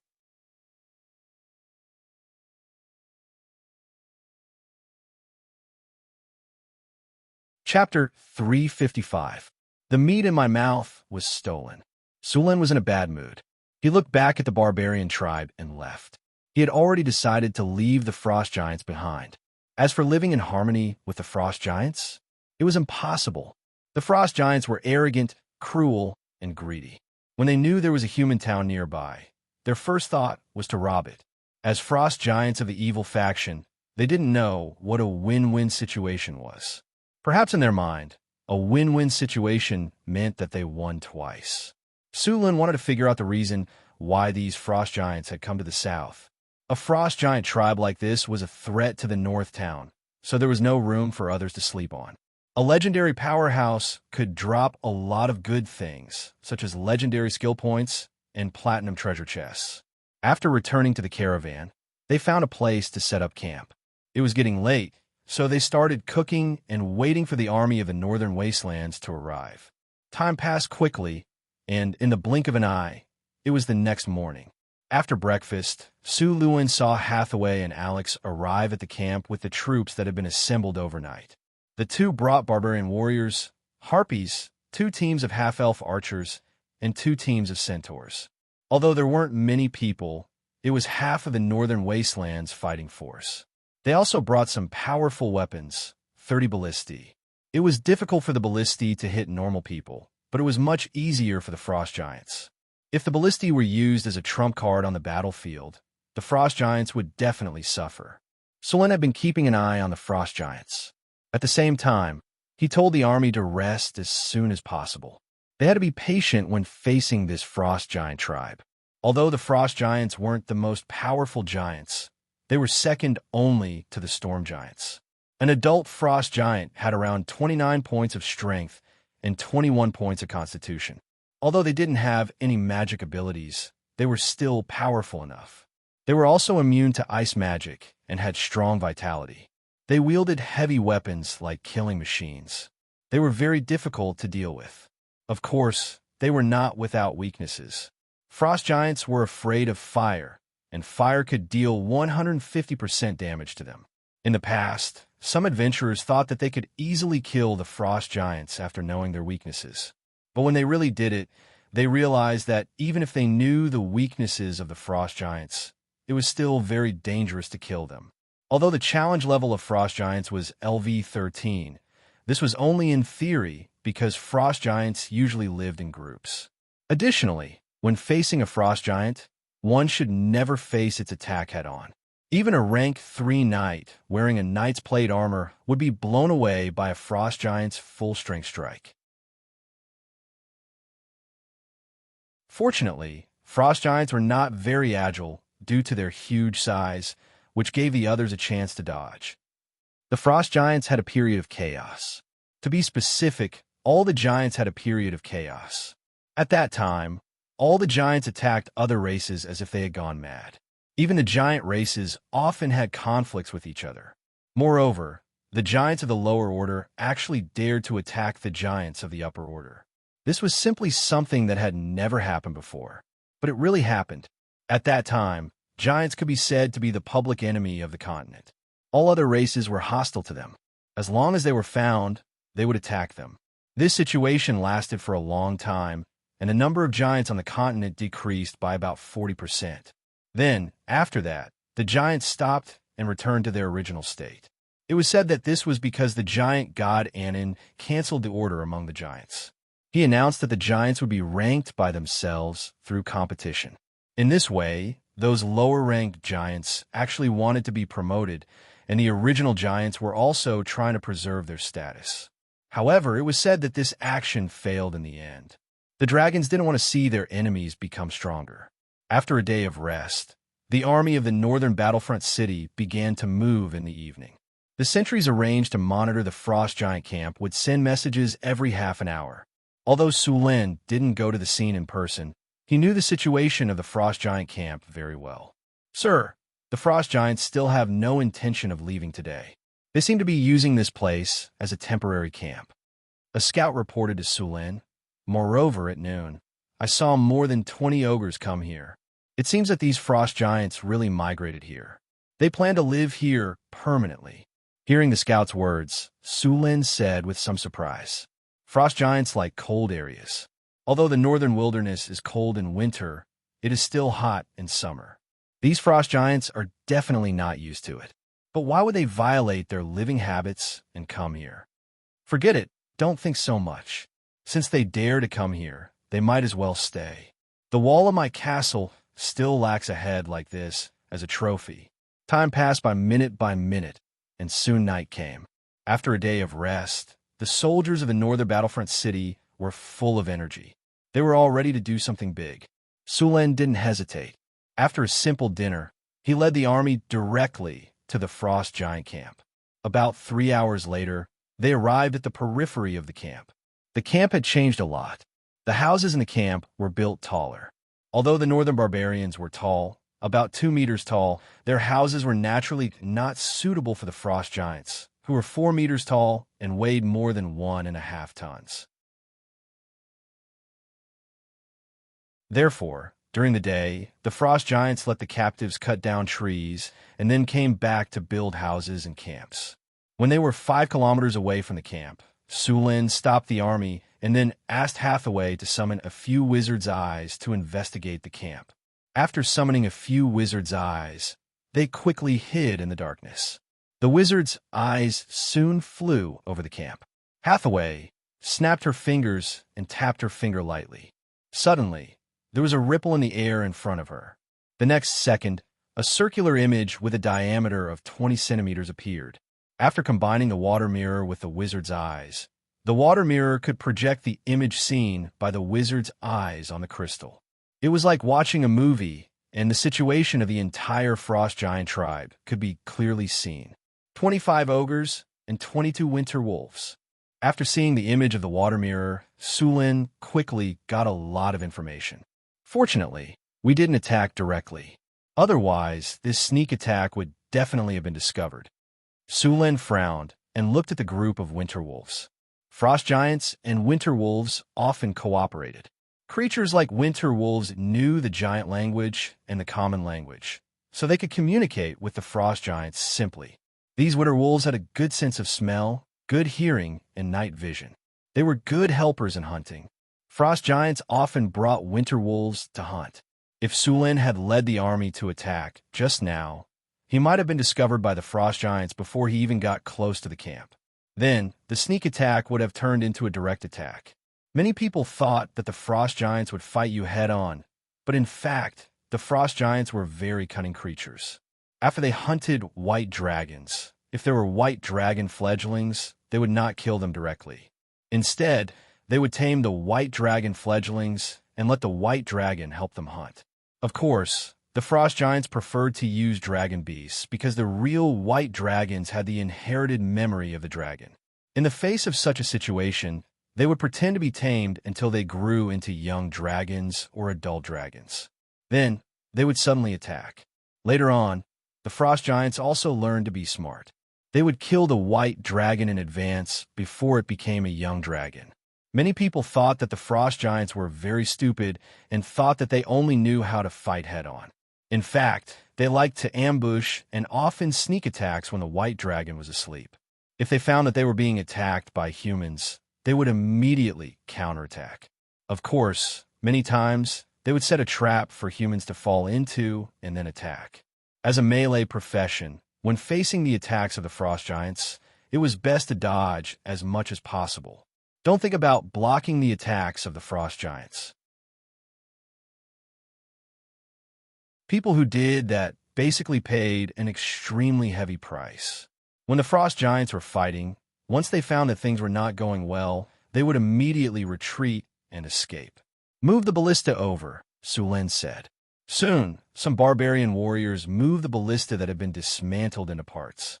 It was difficult to move the ballista, so under normal circumstances, it was dismantled when it was moved and assembled when it reached the place. After arriving at the periphery of the camp, Sulen began to let the soldiers reassemble the ballista. The arrows used by the ballista were 3-meter-long spears, and the spearheads of the spears had been modified. There were blood grooves on both sides of the spearheads. As long as the arrows hit the enemy, even if it was not a vital point, it would take half of their life.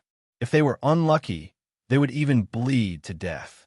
In addition to these spears, there were also some spears that were linked with chains. These were all thrown spears. They were all used by the barbarian warriors. The throwing spears were short and small and carried a heavy chain ball. As long as they hit the target, they would restrict the target's movement. Even if it was as strong as the frost giants, if they were hit by 2 or 3 spears, they would basically lose their ability to move and could only be exhausted to death by others. All barbarian warriors each carry 3 spears. When you attack, add the chain ball at the back, Su Lin said as he held the spears. You don't need to kill in one hit, just hit the target.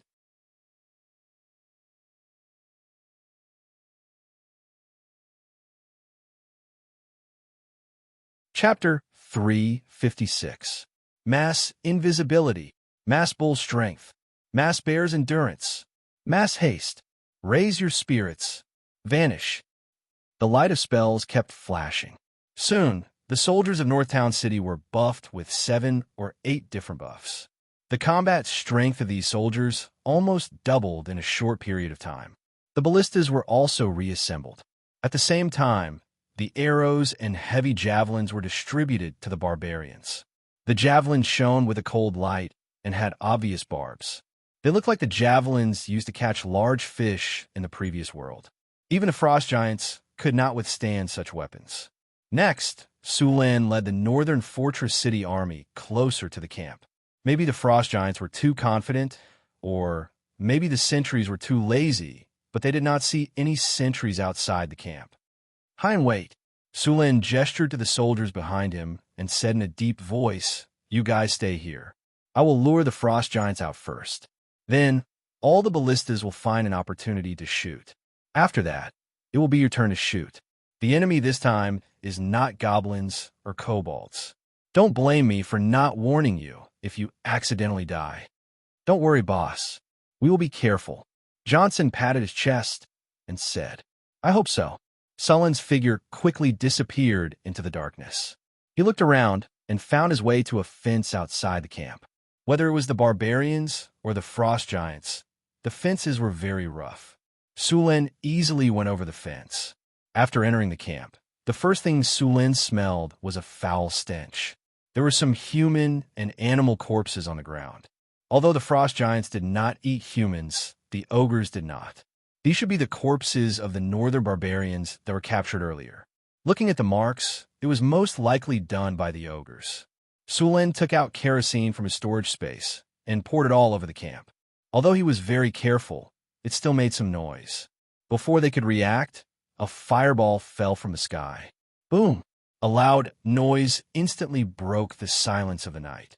The camp, which had fallen into a deep slumber, immediately exploded like boiling water. An angry roar rang out. The frost giant endured the pain and rushed out of the house, shouting angrily, "Despicable sneak attacker! I'm going to crush all your bones." Boom! The flames burned quickly along with the kerosene, igniting several tents and wooden houses within a few breaths. Many frost giants rushed out. Su Lin did not delay. After igniting the camp, he immediately fled. The angry frost giants and ogres followed closely behind. Just as Su Lin rushed out of the camp, a few black shadows suddenly rushed out from the dark corners. Su Lin only saw a few black shadows in front of him, and his body subconsciously dodged. Then, he took the opportunity to kick the black shadow away. At this time, he saw clearly that it was a winter wolf about 2 meters long. The winter wolf that was kicked by Su Lin rolled several times on the ground in a row, and its body went limp. Although Su Lin did not attack with all his strength, even so, it was not something a winter wolf could bear. Its ribs were directly broken, and it seemed that it would die soon. When the other winter wolves saw this situation, they stopped instantly and looked at Su Lin with vigilance. Frost breath. 5 cold breaths suddenly came out of the winter wolves' mouths.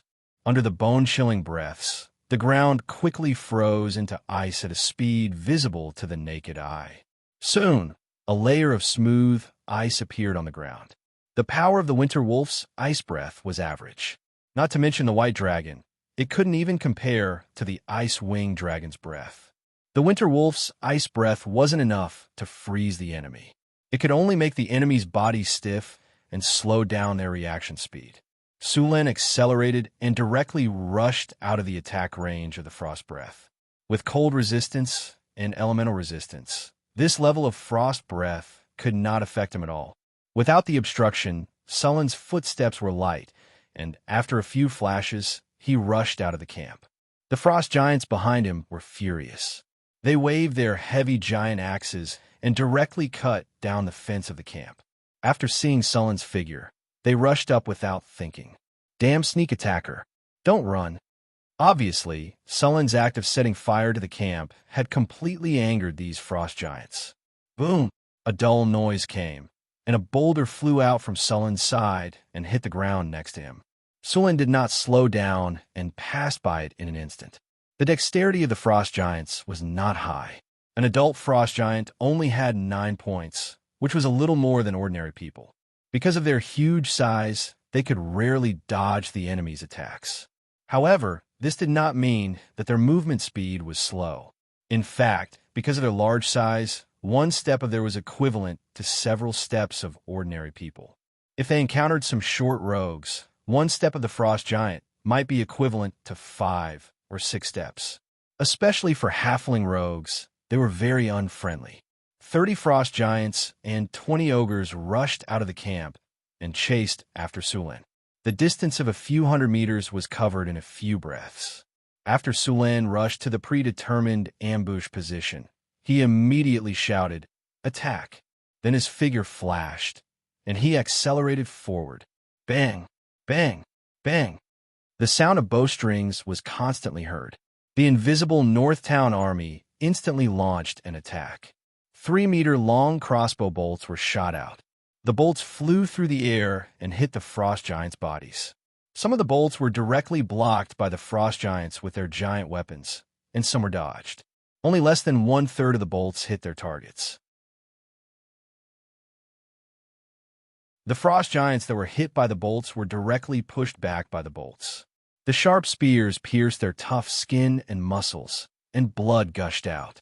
Such a serious injury would be fatal for ordinary people, but it was not even a serious injury for the frost giants.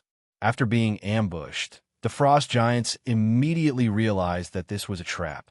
However, they didn't panic. Instead, they roared and ran over in large strides. For them, the humans were no match for them at all. As long as they rushed up, they could kill a few with a swing of their axes. After the ballistae were fired, the 2 barbarian warriors quickly loaded the ballistae and fired. The whole process only took 20 seconds. Bolts were fired one after another. The frost giants were prepared and dodged most of the bolts. Only a few that were too close to dodge were hit. Javelins. Sulin instantly threw out a heavy javelin, and the barbarian warriors around him followed. Throw. Whoosh, whoosh, whoosh. Hundreds of javelins flashed with cold light as they flew out from the Northtown army.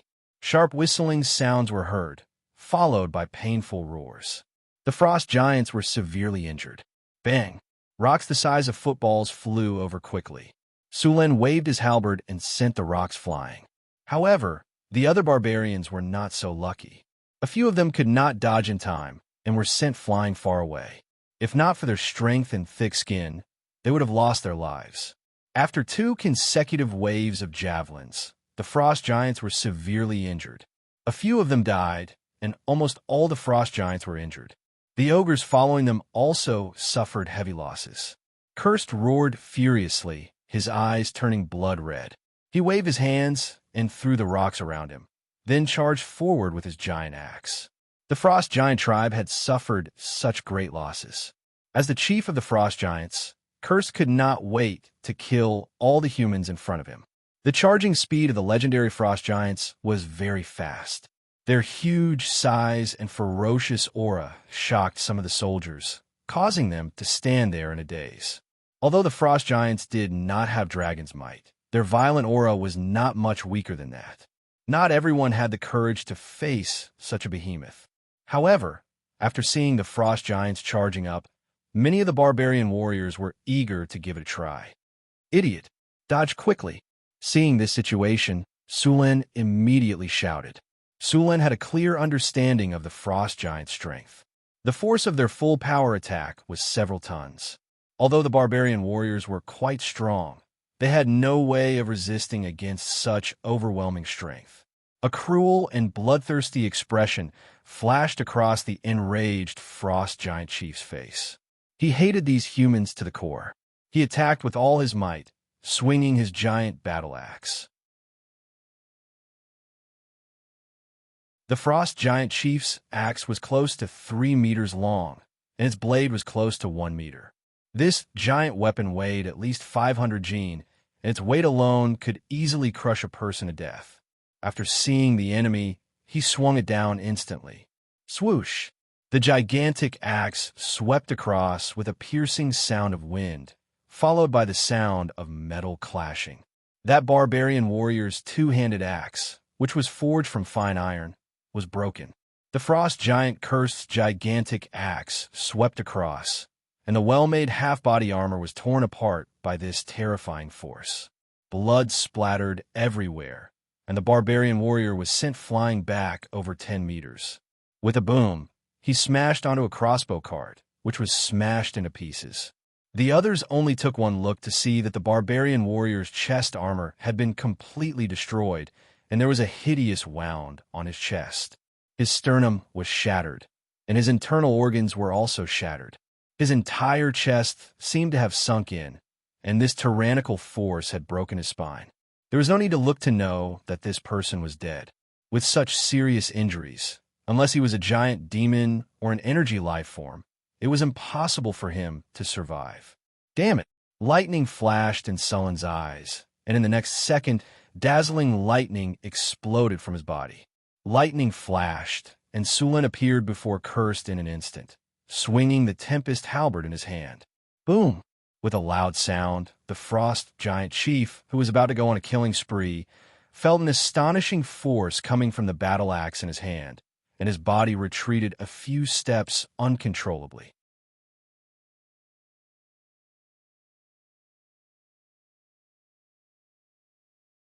Chapter 357.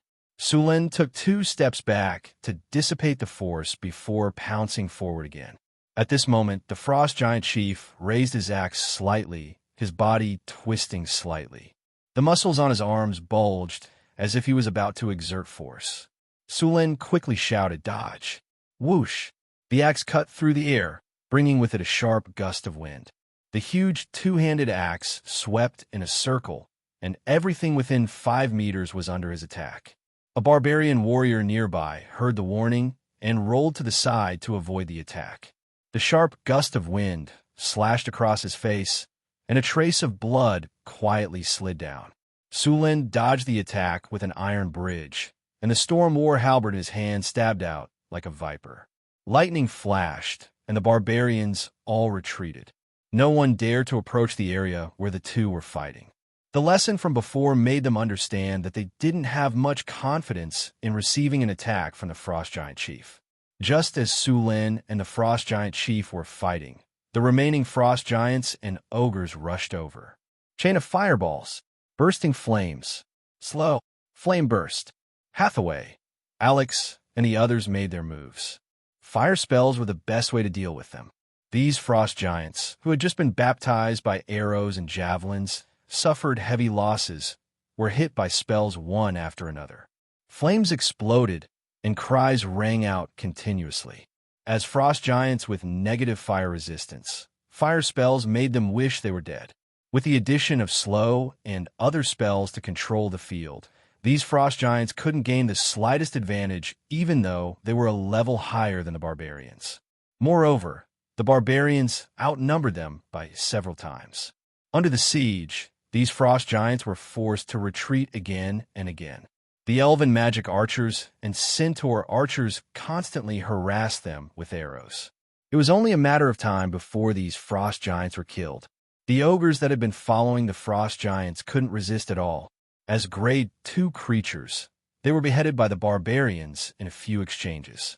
The Winter Wolves saw that the situation wasn't good and immediately ran away after a few of them were killed. The battle between Sullen and the Frost Giant Chief was getting more and more intense. It was the first time that Sullen had fought with a giant like this. Only then did he realize that in a melee fight with such a large creature, the advantage of having a large body was just too great. Su Lin was clearly much stronger than the Frost Giant Chieftain, but in the face of the Frost Giant Chieftain's attacks, he couldn't gain any advantage. In comparison, his weight was too light. Su Lin's current weight was only 200 Jin, but the Frost Giant Chieftain's casual attack had the power of several thousand Jin, enough to send him flying. As a result, although his strength was higher, his body involuntarily retreated. Once again, Su Lin's body was pushed back by the recoil. He realized that this kind of head-on fight was not going to work. Compared to his own weight, the Frost Giant, which was more than 5 tons, had too much of an advantage. After thinking it through, Su Lin immediately gave up on fighting the Frost Giant head-on and began to rely on his own agility to attack. After changing his fighting style, the battle situation changed significantly. Su Lin turned his body and agilely dodged the Frost Giant's heavy blow. Then, he circled to the Frost Giant's back and stabbed with force. A dull roar sounded, and the sound contained great pain. The Frost Giant Chieftain's tall body involuntarily twisted. Then, he exerted force under his feet and his body quickly rotated. Great cleave, the biting cold wind whistled past. Su Lin rolled and dodged directly under the Frost Giant's feet. The Storm War halberd left a bloody mark on his thigh. A wound of about 20 centimeters appeared, and blood gushed out. Su Lin licked the blood that splashed on his lips, then spat lightly and rushed forward again. The Frost Giant Chieftain's huge body made it very difficult for him to turn around. Although his huge body had many advantages, it also provided a lot of attacking positions, which also made it easier for Su Lin to dodge his attacks. Swish, swish, swish. Several flashes of lightning appeared in succession. Su Lin stabbed the Frost Giant's body one after another. Blood splashed, and in a short time, the Frost Giant was covered in wounds. However, this kind of injury was not fatal to the Frost Giant. It was very difficult to kill the Frost Giant with this kind of bleeding. Lightning Spear. Endless lightning gathered on the Storm War halberd. The 3-meter-long Storm War halberd fiercely pierced the Frost Giant's shoulder with a powerful force. Blood splattered, and the white bones inside seemed to be visible. Roar! The Frost Giant Chieftain roared in pain. He felt endless anger towards Su Lin's monkey-like attacks. The attack just now made him feel even more pain. He knew that if this continued, it would become more and more disadvantageous for him. The Frost Giant Chieftain didn't care and used his arms to sweep around. Whirlwind Slash. After seeing the Frost Giant's movements, Su Lin dodged the moment the Whirlwind Slash was launched. Cleaving Slash. A black light flashed, and the sharp blade flashed instantly. Su Lin's body quickly rolled to avoid the attack, but he was still swept a little. After the Frost Giant Chieftain forced Su Lin away, he immediately waved his giant axe and chopped down. However, to the Frost Giant Chieftain's disappointment, his attack didn't cause too much damage.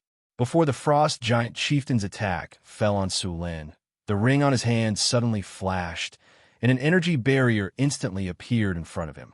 The Frost Giant Chieftain's attack fell directly on the energy barrier.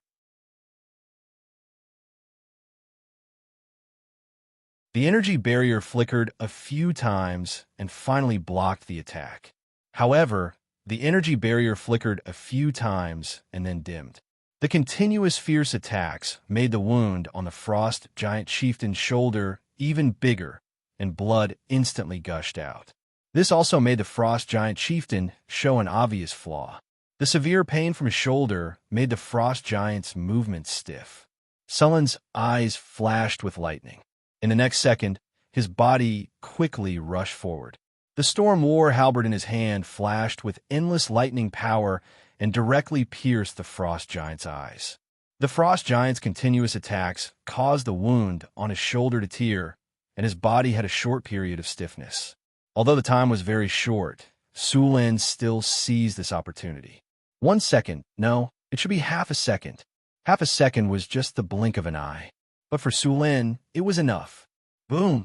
Su Luan's figure was like a phantom. He appeared in front of the frost giant in an instant. He leaped high, and the storm halberd instantly pierced the eyes of the frost giant chief. The sharp edge of the halberd could easily pierce through the defense of the plate armor. The frost giant's eyes naturally could not withstand it. The powerful force abruptly pierced through the frost giant's eyes, and more than 30 centimeters of the halberd completely sank into it. The eyes were originally very fragile, and being pierced by the storm war halberd was even more painful. Sullen's choice of angle was also very tricky. The 30-centimeter blade pierced through the frost giant chieftain's eye and pierced the frost giant chieftain's brain. Powerful lightning power instantly erupted from the storm war halberd. How fragile was the brain? Even a legendary frost giant would die if its brain was damaged. The severe pain made the frost giant abnormally crazy. After Sulin stabbed it, there was a flash of light. In the next second, his figure appeared in the open space 10 meters away. He didn't expect to directly kill the frost giant chieftain. As a legendary creature, the frost giant's vitality was very strong. Even if it was fatally wounded, it wouldn't die in a short time. Sulin didn't want to face the frost giant chieftain's sudden counterattack. A shrill scream sounded. The frost giant chieftain's giant axe swept horizontally, wanting to attack Sulin. However, Sulin's figure disappeared instantly. The attack missed, and other than making the frost giant more painful, it had no effect. The frost giant chieftain's fighting power could be said to be the strongest that Sulin had encountered so far. If compared to the orc chieftain, it wouldn't take long for the orc chieftain to be smashed by the frost giant. Now that the frost giant chieftain had entered the final stage of madness, it became even more dangerous. The surrounding barbarian warriors all avoided it. Even Sulin didn't want to fight it head-on. After a full minute of madness, the frost giant chieftain's life finally ran out, and its huge body fell to the ground. Sulin also breathed a sigh of relief, then rubbed his sore body. Ding! Congratulations to the host. You have successfully killed the frost giant chieftain. You have received 63,200 experience points. You have received 3 platinum treasure chests. You have received 1 legendary skill point. You have received 3 cold crystal stones. Congratulations to the host. Under your leadership, you and your army have successfully defeated the frost giant tribe. You have received 33,000 experience points. You have received 2 sapphires. Ding! Host has killed the frost giant chieftain and defeated the frost giant tribe. Your name is spread far and wide across the wastelands and the continent. Even the far north icy plains have heard of you. Your prestige, plus 35. Ding! You have killed the frost giant chieftain and annihilated a frost giant tribe. Your relationship with the frost giants has decreased to hostile. You have received the title Frost Giant Slaughterer. Frost Giant Slaughterer. With this title, your enemies will be intimidated. There is a certain chance that they will hesitate and retreat. There is a small chance that the enemy will surrender. When facing the frost giant's aggro will be triggered. This title can be hidden. Hearing the prompt in his ears, Sulin relaxed. He arranged for people to help the wounded. Let Hathaway lead people to clean up the battlefield, and let people bring the captives from the camp. After arranging the work, Sulin began to check the harvest. Opening the storage space, 3 boxes with a faint golden light appeared in front of him. Sulin took a deep breath and then chose to open them. A burst of beautiful sound and light effects appeared, and the system prompt sounded in his ears. Congratulations to the host. You have opened the platinum treasure chest. You have received 5 skill points. Congratulations to the host. You have opened the platinum treasure chest. You have received the book, The Principle and Application of Magic Tattoo. Congratulations to the host. You have opened the platinum treasure chest. You have received the book, The Development and Advancement of Magic Tattoo.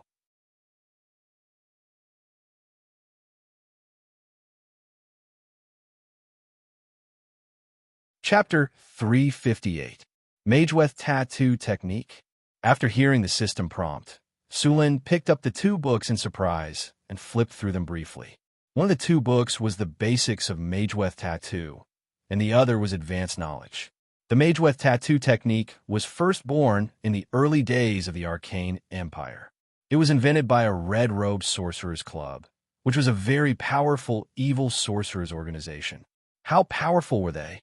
In the entire material plane, more than a quarter of the sorcerers were members of the red-robed sorcerers club. But this powerful sorcerers organization only existed for more than 600 years before it perished.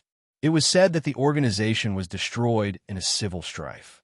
The development of the Mageweth tattoo technique was still thanks to the Red Robe Sorcerers Club. This sorcerers organization was famous for its love of human experiments. After a long period of human experiments, the Mageweth tattoo technique was gradually perfected under their continuous experiments. They used the Mageweth tattoo to engrave spells and permanently enchant the body. This method was very effective. Of course, it also had a drawback. All the hair in the Mageweth area had to be shaved off, and the human body skin area was limited. Therefore, many red-robe sorcerers usually shaved off all the hair on their body in pursuit of engraving more spells. Note, the hair on the lower body should also be shaved off. It was also for this reason that the red-robe sorcerers, regardless of gender, were basically bald. Once the gathering was held, the whole hall would be filled with shiny bald heads. In addition to this drawback, the Mageweth tattoo had another drawback, which was that the tattoo was on the body and could be seen at a glance. This also caused a variety of tattoos to appear on the bald heads of the red-robe sorcerers. Some people could even identify people by the tattoos. After the destruction of the Red Robe Sorcerers Club, the Mageweth tattoo technique had also spread to other sorcerers' organizations. During the period of the Arcane Empire, some powerful arcanists had improved the Mageweth tattoo technique. This technique was called alchemy engraving technique. This alchemy engraving technique could engrave more spells. Of course, this technique required a higher production process. Moreover, the alchemy engraving technique was not only suitable for magi. This spell could also be engraved on the bodies of ordinary people. In the past, among the followers of the arcanists, there were often professions like rune swordsmen or rune warriors. This was an alternative profession that practiced both magic and martial arts. In the beginning, it was no different from an ordinary warrior. It was also a matter of tempering the body. When he successfully advanced to a grade 1 profession, he needed to choose the direction of his advancement. After determining the direction of his advancement, he needed to kill a corresponding monster and use the blood of the monster to let a professional magician tattoo the surface of his body. This method could strengthen a warrior's physical fitness, and at the same time, they could master 1 or 2 spells, and their combat power would far surpass those of the same level. Of course, this class was not without its flaws. Due to the limited amount of skin on the body, as well as the problems of the surge of magic power, they could only engrave a few types of Mageweth that matched the initial Mageweths to minimize the magic power rejection reaction. Otherwise, when a magic power rejection reaction was too strong in the later stages, they would no longer be able to engrave Mageweths on their bodies, and there would be no way for them to advance. Moreover, each advancement required the blood of a different monster, and each type of monster's blood was more powerful than the previous one. At the same time, engraving Mageweths also required a lot of resources. Due to many reasons, these Mageweths warriors, who had once been glorious, gradually declined. Of course, later on, there were also people who felt that it was a pity to give up on the rune warriors. They started to research this technique again and had some results. They abandoned the main method of adding layers of enhancement and only engraved the strongest type, treating it as a form of support. During the period of the Arcane Empire, the alchemy engraving technique was already very perfect. At the very least, there was no need for the Red Robe Sorcerers Association to shave their hair and run around with a big bald head. However, the alchemy engraving technique had also disappeared with the fall of the Arcane Empire. On the contrary, there were still some Mageweth tattoo techniques that were passed down among the tribes in the wilderness. For example, the coming-of-age ceremony of some tribes required one to hunt down a type of ferocious beast or magical beast, and then the shaman priest would use the blood of this ferocious beast or magical beast to tattoo the person. This type of tattoo was usually very rough, and after the tattoo was completed, the person would also obtain the corresponding power. Only then would the person be considered to have completed the coming-of-age ceremony. The two books that Sulen had obtained recorded a large amount of knowledge about mageweth engraving and advanced alchemy engraving. Although there were only two books, there was a lot of content recorded in them. Sulen did not have the time to look through them carefully. After hurriedly flipping through them, he put the two books back. What was more important now was to collect the spoils of war. As pure-blooded giants, the bodies of the frost giants still had some value. The most important parts were their hearts and blood. As for the other parts, the necromancers preferred them more. If this kind of giant body fell into the hands of the necromancers, it could easily be transformed into a powerful undead monster.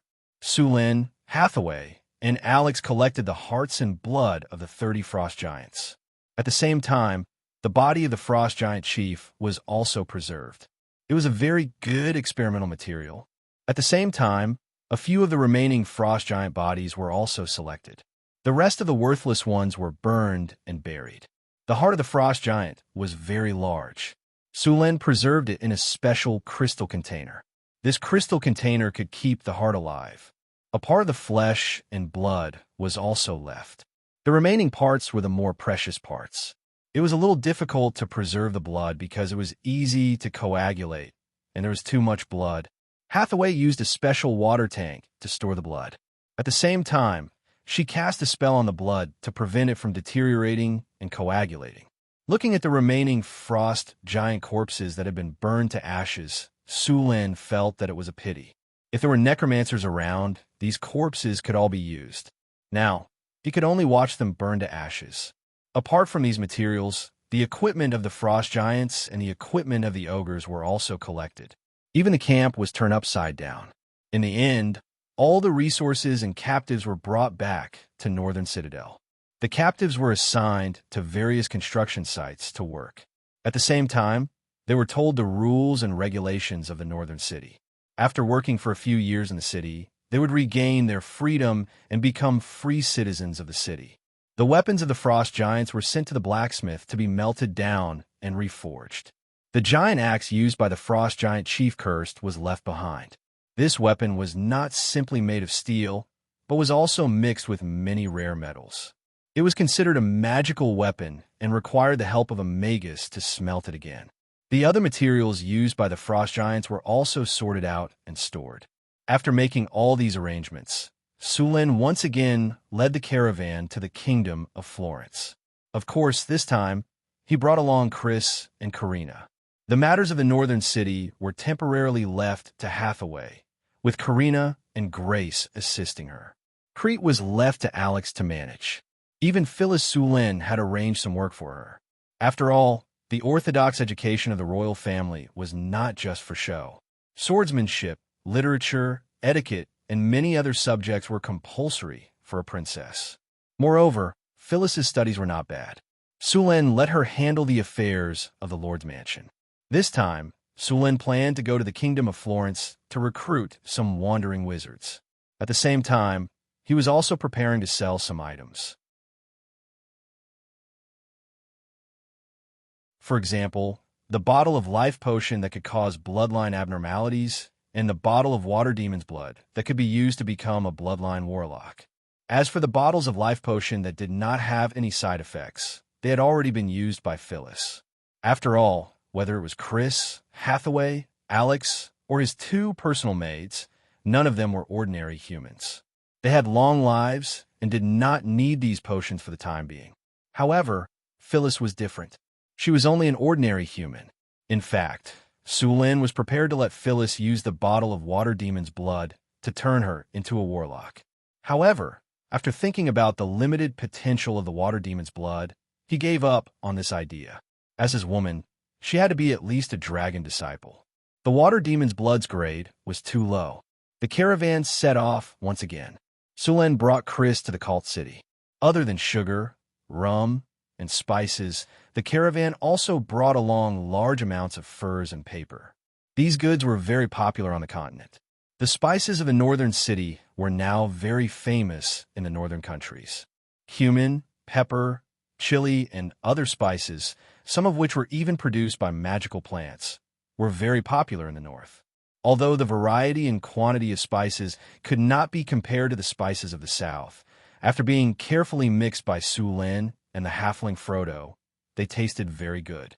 At the same time, paper was now a hot commodity in the northern city.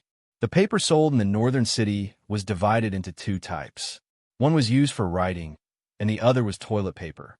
Although the paper used for writing had attracted some attention, it was far less sensational than the toilet paper. Currently, the toilet paper produced in the northern city was crazily sought after by the nobles. In the words of the nobles, they could no longer bear to share knots or linen with others. This kind of soft, convenient, and fragrant toilet paper was the best gift. In fact, the quality of the toilet paper was not very good. It could not be compared to the paper used for writing, but it was unexpectedly popular. The caravan was still very boring. Sulin had no choice but to carry Chris in the carriage and flip through the Mageweth tattoo book that he had just obtained. After gaining the talent of erudite, Sulin's learning speed had increased a lot. It was not difficult for him to learn advanced knowledge like the Mageweth tattoo. He felt that he would soon be able to learn the Mageweth tattoo technique. After learning the Mageweth tattoo technique, Sulin discovered that it was accompanied by the art of tattooing. After learning the Mageweth tattoo technique, one had to master the art of tattooing to be able to perform it correctly. This required Sulin to find time to learn the art of tattooing. Oh yes, this technique also required a prerequisite. The control of the wizard's hand spell had to be precise. Sulin fulfilled this requirement. He was very familiar with the wizard's hand spell. Chris, Hathaway, and the others had a deep understanding of this.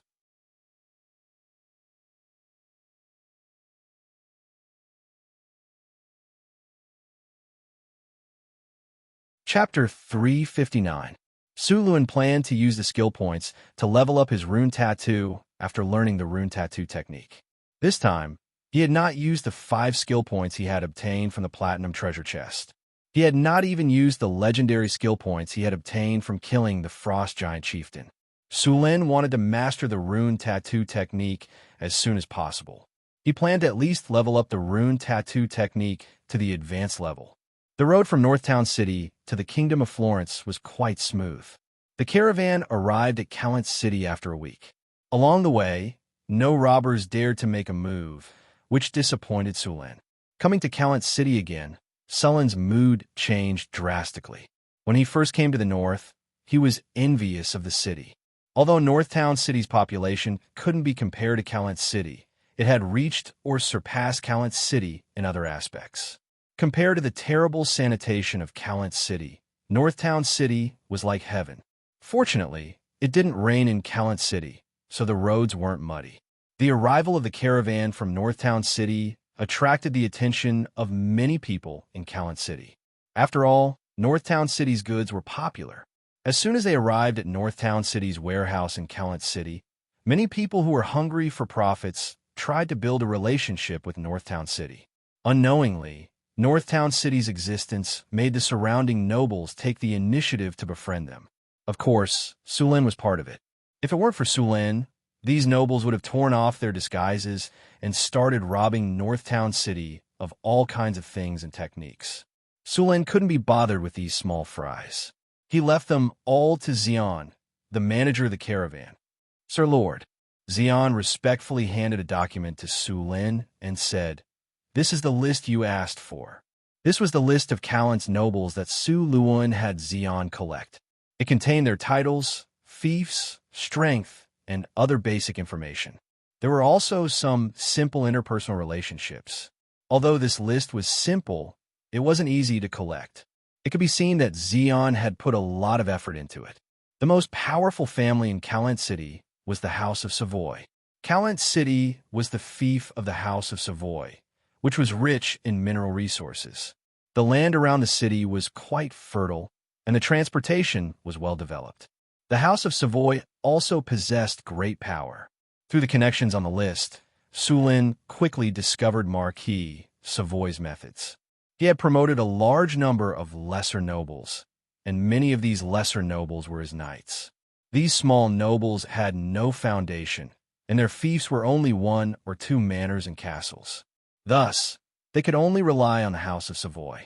At the same time, the Marquis of Savoy used various methods to deal with the powerful nobles, such as division, marriage, isolation, and so on.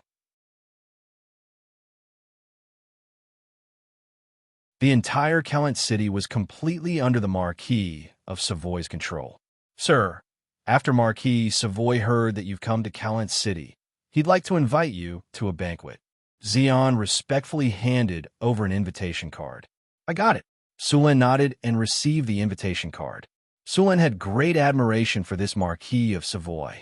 This Marquis had relied on the northern lands, which was not considered prosperous, to become one of the strongest competitors of the Henry clan in the Kingdom of Florence. This Marquis was quite powerful, having the abilities of a level 4 conferred knight. Moreover, he had many descendants. He had 9 sons and many daughters. This Marquis had made use of his marriage connections to rope in many of the powerful nobles in the Kingdom of Florence. He was very influential in the Kingdom of Florence. He had 7 daughters who were married to nobles of various sizes in the northern lands, and 4 daughters who were married to nobles in the southern lands. Even his granddaughters were being used as marriage connections, looking for nobles who were qualified to be roped in. This Marquis had spent several decades to weave a huge network of connections. This allowed the House of Savoy's influence to rise rapidly. Amongst the 4 marquises, he was ranked last.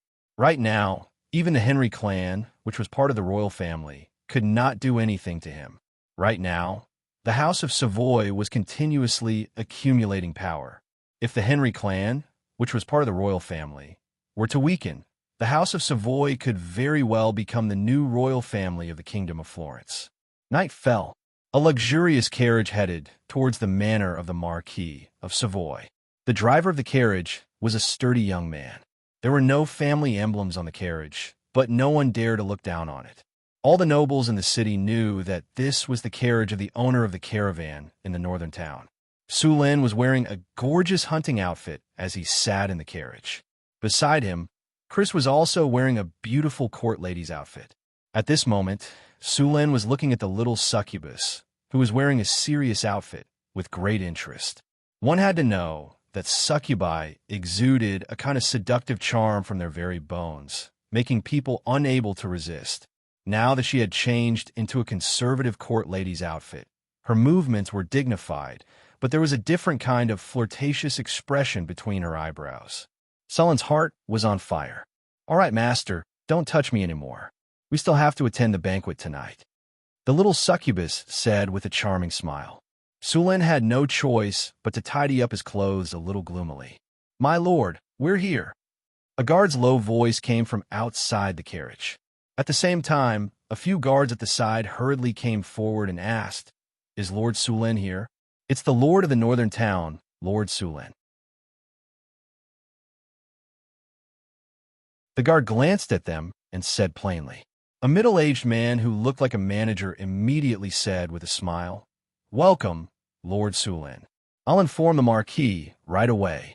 Soon, a sturdy man in his 50s wearing a luxurious noble's robe led a group of people over to welcome Sulin. He had a smile on his face and immediately greeted him warmly when he saw him. Welcome, Lord of the northern town, Lord Sulin. Sulin sized up the Marquis of Savoy in front of him. Although he was already in his 50s, the Marquis body was still strong. His face looked more like a middle-aged man in his 40s. Before a warrior entered the legendary rank, their lifespan would not be extended. After the peak of their physical strength passed, their strength would gradually decline. However, this Marquis of Savoy's strength did not seem to have declined. This was normal.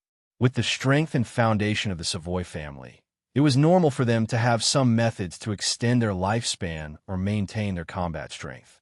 The Poland manor occupied a large area. There was even a small river flowing through the manor. The entire manor looked very beautiful. Sulin realized that this manor was simply a miniature version of a city. Sulin greeted the Marquis of Savoy warmly and followed him into the manor. Sulin communicated with the Marquis of Savoy while observing the others. He quickly discovered that there were 4 third-order commanders and 2 spellcasters among them. Sulin couldn't tell if the 2 spellcasters were wizards or sorcerers. The oldest among the commanders was no more than 30 years old. They looked similar to the Marquis of Savoy and should be his son or descendant. After noticing Sulin's gaze, they all smiled and nodded at him. "Welcome, Lord Sulin, to my manor. Thank you for your help in the war against the orcs," the Marquis of Savoy said with a smile. "This is what I should do. Resisting the orcs' invasion is the duty of us humans," Sulin said righteously. Of course, the nobles here knew that he was just saying it. However, this did not affect their praise. Sulin smiled at the hypocritical nobles. As for acting with them, Sulin was too lazy to do so. "Let me introduce you. This is my son, Vader. This is Count Charles, my closest comrade. This is Viscount Rogier. He is an excellent commander." Sulin greeted the nobles briefly and then walked into the banquet hall. The banquet was very sumptuous. The entire banquet hall was about 500 square meters. It was decorated with beautiful crystal lights that shone brightly. Dozens of maids stood on both sides of the table. The exquisite silver tableware shone brightly. There were roast geese, roast lamb, steak, lamb chops, fruit salad, desserts, and drinks on the table. The air was filled with an enticing aroma. I specially invited a halfling chef to make this. He used spices from the northern city. I believe it will be to your taste, the Marquis of Savoy said with a smile. "Thank you very much, Your Excellency." Sulin nodded with satisfaction. Everyone began to enjoy the food. However, other than Sulin, who was eating happily, the other nobles were not in the mood to taste the food.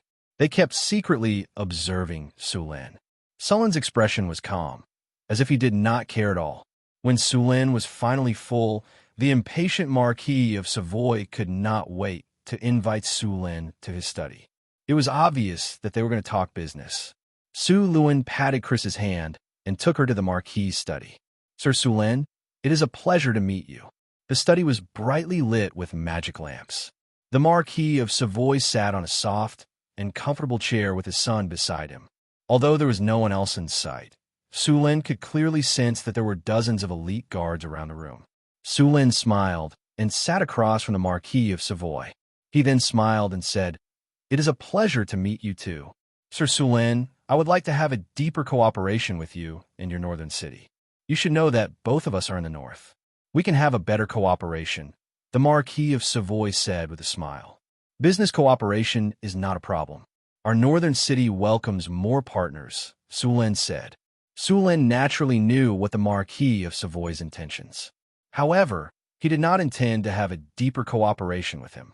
After all, both of them were in the north. Apart from interests, they were also competitors. Moreover, he had already promised the Henry royal family. He would not go back on his word so easily. This time, he was here for something else.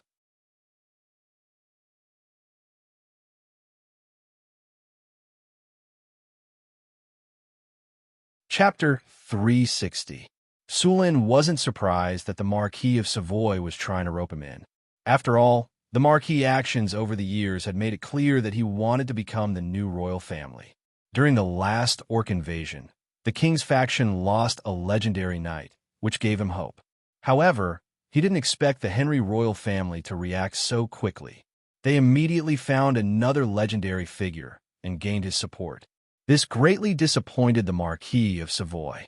Since the northern border also suffered heavy losses in the war, he could only slowly accumulate his strength. However, Sulin's visit to Kellent City made the Marquis of Savoy think about it again, but Sulin rejected him. Sulin was still a man of integrity. Of course, to be more precise, he had to pay more. Sulin still hoped that the internal environment of the Kingdom of Florence could be balanced. More than half of the trade routes in the northern city had to pass through the Kingdom of Florence. He didn't want the development of the northern city to be affected by the war.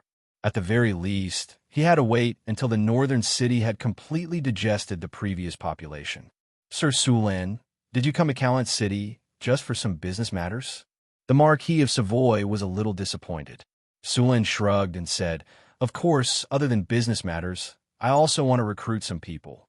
After all, the northern city's foundation is too shallow. I need some people to help me manage my territory. That's easy. I can recommend some people. They are more than willing to serve you, the Marquis of Savoy said with a smile. Thank you.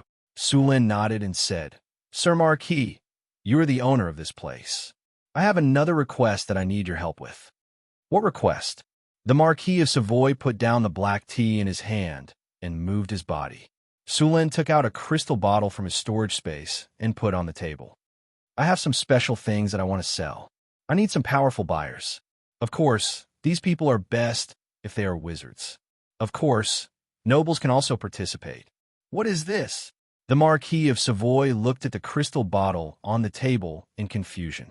The crystal bottle was very beautifully polished. There was some red, translucent liquid inside. The liquid was constantly sparkling. One could tell at a glance that it was worth a lot. Sulin lowered his head and took a sip of tea. He didn't answer the Marquis question. The Marquis of Savoy instantly understood. He waved his hand at Vader and said, Go invite Master Clyde here. Soon, a middle-aged man dressed like a wizard came in. Master Clyde, I have something here. The Marquis of Savoy winked Clyde. As soon as Wizard Clyde arrived, he immediately looked towards Su Luan and Chrissy. As a high-grade wizard, he quickly noticed something different about Chrissy. After all, it was very easy for a high-grade wizard to distinguish the lower plane aura of a succubus.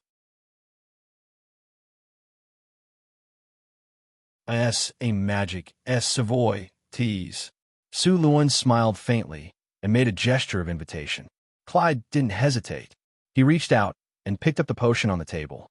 First, he checked the appearance of the liquid.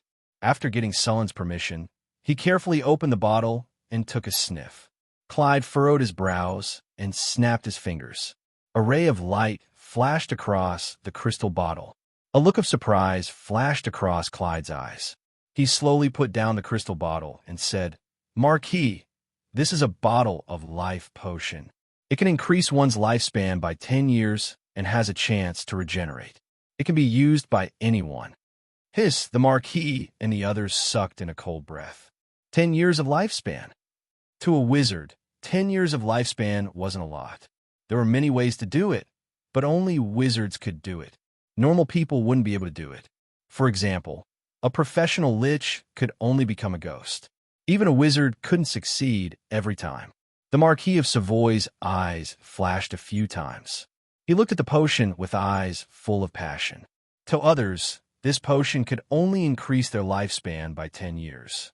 To him, however, it could be an opportunity for him to reach a higher level. The Marquis of Savoy was already 54 years old. Although there were many secret techniques that made him look young and his power didn't decrease, he could feel that his power was declining. After reaching 40 years of age, physical professions would have their stamina decline. If he couldn't reach the legendary realm within this period of time, he wouldn't have a chance anymore. The Marquis of Savoy had already given up, but the appearance of this potion gave him another chance. With this potion, he would have a chance to reach the legendary realm. Once he reached the legendary realm, not only would the House of Savoy rise to power and become a royal family, but his lifespan would also increase to 200 years. It was a temptation he couldn't resist. Of course, this potion has some side effects. What side effects? The Marquis of Savoy asked nervously. Wizard Klein didn't mind being interrupted. He adjusted his glasses and continued. The side effect of this potion is that it has a chance of causing flesh and blood distortion. Flesh and blood distortion? What is that? The Marquis of Savoy asked. Flesh and blood distortion is a type of radiation pollution. It will distort a normal person's mind and turn them into a flesh and blood monster. After hearing Claire's explanation, the Marquis of Savoy looked at the crystal bottle on the table. Lord Marquis, you don't have to worry. The chance of this side effect is very low. It's about 3%. Phew! After hearing that there was a 3% chance, The Marquis of Savoy calmed down. 3% was already a very low chance. As long as one was not too unlucky and was cursed by the goddess of misfortune, one would not encounter such a situation. Lord Sulin, what price do I have to pay for this potion? The Marquis of Savoy took a deep breath and asked with a serious face. Sulin smiled. Of course I can sell you this potion, but you have to do what I asked first. The Marquis of Savoy nodded. Understood. I will inform them to come here in 2 days. Sulin and Chris stayed in the study for a while before leaving. The Marquis of Savoy had prepared a room for Sulin. After entering, Sulin realized that this room was even more luxurious than his bedroom in Northern Town City. The magic lamp in the room was a little dim, and the air was filled with a sweet scent of incense. The room was as warm as spring, and there were 2 pretty maids standing in the room. The 2 maids looked to be about 16 years old. Their skin was fair, and their figures were curvy. They wore skimpy clothes, and their beautiful faces were flushed. When they saw Sulin enter, they immediately bowed. From Sulin's angle, he could clearly see the whiteness of their skin under their collars. Their plump breasts were trembling slightly, and their fair necks were slightly red. It was obvious that the Marquis of Savoy had specially prepared them. However, Sulin did not accept them. Although they were not bad-looking, they were far inferior to Chris. His appetite had long been spoiled, and he was not interested in ordinary goods. He waved his hand and let the 2 maids leave. Then Sulin, who had endured for the entire night, threw Chris onto the bed and pounced on her eagerly. This little fairy had been seducing him the entire night. The little succubus panicked instantly, like a helpless young girl. In the study, just after Sulin left, the Marquis of Savoy said, Master Clade, how strong is that Lord Sulin? Very strong, Klein said seriously. You all noticed the beautiful woman beside him, right? I saw her. She is indeed very beautiful. Even I can't help but be tempted, Savoy said. Clade said calmly, if I'm not wrong, she should be a high-level succubus. What? That potion can only be made by a high-level alchemist, Clade added. The potion he took out, and the succubus. It seems that this lord is not simple. He has many secrets, Savoy said slowly. No wonder he dared to build a kingdom in the northern wilderness. The Savoy family was powerful. Their greatest reliance was their uncle in the Church of the Dawn Lord, a legendary level priest. However, as a member of the church, most of the time, he could not interfere with the affairs of the nobles. Therefore, although their family had a legendary level priest, he was only responsible for protection. Vader, tell the people below to be respectful to this lord. Vader nodded and said, Yes, father. Also control your eyes. Don't stare at that succubus anymore. I'm sorry, father. I've disappointed you. My disappointment is a small matter. If you anger that lord, you can go back to the countryside to manage the farm. Savoy said expressionlessly. Vader's body trembled slightly. He immediately said loudly, Father, there won't be a next time. Get someone to bring Sandy here. The Marquis nodded slightly. Father, you want it? Henry has a daughter. Do you think I don't? In comparison, our family is better at these things. Even if there's only a slight chance, it's worth a try. Soon, a beautiful girl came into the study. She gracefully bowed to the Marquis and asked, Father, is there anything you need from me? The Marquis of Savoy looked at his most beautiful daughter and said, A very distinguished guest came to our house today. Tomorrow, you will be in charge of receiving him. Remember not to reject his requests. Remember to wear your most beautiful dress. The girl was stunned. A trace of sadness flashed in her beautiful eyes. Then, she stood up as if nothing had happened. I know. I'll go back and prepare. She naturally knew what the Marquis meant. She was very clear about her family's tradition. Although the Marquis was very good to her, he would not change his mind because of this.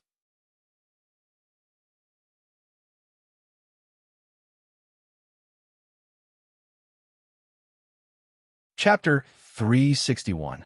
It was a quiet night. Sulin had a good rest last night, but the little succubus was a little miserable. She was taught a lesson by him with the plasma cannon. After opening the door and going out, Sullen's mood was even better. He was greeted by a noble girl wearing an exquisite low-cut lace dress. Her tall figure and gorgeous appearance were pleasing to the eye. She was not inferior to Phyllis at all, only slightly inferior to the little succubus. "Sir Sullen, I am the daughter of the Marquis, Xanthe. I will be the one to receive you today," the noble girl said as she curtsied. After seeing this girl, and thinking about the tradition of the Savoy family, Sullen instantly thought of the Marquis of Savoy's plan. However, he did not reject it. As for what they thought, it would depend on the situation. A honey trap. As long as the beauty stayed, it would be fine. Xanthe was a very beautiful noble girl.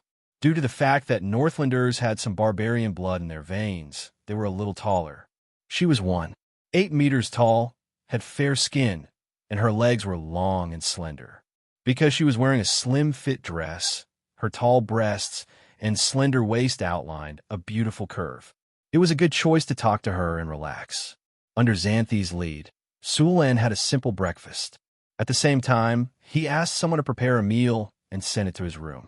After breakfast, Xanthe began to show Sullen around the manor. There were people leaving the Marquis of Savoy's study. It seemed to be very busy. Sullen did not care about these things. He followed Xanthe around to relax. He had been learning the magic tattoo technique for the past few days. So far, he had only made some progress. Fortunately, he still had a lot of skill points that he could use. He could learn this skill quickly. Time passed quickly. When Sullen met the Marquis of Savoy again, he was full of smiles. In the living room, there were more than a dozen spellcasters and 5 to 6 nobles. "Sir Sullen, these are the most powerful nobles in the northern provinces, as well as the sorcerers you invited." Sullen nodded and took out the bottle of life potion and aquatic bloodline. "I'm going to sell 2 bottles of life potion and legendary aquatic bloodline." Hearing Sullen's words, the surrounding nobles and adepts couldn't help but gasp. "Is this true? Heavens! Legendary water demon bloodline. Life potion." Sullen didn't care about these people's reactions and continued. "The effect of the life potion is to increase one's lifespan by 10 years and restore one's youth. At the same time, there's a chance of obtaining the talent of regeneration."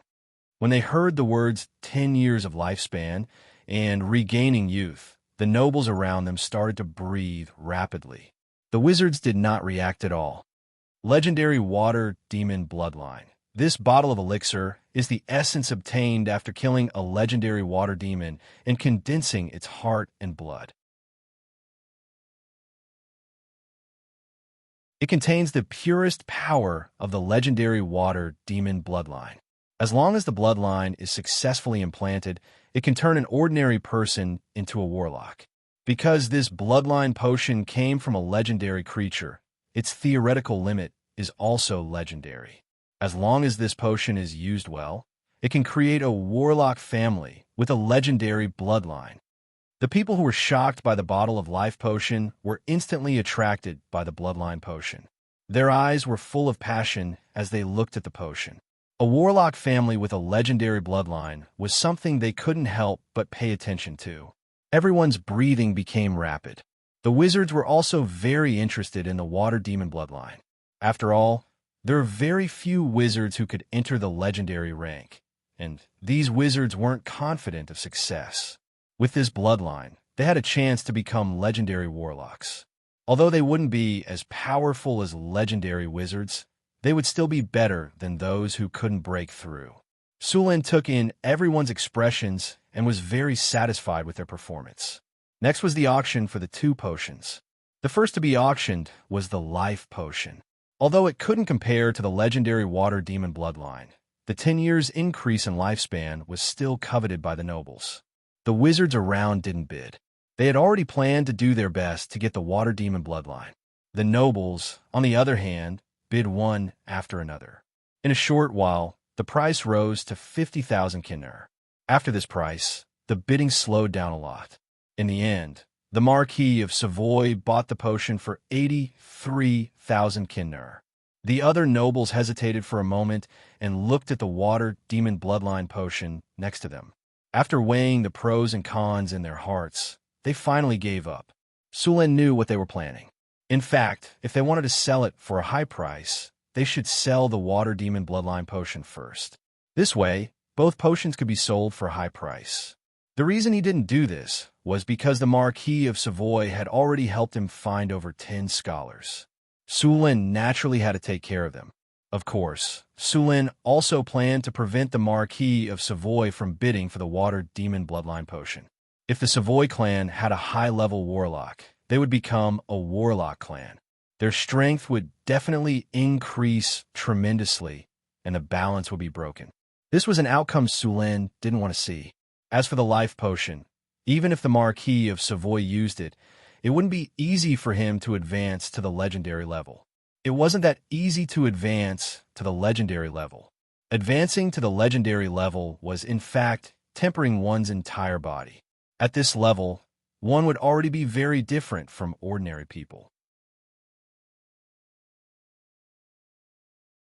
The legendary level had already broken through the boundary of the extraordinary, and their life force had been raised to a higher level. It was very difficult to advance step by step. Take the Marquis of Savoy, for example. He had become a conferred knight at the age of 33 and reached the peak of conferred knight at the age of 37. However, after over 10 years, he still hadn't broken through to the legendary level. Was it because his aptitude wasn't good enough? No. On the contrary, his aptitude wasn't bad. The reason he hadn't been able to advance to the legendary level was very simple. It was because he hadn't experienced enough battles and hadn't been able to completely stimulate his source of life under that kind of pressure. If he still hadn't tempered his will after using the life potion, to face intense battles and pressure, advancing to the legendary level would still be his wishful thinking.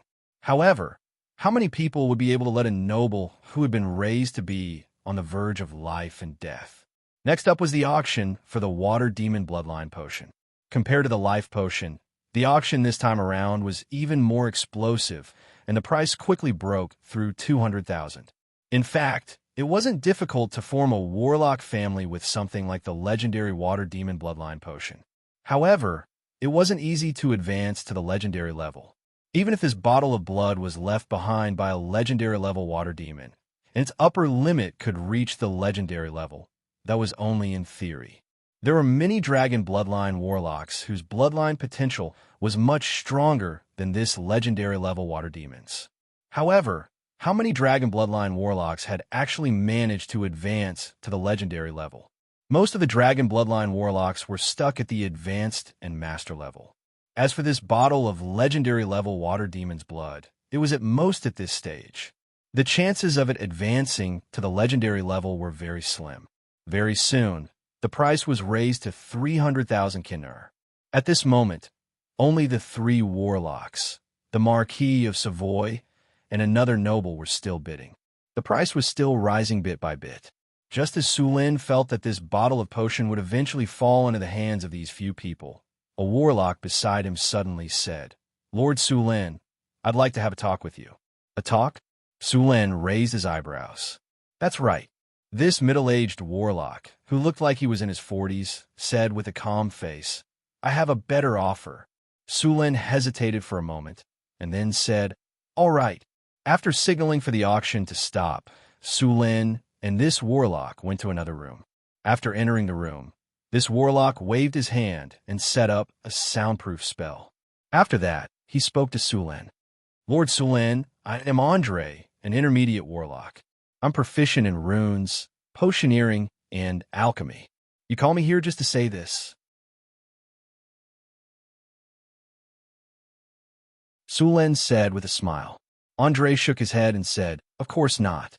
What I want to say is that I'll work for you for 30 years, and you'll give me that bottle of legendary level water demon's blood potion as my reward." Sulen raised his eyebrows, and he kept thinking in his mind, "This way, I can quickly become an advanced warlock. With my ability, I can easily earn you more than 300,000 kinnur after working for you for 30 years, Andre said with confidence. 300,000 kinnur. If you auction it, I can get immediately. But you're paying me in installments, and there's no interest. No matter how I look at it, I'm at a disadvantage. Sulen said with a smile. 300,000 kinnur is just the basic income. As an advanced warlock, or even a master warlock in the future, I could do a lot of things, right? Andre said. Sulen shook his head and said, if that's the case, why should I choose you? There are a few warlocks out there who are more advanced than you. Wouldn't it be better to work with them? They're different. Those warlocks basically have families or have joined warlock organizations. Basically, they won't join Warlock City to help you. I'm different. I've already left the warlock organization. I'm now a wandering warlock. Sulen thought for a moment and still shook his head. No. Why? Andre asked anxiously. 30 years is too short, Sulen said. Then how many years do you want? Andre's eyes lit up when he heard Sulen's words. He knew that his offer had moved Sulen. Sulen said, 200 years. Impossible. 200 years? That's too long. 50 years at most. You're just an intermediate warlock. The knowledge you have is limited. If you work for me, you'll definitely learn a lot. You'll make a fortune. No, that's too long. If I don't become a legend, I might not be able to leave Warlock City, even if I die of old age. Warlock City has a good environment. It's very suitable for retirement. Besides, even if you don't become a legend, it's fine. Before you die, I can ask someone to turn you into a lich so you can continue to work for me. You don't have to pay for the resources needed to turn you into a lich. You just have to work for me for another 200 years. You see, I'm very considerate of my employees. Even if you can't pay me back, there's still your descendants. Your warlock family can pay me back for you. Old capitalist Sulen. After a heated argument, both sides finally reached an agreement. Andre would work for Sulen for 80 years without paying anything. After both sides signed the magic contract, Sulen finally smiled with satisfaction. A bottle of potion in exchange for 80 years of work for a high-grade warlock. This was a good deal.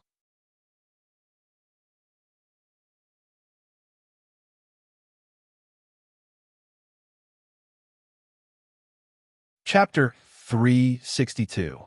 Since Sulen had decided to give the legendary water demon bloodline potion to Andre, the trade fair was over. After learning that Andre had sold himself for 80 years to obtain the water demon bloodline potion, the wizards looked at each other. How was he going to compete if he had sold himself? Although he didn't get the water demon bloodline potion, he was still very excited to get the life potion. On the second day after the trade fair ended, Sulen left Calent City with the dozen or so scholars that Marquis Savoy had brought along with him a caravan that had already purchased all kinds of supplies. At this time, snow had started to fall in the north. Fortunately, it was not too serious. However, this was the last trade fair of the year. In the following days, the road between Northern City and Calent City would be covered in snow. Nothing happened on the way back. Even the bandits would hide when they saw such a large trade fair.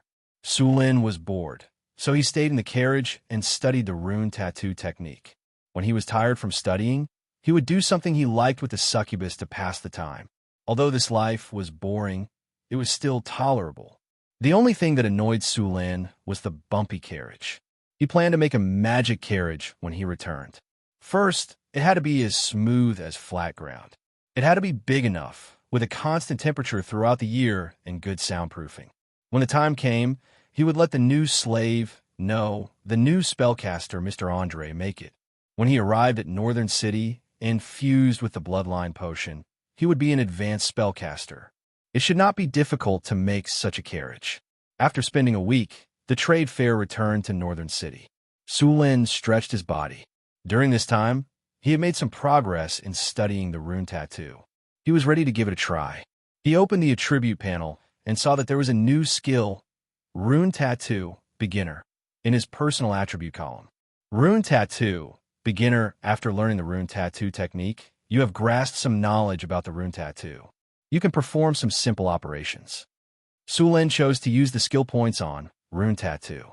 The host has used skill points on the Magic Tattoo technique. Congratulations, the host. Your Magic Tattoo Basic technique has been upgraded to Magic Tattoo Advanced. You have used 2 skill points. After completing the upgrade, Sulen instantly felt his mind become incomparably clear. Many of the parts in the two magic tattoo books that he found difficult to understand were instantly understood, as if the clouds had cleared and the sun had appeared. At the same time, he seemed to have more ideas about the things that he thought he had already understood. At this moment, Sullen's brain was working quickly, and a large amount of magic tattoonology and techniques were grasped by him.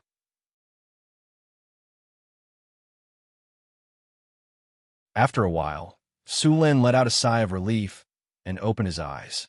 Next, Sulin was not in a hurry to upgrade the Mageweth tattoo technique again. Judging from the previous experience, he would definitely gain more knowledge this time. However, this state of epiphany required some time to digest and rest. Otherwise, if he continued to upgrade it, it would put more burden on his brain. After he had completely digested the knowledge, Sulin would upgrade it again. In the next few days, Sulin opened a laboratory in the secret realm to experiment with the various knowledge that he had just learned. Of course, before that, he also arranged for Andre to be part of the spellcasting team in the northern town. He and Lorraine became the only two members of the team. Sulin asked Hathaway and Chris to prepare a contract. The content of the contract was what he had discussed with Andre. After both parties agreed, the contract was officially signed. After signing the contract, Sulin gave him the legendary level aquatic demon bloodline potion. Bloodline fusion was not an easy task. Although this bloodline fusion method had been improved by the predecessors many times, there was still a certain chance of failure. Therefore, in order to increase the success rate of bloodline fusion, this magic array was built by the spellcasting team in the northern town. Wizard Tower, Hathaway's laboratory. A complex runic array was being built bit by bit. This runic array was the bloodline fusion array. This was the template array that the wizards had researched for thousands of years. It was suitable for most bloodline fusion. Of course, every time a bloodline was fused, this bloodline array would be adjusted according to the bloodline, raising the fusion rate to the highest level. After some discussion with Sulin, Hathaway, and the others confirmed the adjusted state of the bloodline fusion array, they then began to build it. This kind of high-level transformation array involved a lot of dark side. It was said that the War Creatures experiment had a deep relationship with this bloodline fusion array. The War Creatures themselves were humans who had fused with the blood of beasts. However, compared to the bloodline warlocks, the War Creatures experiment was much more bloody and violent. Of course, the bloodline warlocks experiment was not much better. However, while the bloodline warlocks succeeded, the War Creatures were only partially successful. The War Creatures were closer to beasts. Most of the War Creatures had an obvious decrease in intelligence, and there was a serious rejection reaction. However, after thousands of years of natural selection, the War Creatures that were passed down now had intelligence close to that of humans. They also had some talents that were far beyond humans. For example, feline War Creatures could have an initial agility of more than 20. Bear War Creatures could have a strength of 16 and physique of 15. This kind of strength was stronger than the average knight. After these War Creatures learned all kinds of martial arts, their strength would increase greatly. It was easier for them to advance to the legendary rank compared to ordinary people. After all, the reason why the Arcanists did this kind of experiment was to obtain cheap but powerful fighters. The advancement of a bloodline wizard was not simple. The fusion of the bloodlines was the most basic. During the fusion process, the power of the bloodline must be stimulated as much as possible. At the same time, the spiritual brand of the water demon must be completely erased. This required Andre to personally destroy the spiritual brand in the water demon's bloodline. If he failed, his spirit would be severely damaged, and his strength would decrease greatly. In the worst case, he would become an idiot. Moreover, no one could help with this kind of thing. However, there were some auxiliary methods for the bloodline fusion array, such as training in some spiritual spells to increase the resistance of the spirit. However, this kind of technique was a secret among the wizards, and very few people knew about it. If there was no such method, then the wizard's rank would be raised as much as possible. If it was a master wizard who carried out the bloodline fusion array, the success rate of failure was basically zero. After all, the spiritual brand in the bloodline potion was like a rootless duckweed. As long as one could endure and slowly wear it down, they would succeed. After Andre adjusted his body to the best condition, he began the experiment. Sulen took out a silver-white carving knife and made a cut on Andre's body. Dark red blood slowly flowed out, and the blood slowly flowed along the groove that was made in advance. The fusion circle glowed. On the other side, there was also blood pouring in. It was the legendary water demon bloodline potion. The two types of blood quickly flowed into the crystal groove in the middle of the bloodline fusion array. With a burst of dazzling light, the two completely different bloodlines began to slowly fuse. The bloodline fusion took a total of 15 minutes. After the fusion was completed, the new bloodline began to flow back into Andre's body under the effect of the magic circle. The rest was up to Andre himself. Andre's power of the will began to fluctuate greatly, and the expression on his face became more and more painful.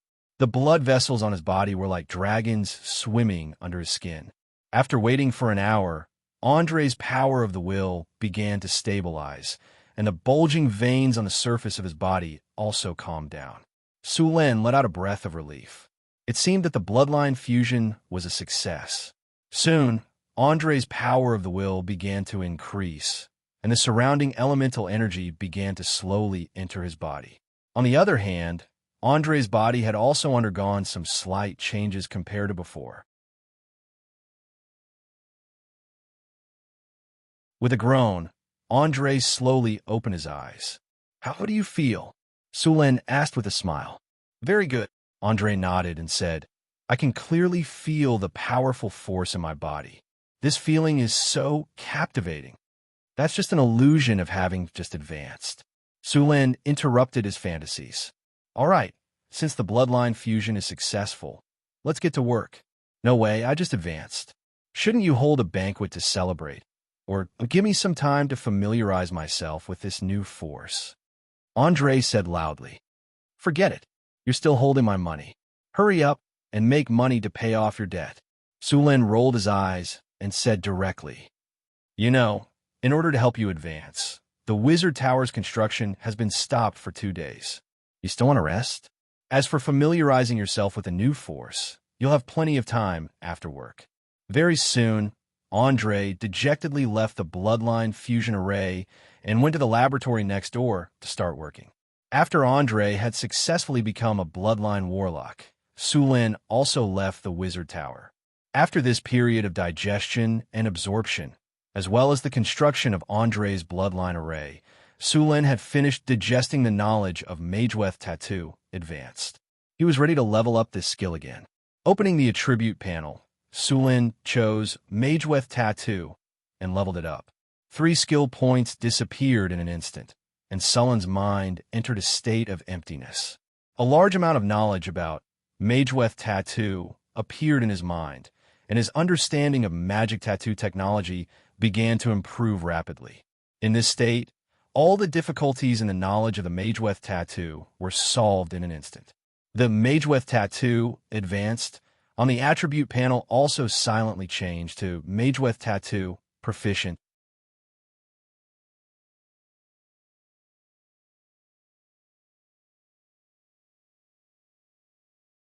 Chapter 363. Sulen slowly breathed a sigh of relief and rubbed his somewhat swollen head. Although it was very satisfying to learn knowledge in that state, it was very uncomfortable to exit it.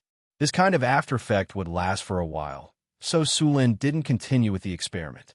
Instead, he began to rest. It was very easy to resolve this kind of after-effect. He just needed to let his brain relax and rest. Early the next morning, Sulen woke up full of energy after a night's rest. In the next few days, Sulen began to conduct more in-depth research. At the same time, he also digested the knowledge and information about the magic tattoo. During the period when Sulen was in seclusion, the development of Northern Garrison City was very smooth. The damage caused by the invasion of the Beastman Coalition was finally repaired after this period of work. The collapsed city walls were rebuilt. The city walls that were damaged by the earthquake were also pushed down and rebuilt. After the reconstruction, the city walls were wider than before.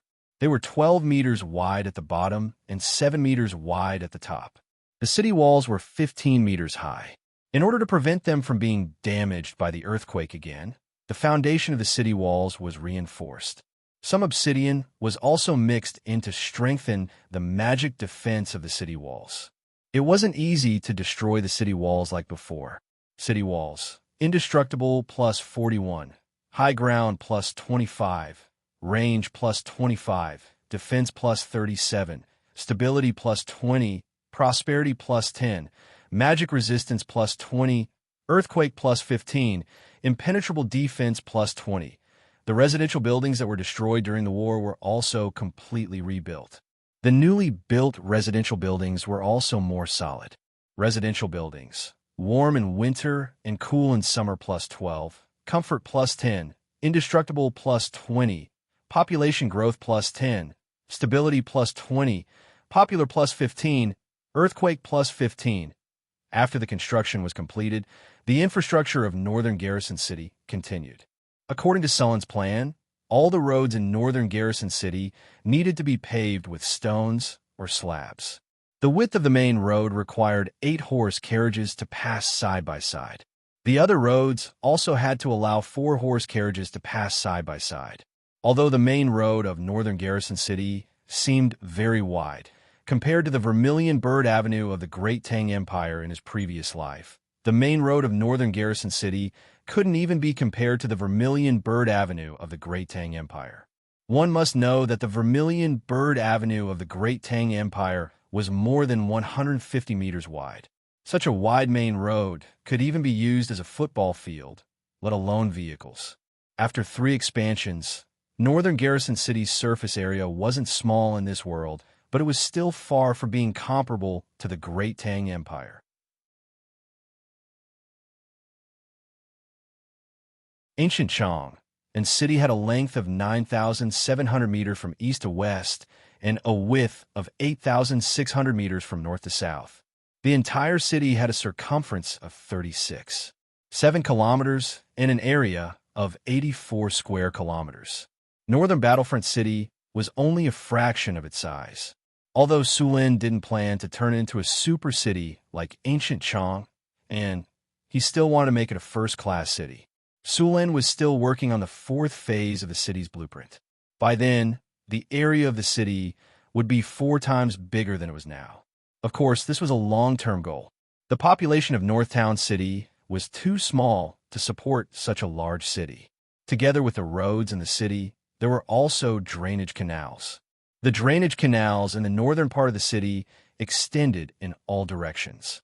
Sulin didn't want the city to be flooded every time it rained, so they attached great importance to the drainage system. Sulin purposely built a sewage treatment plant outside of the city to deal with the sewage. The sewage treatment plant was a large-scale purification rune array. In fact, this was a druid spell. After studying the druid spells, the wizards imitated this spell and created it. The treatment effect was quite good. The sewage treatment plant didn't occupy a large area. A lot of materials and magic crystals were used to construct a rune array on the ground. Through this rune array, the energy of the surrounding ley lines could be gathered here to form an energy pool. This energy pool was very similar to the elemental pool, but it could only store 3,000 points of energy. There was a large pool in the sewage treatment plant used to treat sewage. A huge rune array was engraved at the bottom of the pool. These rune arrays were constantly operating, purifying the sewage that flowed in at the same time. After being purified by the rune array, the sewage was almost the same as river water. It was completely drinkable. However, Sulin felt a little awkward.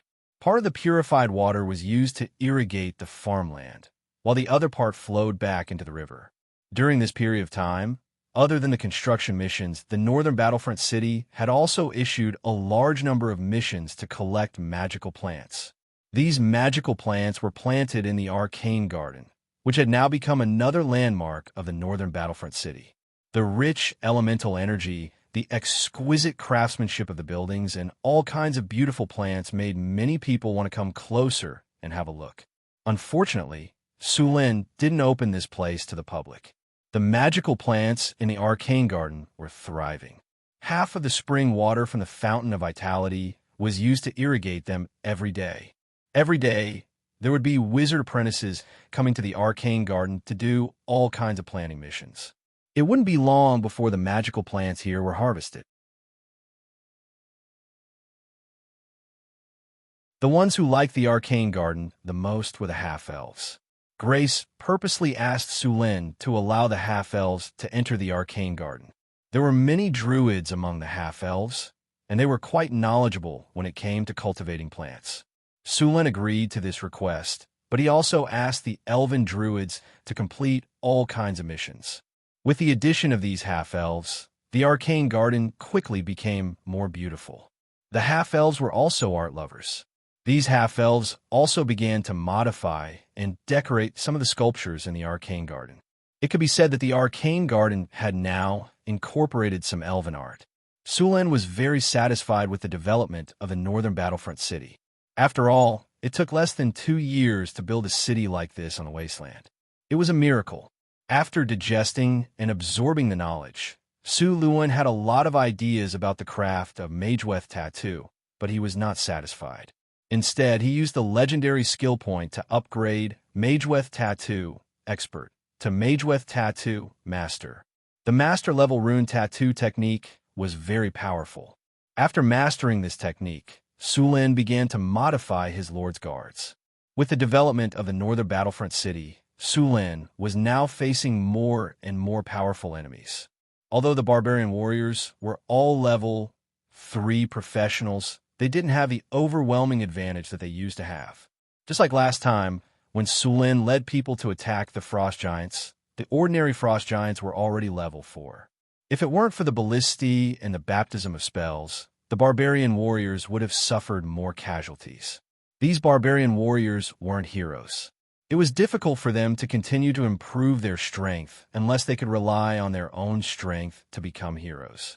However, this situation was too rare. However, now that he had the rune tattoo technique, Sulin planned to try it on these barbarian warriors. Sulin took out all the frost giant blood that was well preserved in the warehouse. He planned to use the power of these frost giants on the barbarians. There was a lot of frost giant blood, but most of it was worthless. It needed to be purified and condensed before it could be used.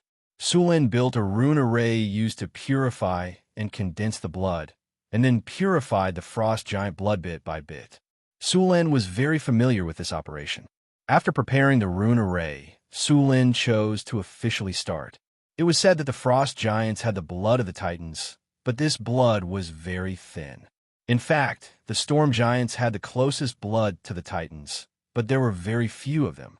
They lived in the sky, and it wasn't easy to go up. There were a lot of impurities and worthless things in the frost giant blood. Sulin spent a lot of time purifying the blood and obtained about 2 liters of blood.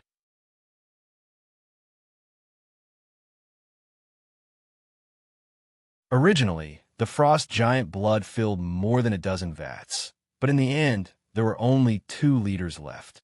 After preparing the other magic materials, Sulin began to inscribe runes on the barbarian warriors. The condensed and purified frost giant's blood was named Giant's Blood by Sulin. If this kind of blood was discovered by frost giants or other giants, they would definitely fight for it. This kind of blood could make their original blood more powerful and even have a certain chance of atavism. The material used to inscribe runes on the barbarians was the liquid made with the giant blood as the main material. In addition to the giant blood, there were also dozens of magic materials, such as arcane dust, astral silver sand, blood essence grass, moon primrose, and so on. This was invented by Sulin himself based on the knowledge in the rune tattoo. After the mixing, the final blood was a pale gold color. The first to be willing to experiment was the captain of Sulin's guards, Johnson. The rune inscription didn't need to be shaved completely like the rune tattoo in the early days. It only needed to be shaved.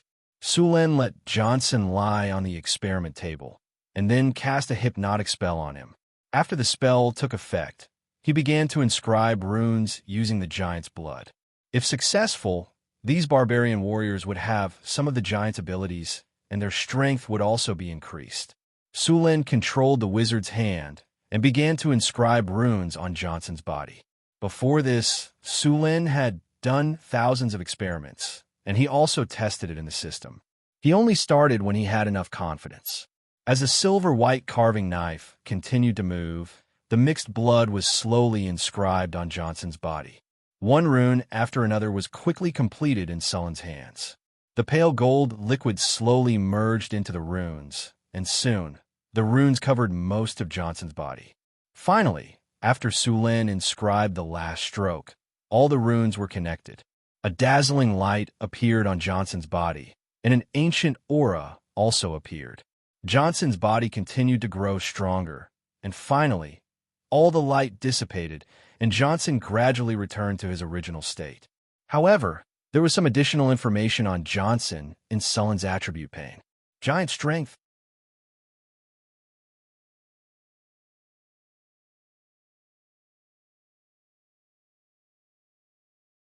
Chapter 364. After all the spiritual light dissipated, the tattoos on Johnson's body also slowly disappeared. Finally, he returned to his original appearance. However, compared to before, his body was obviously much stronger. Soon, the hypnosis spell's effect ended, and Johnson woke up. "How do you feel?" Sulin asked with a smile. "Very strong," Johnson said as he clenched his fist. Sulin checked Johnson's attributes. The most obvious change was that his strength and vitality had increased by 2 points each. At the same time, he had gained a skill called Giant Strength. "Let's go to the training ground and test it," Sulin said, after putting away the items. "Okay." Soon, the two of them arrived at the training ground. Sulin picked up an iron oak spear used for training and nodded at him. "You attack. I'll be your sparring partner." Johnson nodded and took a wooden axe used for training from the weapon rack next to him. After some simple exercise, the two of them arrived at the training ground. "Roar!" Johnson roared and rushed over with his axe raised. Clang! Sulin swung his spear to block. The force from a spear made Sulin frown slightly. Johnson's giant axe drew an arc and attacked Sulin again. Bang! Bang! Bang! Continuous sounds of impact sounded. The giant axe in Johnson's hand chopped down one after another. The offensive was like a storm without the slightest pause. However, although the attacks were endless, they still couldn't break through Sulin's defense. "Okay, the warm-up is over. Show me all your strength," Sulin said. Johnson nodded and took a deep breath. The muscles all over his body began to expand, causing his already tall body to grow even bigger. Green veins popped up on his body like earthworms, and his muscles were filled with explosive power. Giant strength. A powerful force appeared in his body. Silver runes appeared on the surface of his body. Spiritual light flashed, and a touch of bronze appeared on his skin. There was even a touch of metal on his body. Is this the power of giants? Seeing Johnson's change, Sulin was also a little surprised. Johnson felt that his body was filled with an incomparably expanding power. This power made him roar uncontrollably. The axe that he used to be comfortable with was now like a toy in his hands. Sulin was equally surprised when he felt the aura coming from Johnson's body. He had actually broken through to the legend rank. No, there was still some difference between this and a legendary. At best, it could only be considered a pseudo-legendary level. Roar! At this moment, Johnson roared and rushed forward. The giant axe in his hand chopped down with great force. Sulin's eyes narrowed, and he dodged immediately. Bang! With a loud bang, the hard ground cracked like a spider web. Johnson didn't stop. He swung his giant axe horizontally as if he wanted to cut Sulin in half. Clang! A dull sound of collision rang out as the huge axe was blocked by Sulin's long spear. Sulin also withstood the huge force of the axe. With a light cracking sound, the ground under their feet cracked inch by inch, and a large number of stones were sent flying. The hard ground simply couldn't withstand the aftermath of the battle between the two. The two didn't have any intention of stopping. Johnson's attacks became more and more powerful. The whole training ground was like a house that had been demolished. A large number of stone slabs on the ground were broken, and a large number of cracks appeared on the surrounding walls. If the building wasn't sturdy enough, it would have collapsed long ago. The iron oak weapons in their hands, which were as tough as steel, had also become tattered. Crack! After a violent collision, the weapons in their hands could no longer withstand such violent destruction, and both of them broke with a crack. After the weapons were broken, the battle between the two came to an end. Sulan was quite satisfied with the power Johnson had shown just now. After activating the giant strength, Johnson's strength had reached the legendary level. His strength was no less than the Orc Chief's. In this state, Johnson's defense had also become very high. The layer of bronze-like skin on his body didn't just look like bronze. After testing, it was found that ordinary weapons couldn't cause any damage to his body. Swords and sabers could only leave a shallow white mark on his skin. In addition to physical defense, Johnson also had good magic resistance after transforming. This strengthening of both attack and defense made him a meat grinder on the battlefield. Giant strength. You have inherited a trace of power from the ancient giants. After activation, you will become a god. Your strength will increase by 20. Your vitality will increase by 20. Your armor will increase by 10, equivalent to full body plate armor. Your magic resistance will increase by 50, and you will also become a regenerative state with accelerated recovery of injuries. Last for 1 hour. Giant strength? God strength? After seeing the dramatic changes in Johnson's attributes in the system, Sulan was also very surprised. This state was too strong. The giant strength should have inherited a trace of power from the Bronze Titans. The Titans were born at the same time as the ancient gods and dragons. The earliest Titans had the same power as the ancient gods. Many of the ancient gods were Titans themselves. In the newly born multiverse, Titans, ancient gods, and dragons were all abnormally powerful creatures. With the continuous perfection of the rules of the universe, the ancient gods retired, and the Titans and dragons gradually declined. According to the research of the Arcane Empire, the original dragons were far more powerful than the current dragons. For example, at that time, the color dragon Tiamat's body could be more than 10,000 meters long, and the metal dragon was no worse. But now, although Tiamat's body hadn't left her divine kingdom for a long time, it was now at most 200 meters long. The perfection of the rules of the universe made these powerful creatures continue to decline. In order to adapt to the environment, they had to change. Until now, when the rules of the universe were perfected and stabilized, the chromatic dragons and metal dragons became what they were now. And after the rules were perfected in the material world, the ancient dragons would be rejected by the material world. They had basically reached the limit that the material world could bear. Of course, there were also ancient dragons who used secret methods to suppress their strength, shrink their bodies, and force themselves to stay in the material world. The same was true for the Titans. Their bloodline continued to decline, and each generation was weaker than the previous. This situation would continue until the rules of the universe felt that they would no longer threaten the safety of the universe. The dragons were fine, at least they could still live in the material world.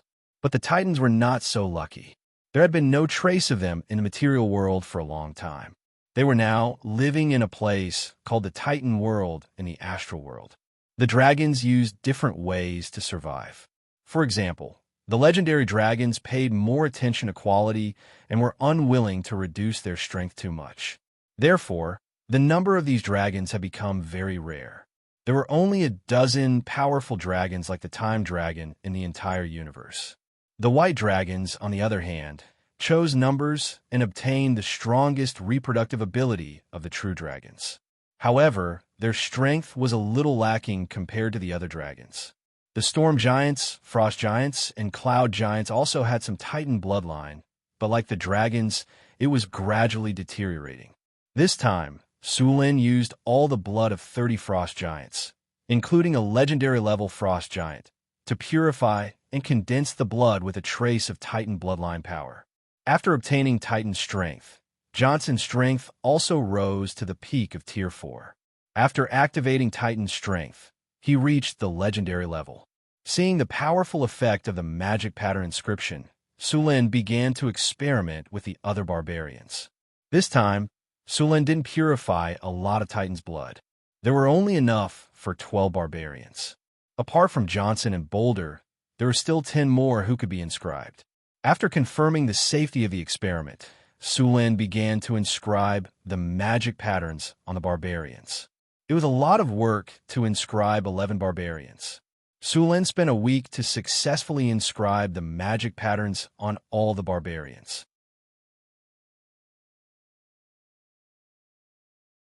Apart from Johnson and Boulder, the attributes of the remaining barbarians also changed greatly after the magic patterns were inscribed. What made Sulin the happiest was that these barbarians had evolved from ordinary combat units to elites. Their names had also changed from Barbarian Battle Act Berserkers to Barbarian Marauders. Their strength had also broken through from Tier 3 to Tier 4. Although they couldn't compare to Boulder and Johnson, they were definitely the strongest among the many armies in northern Battlefront City. The 12 barbarians all activated Titan strength and obtained the God's Descent status. Now, northern Battlefront City had 2 more legends and 10 more peak Tier 4 powerhouses. If they all swarmed up, even the Frost Giant Chieftain from last time would have to kneel. Their defenses were strong, and their attacks were powerful. When they formed a formation, they could completely rampage through the battlefield. These Barbarian Marauders successfully made up for the awkward situation of northern Battlefront City's high-end forces. In order to test the strength of these Barbarian Marauders, Sulin specially brought them to a tribe of about 300 orcs in the wilderness and had them deal with it. The 12 barbarians roared and activated Titan strength, activating God's Descent. A powerful aura spread out from their bodies, and a bronze metallic luster appeared on their bodies. After activating Titan strength, these barbarians didn't use any battle formations or plans. They directly swung their weapons and charged forward like bulldozers. Seeing these dozen barbarians attack, the orc camp immediately counterattacked. A large number of orcs raised their weapons and charged at these strange-looking barbarians. However, what made them despair was that their weapons only left shallow marks on the barbarians' bodies. They couldn't break through their defenses at all. The barbarians didn't even bother to dodge. They directly charged at the orcs, swinging their axes and clearing the monsters in front of them as if they were vegetables. You're tuning in to the Romance Rendezvous YouTube channel. We're so grateful for your support, and don't forget to subscribe to join us on this incredible journey through captivating stories. Your generosity through donations truly makes a world of difference, as it's the primary source of revenue that allows me to expand and enhance this channel for you. Thank you from the bottom of my heart for being a part of this adventure.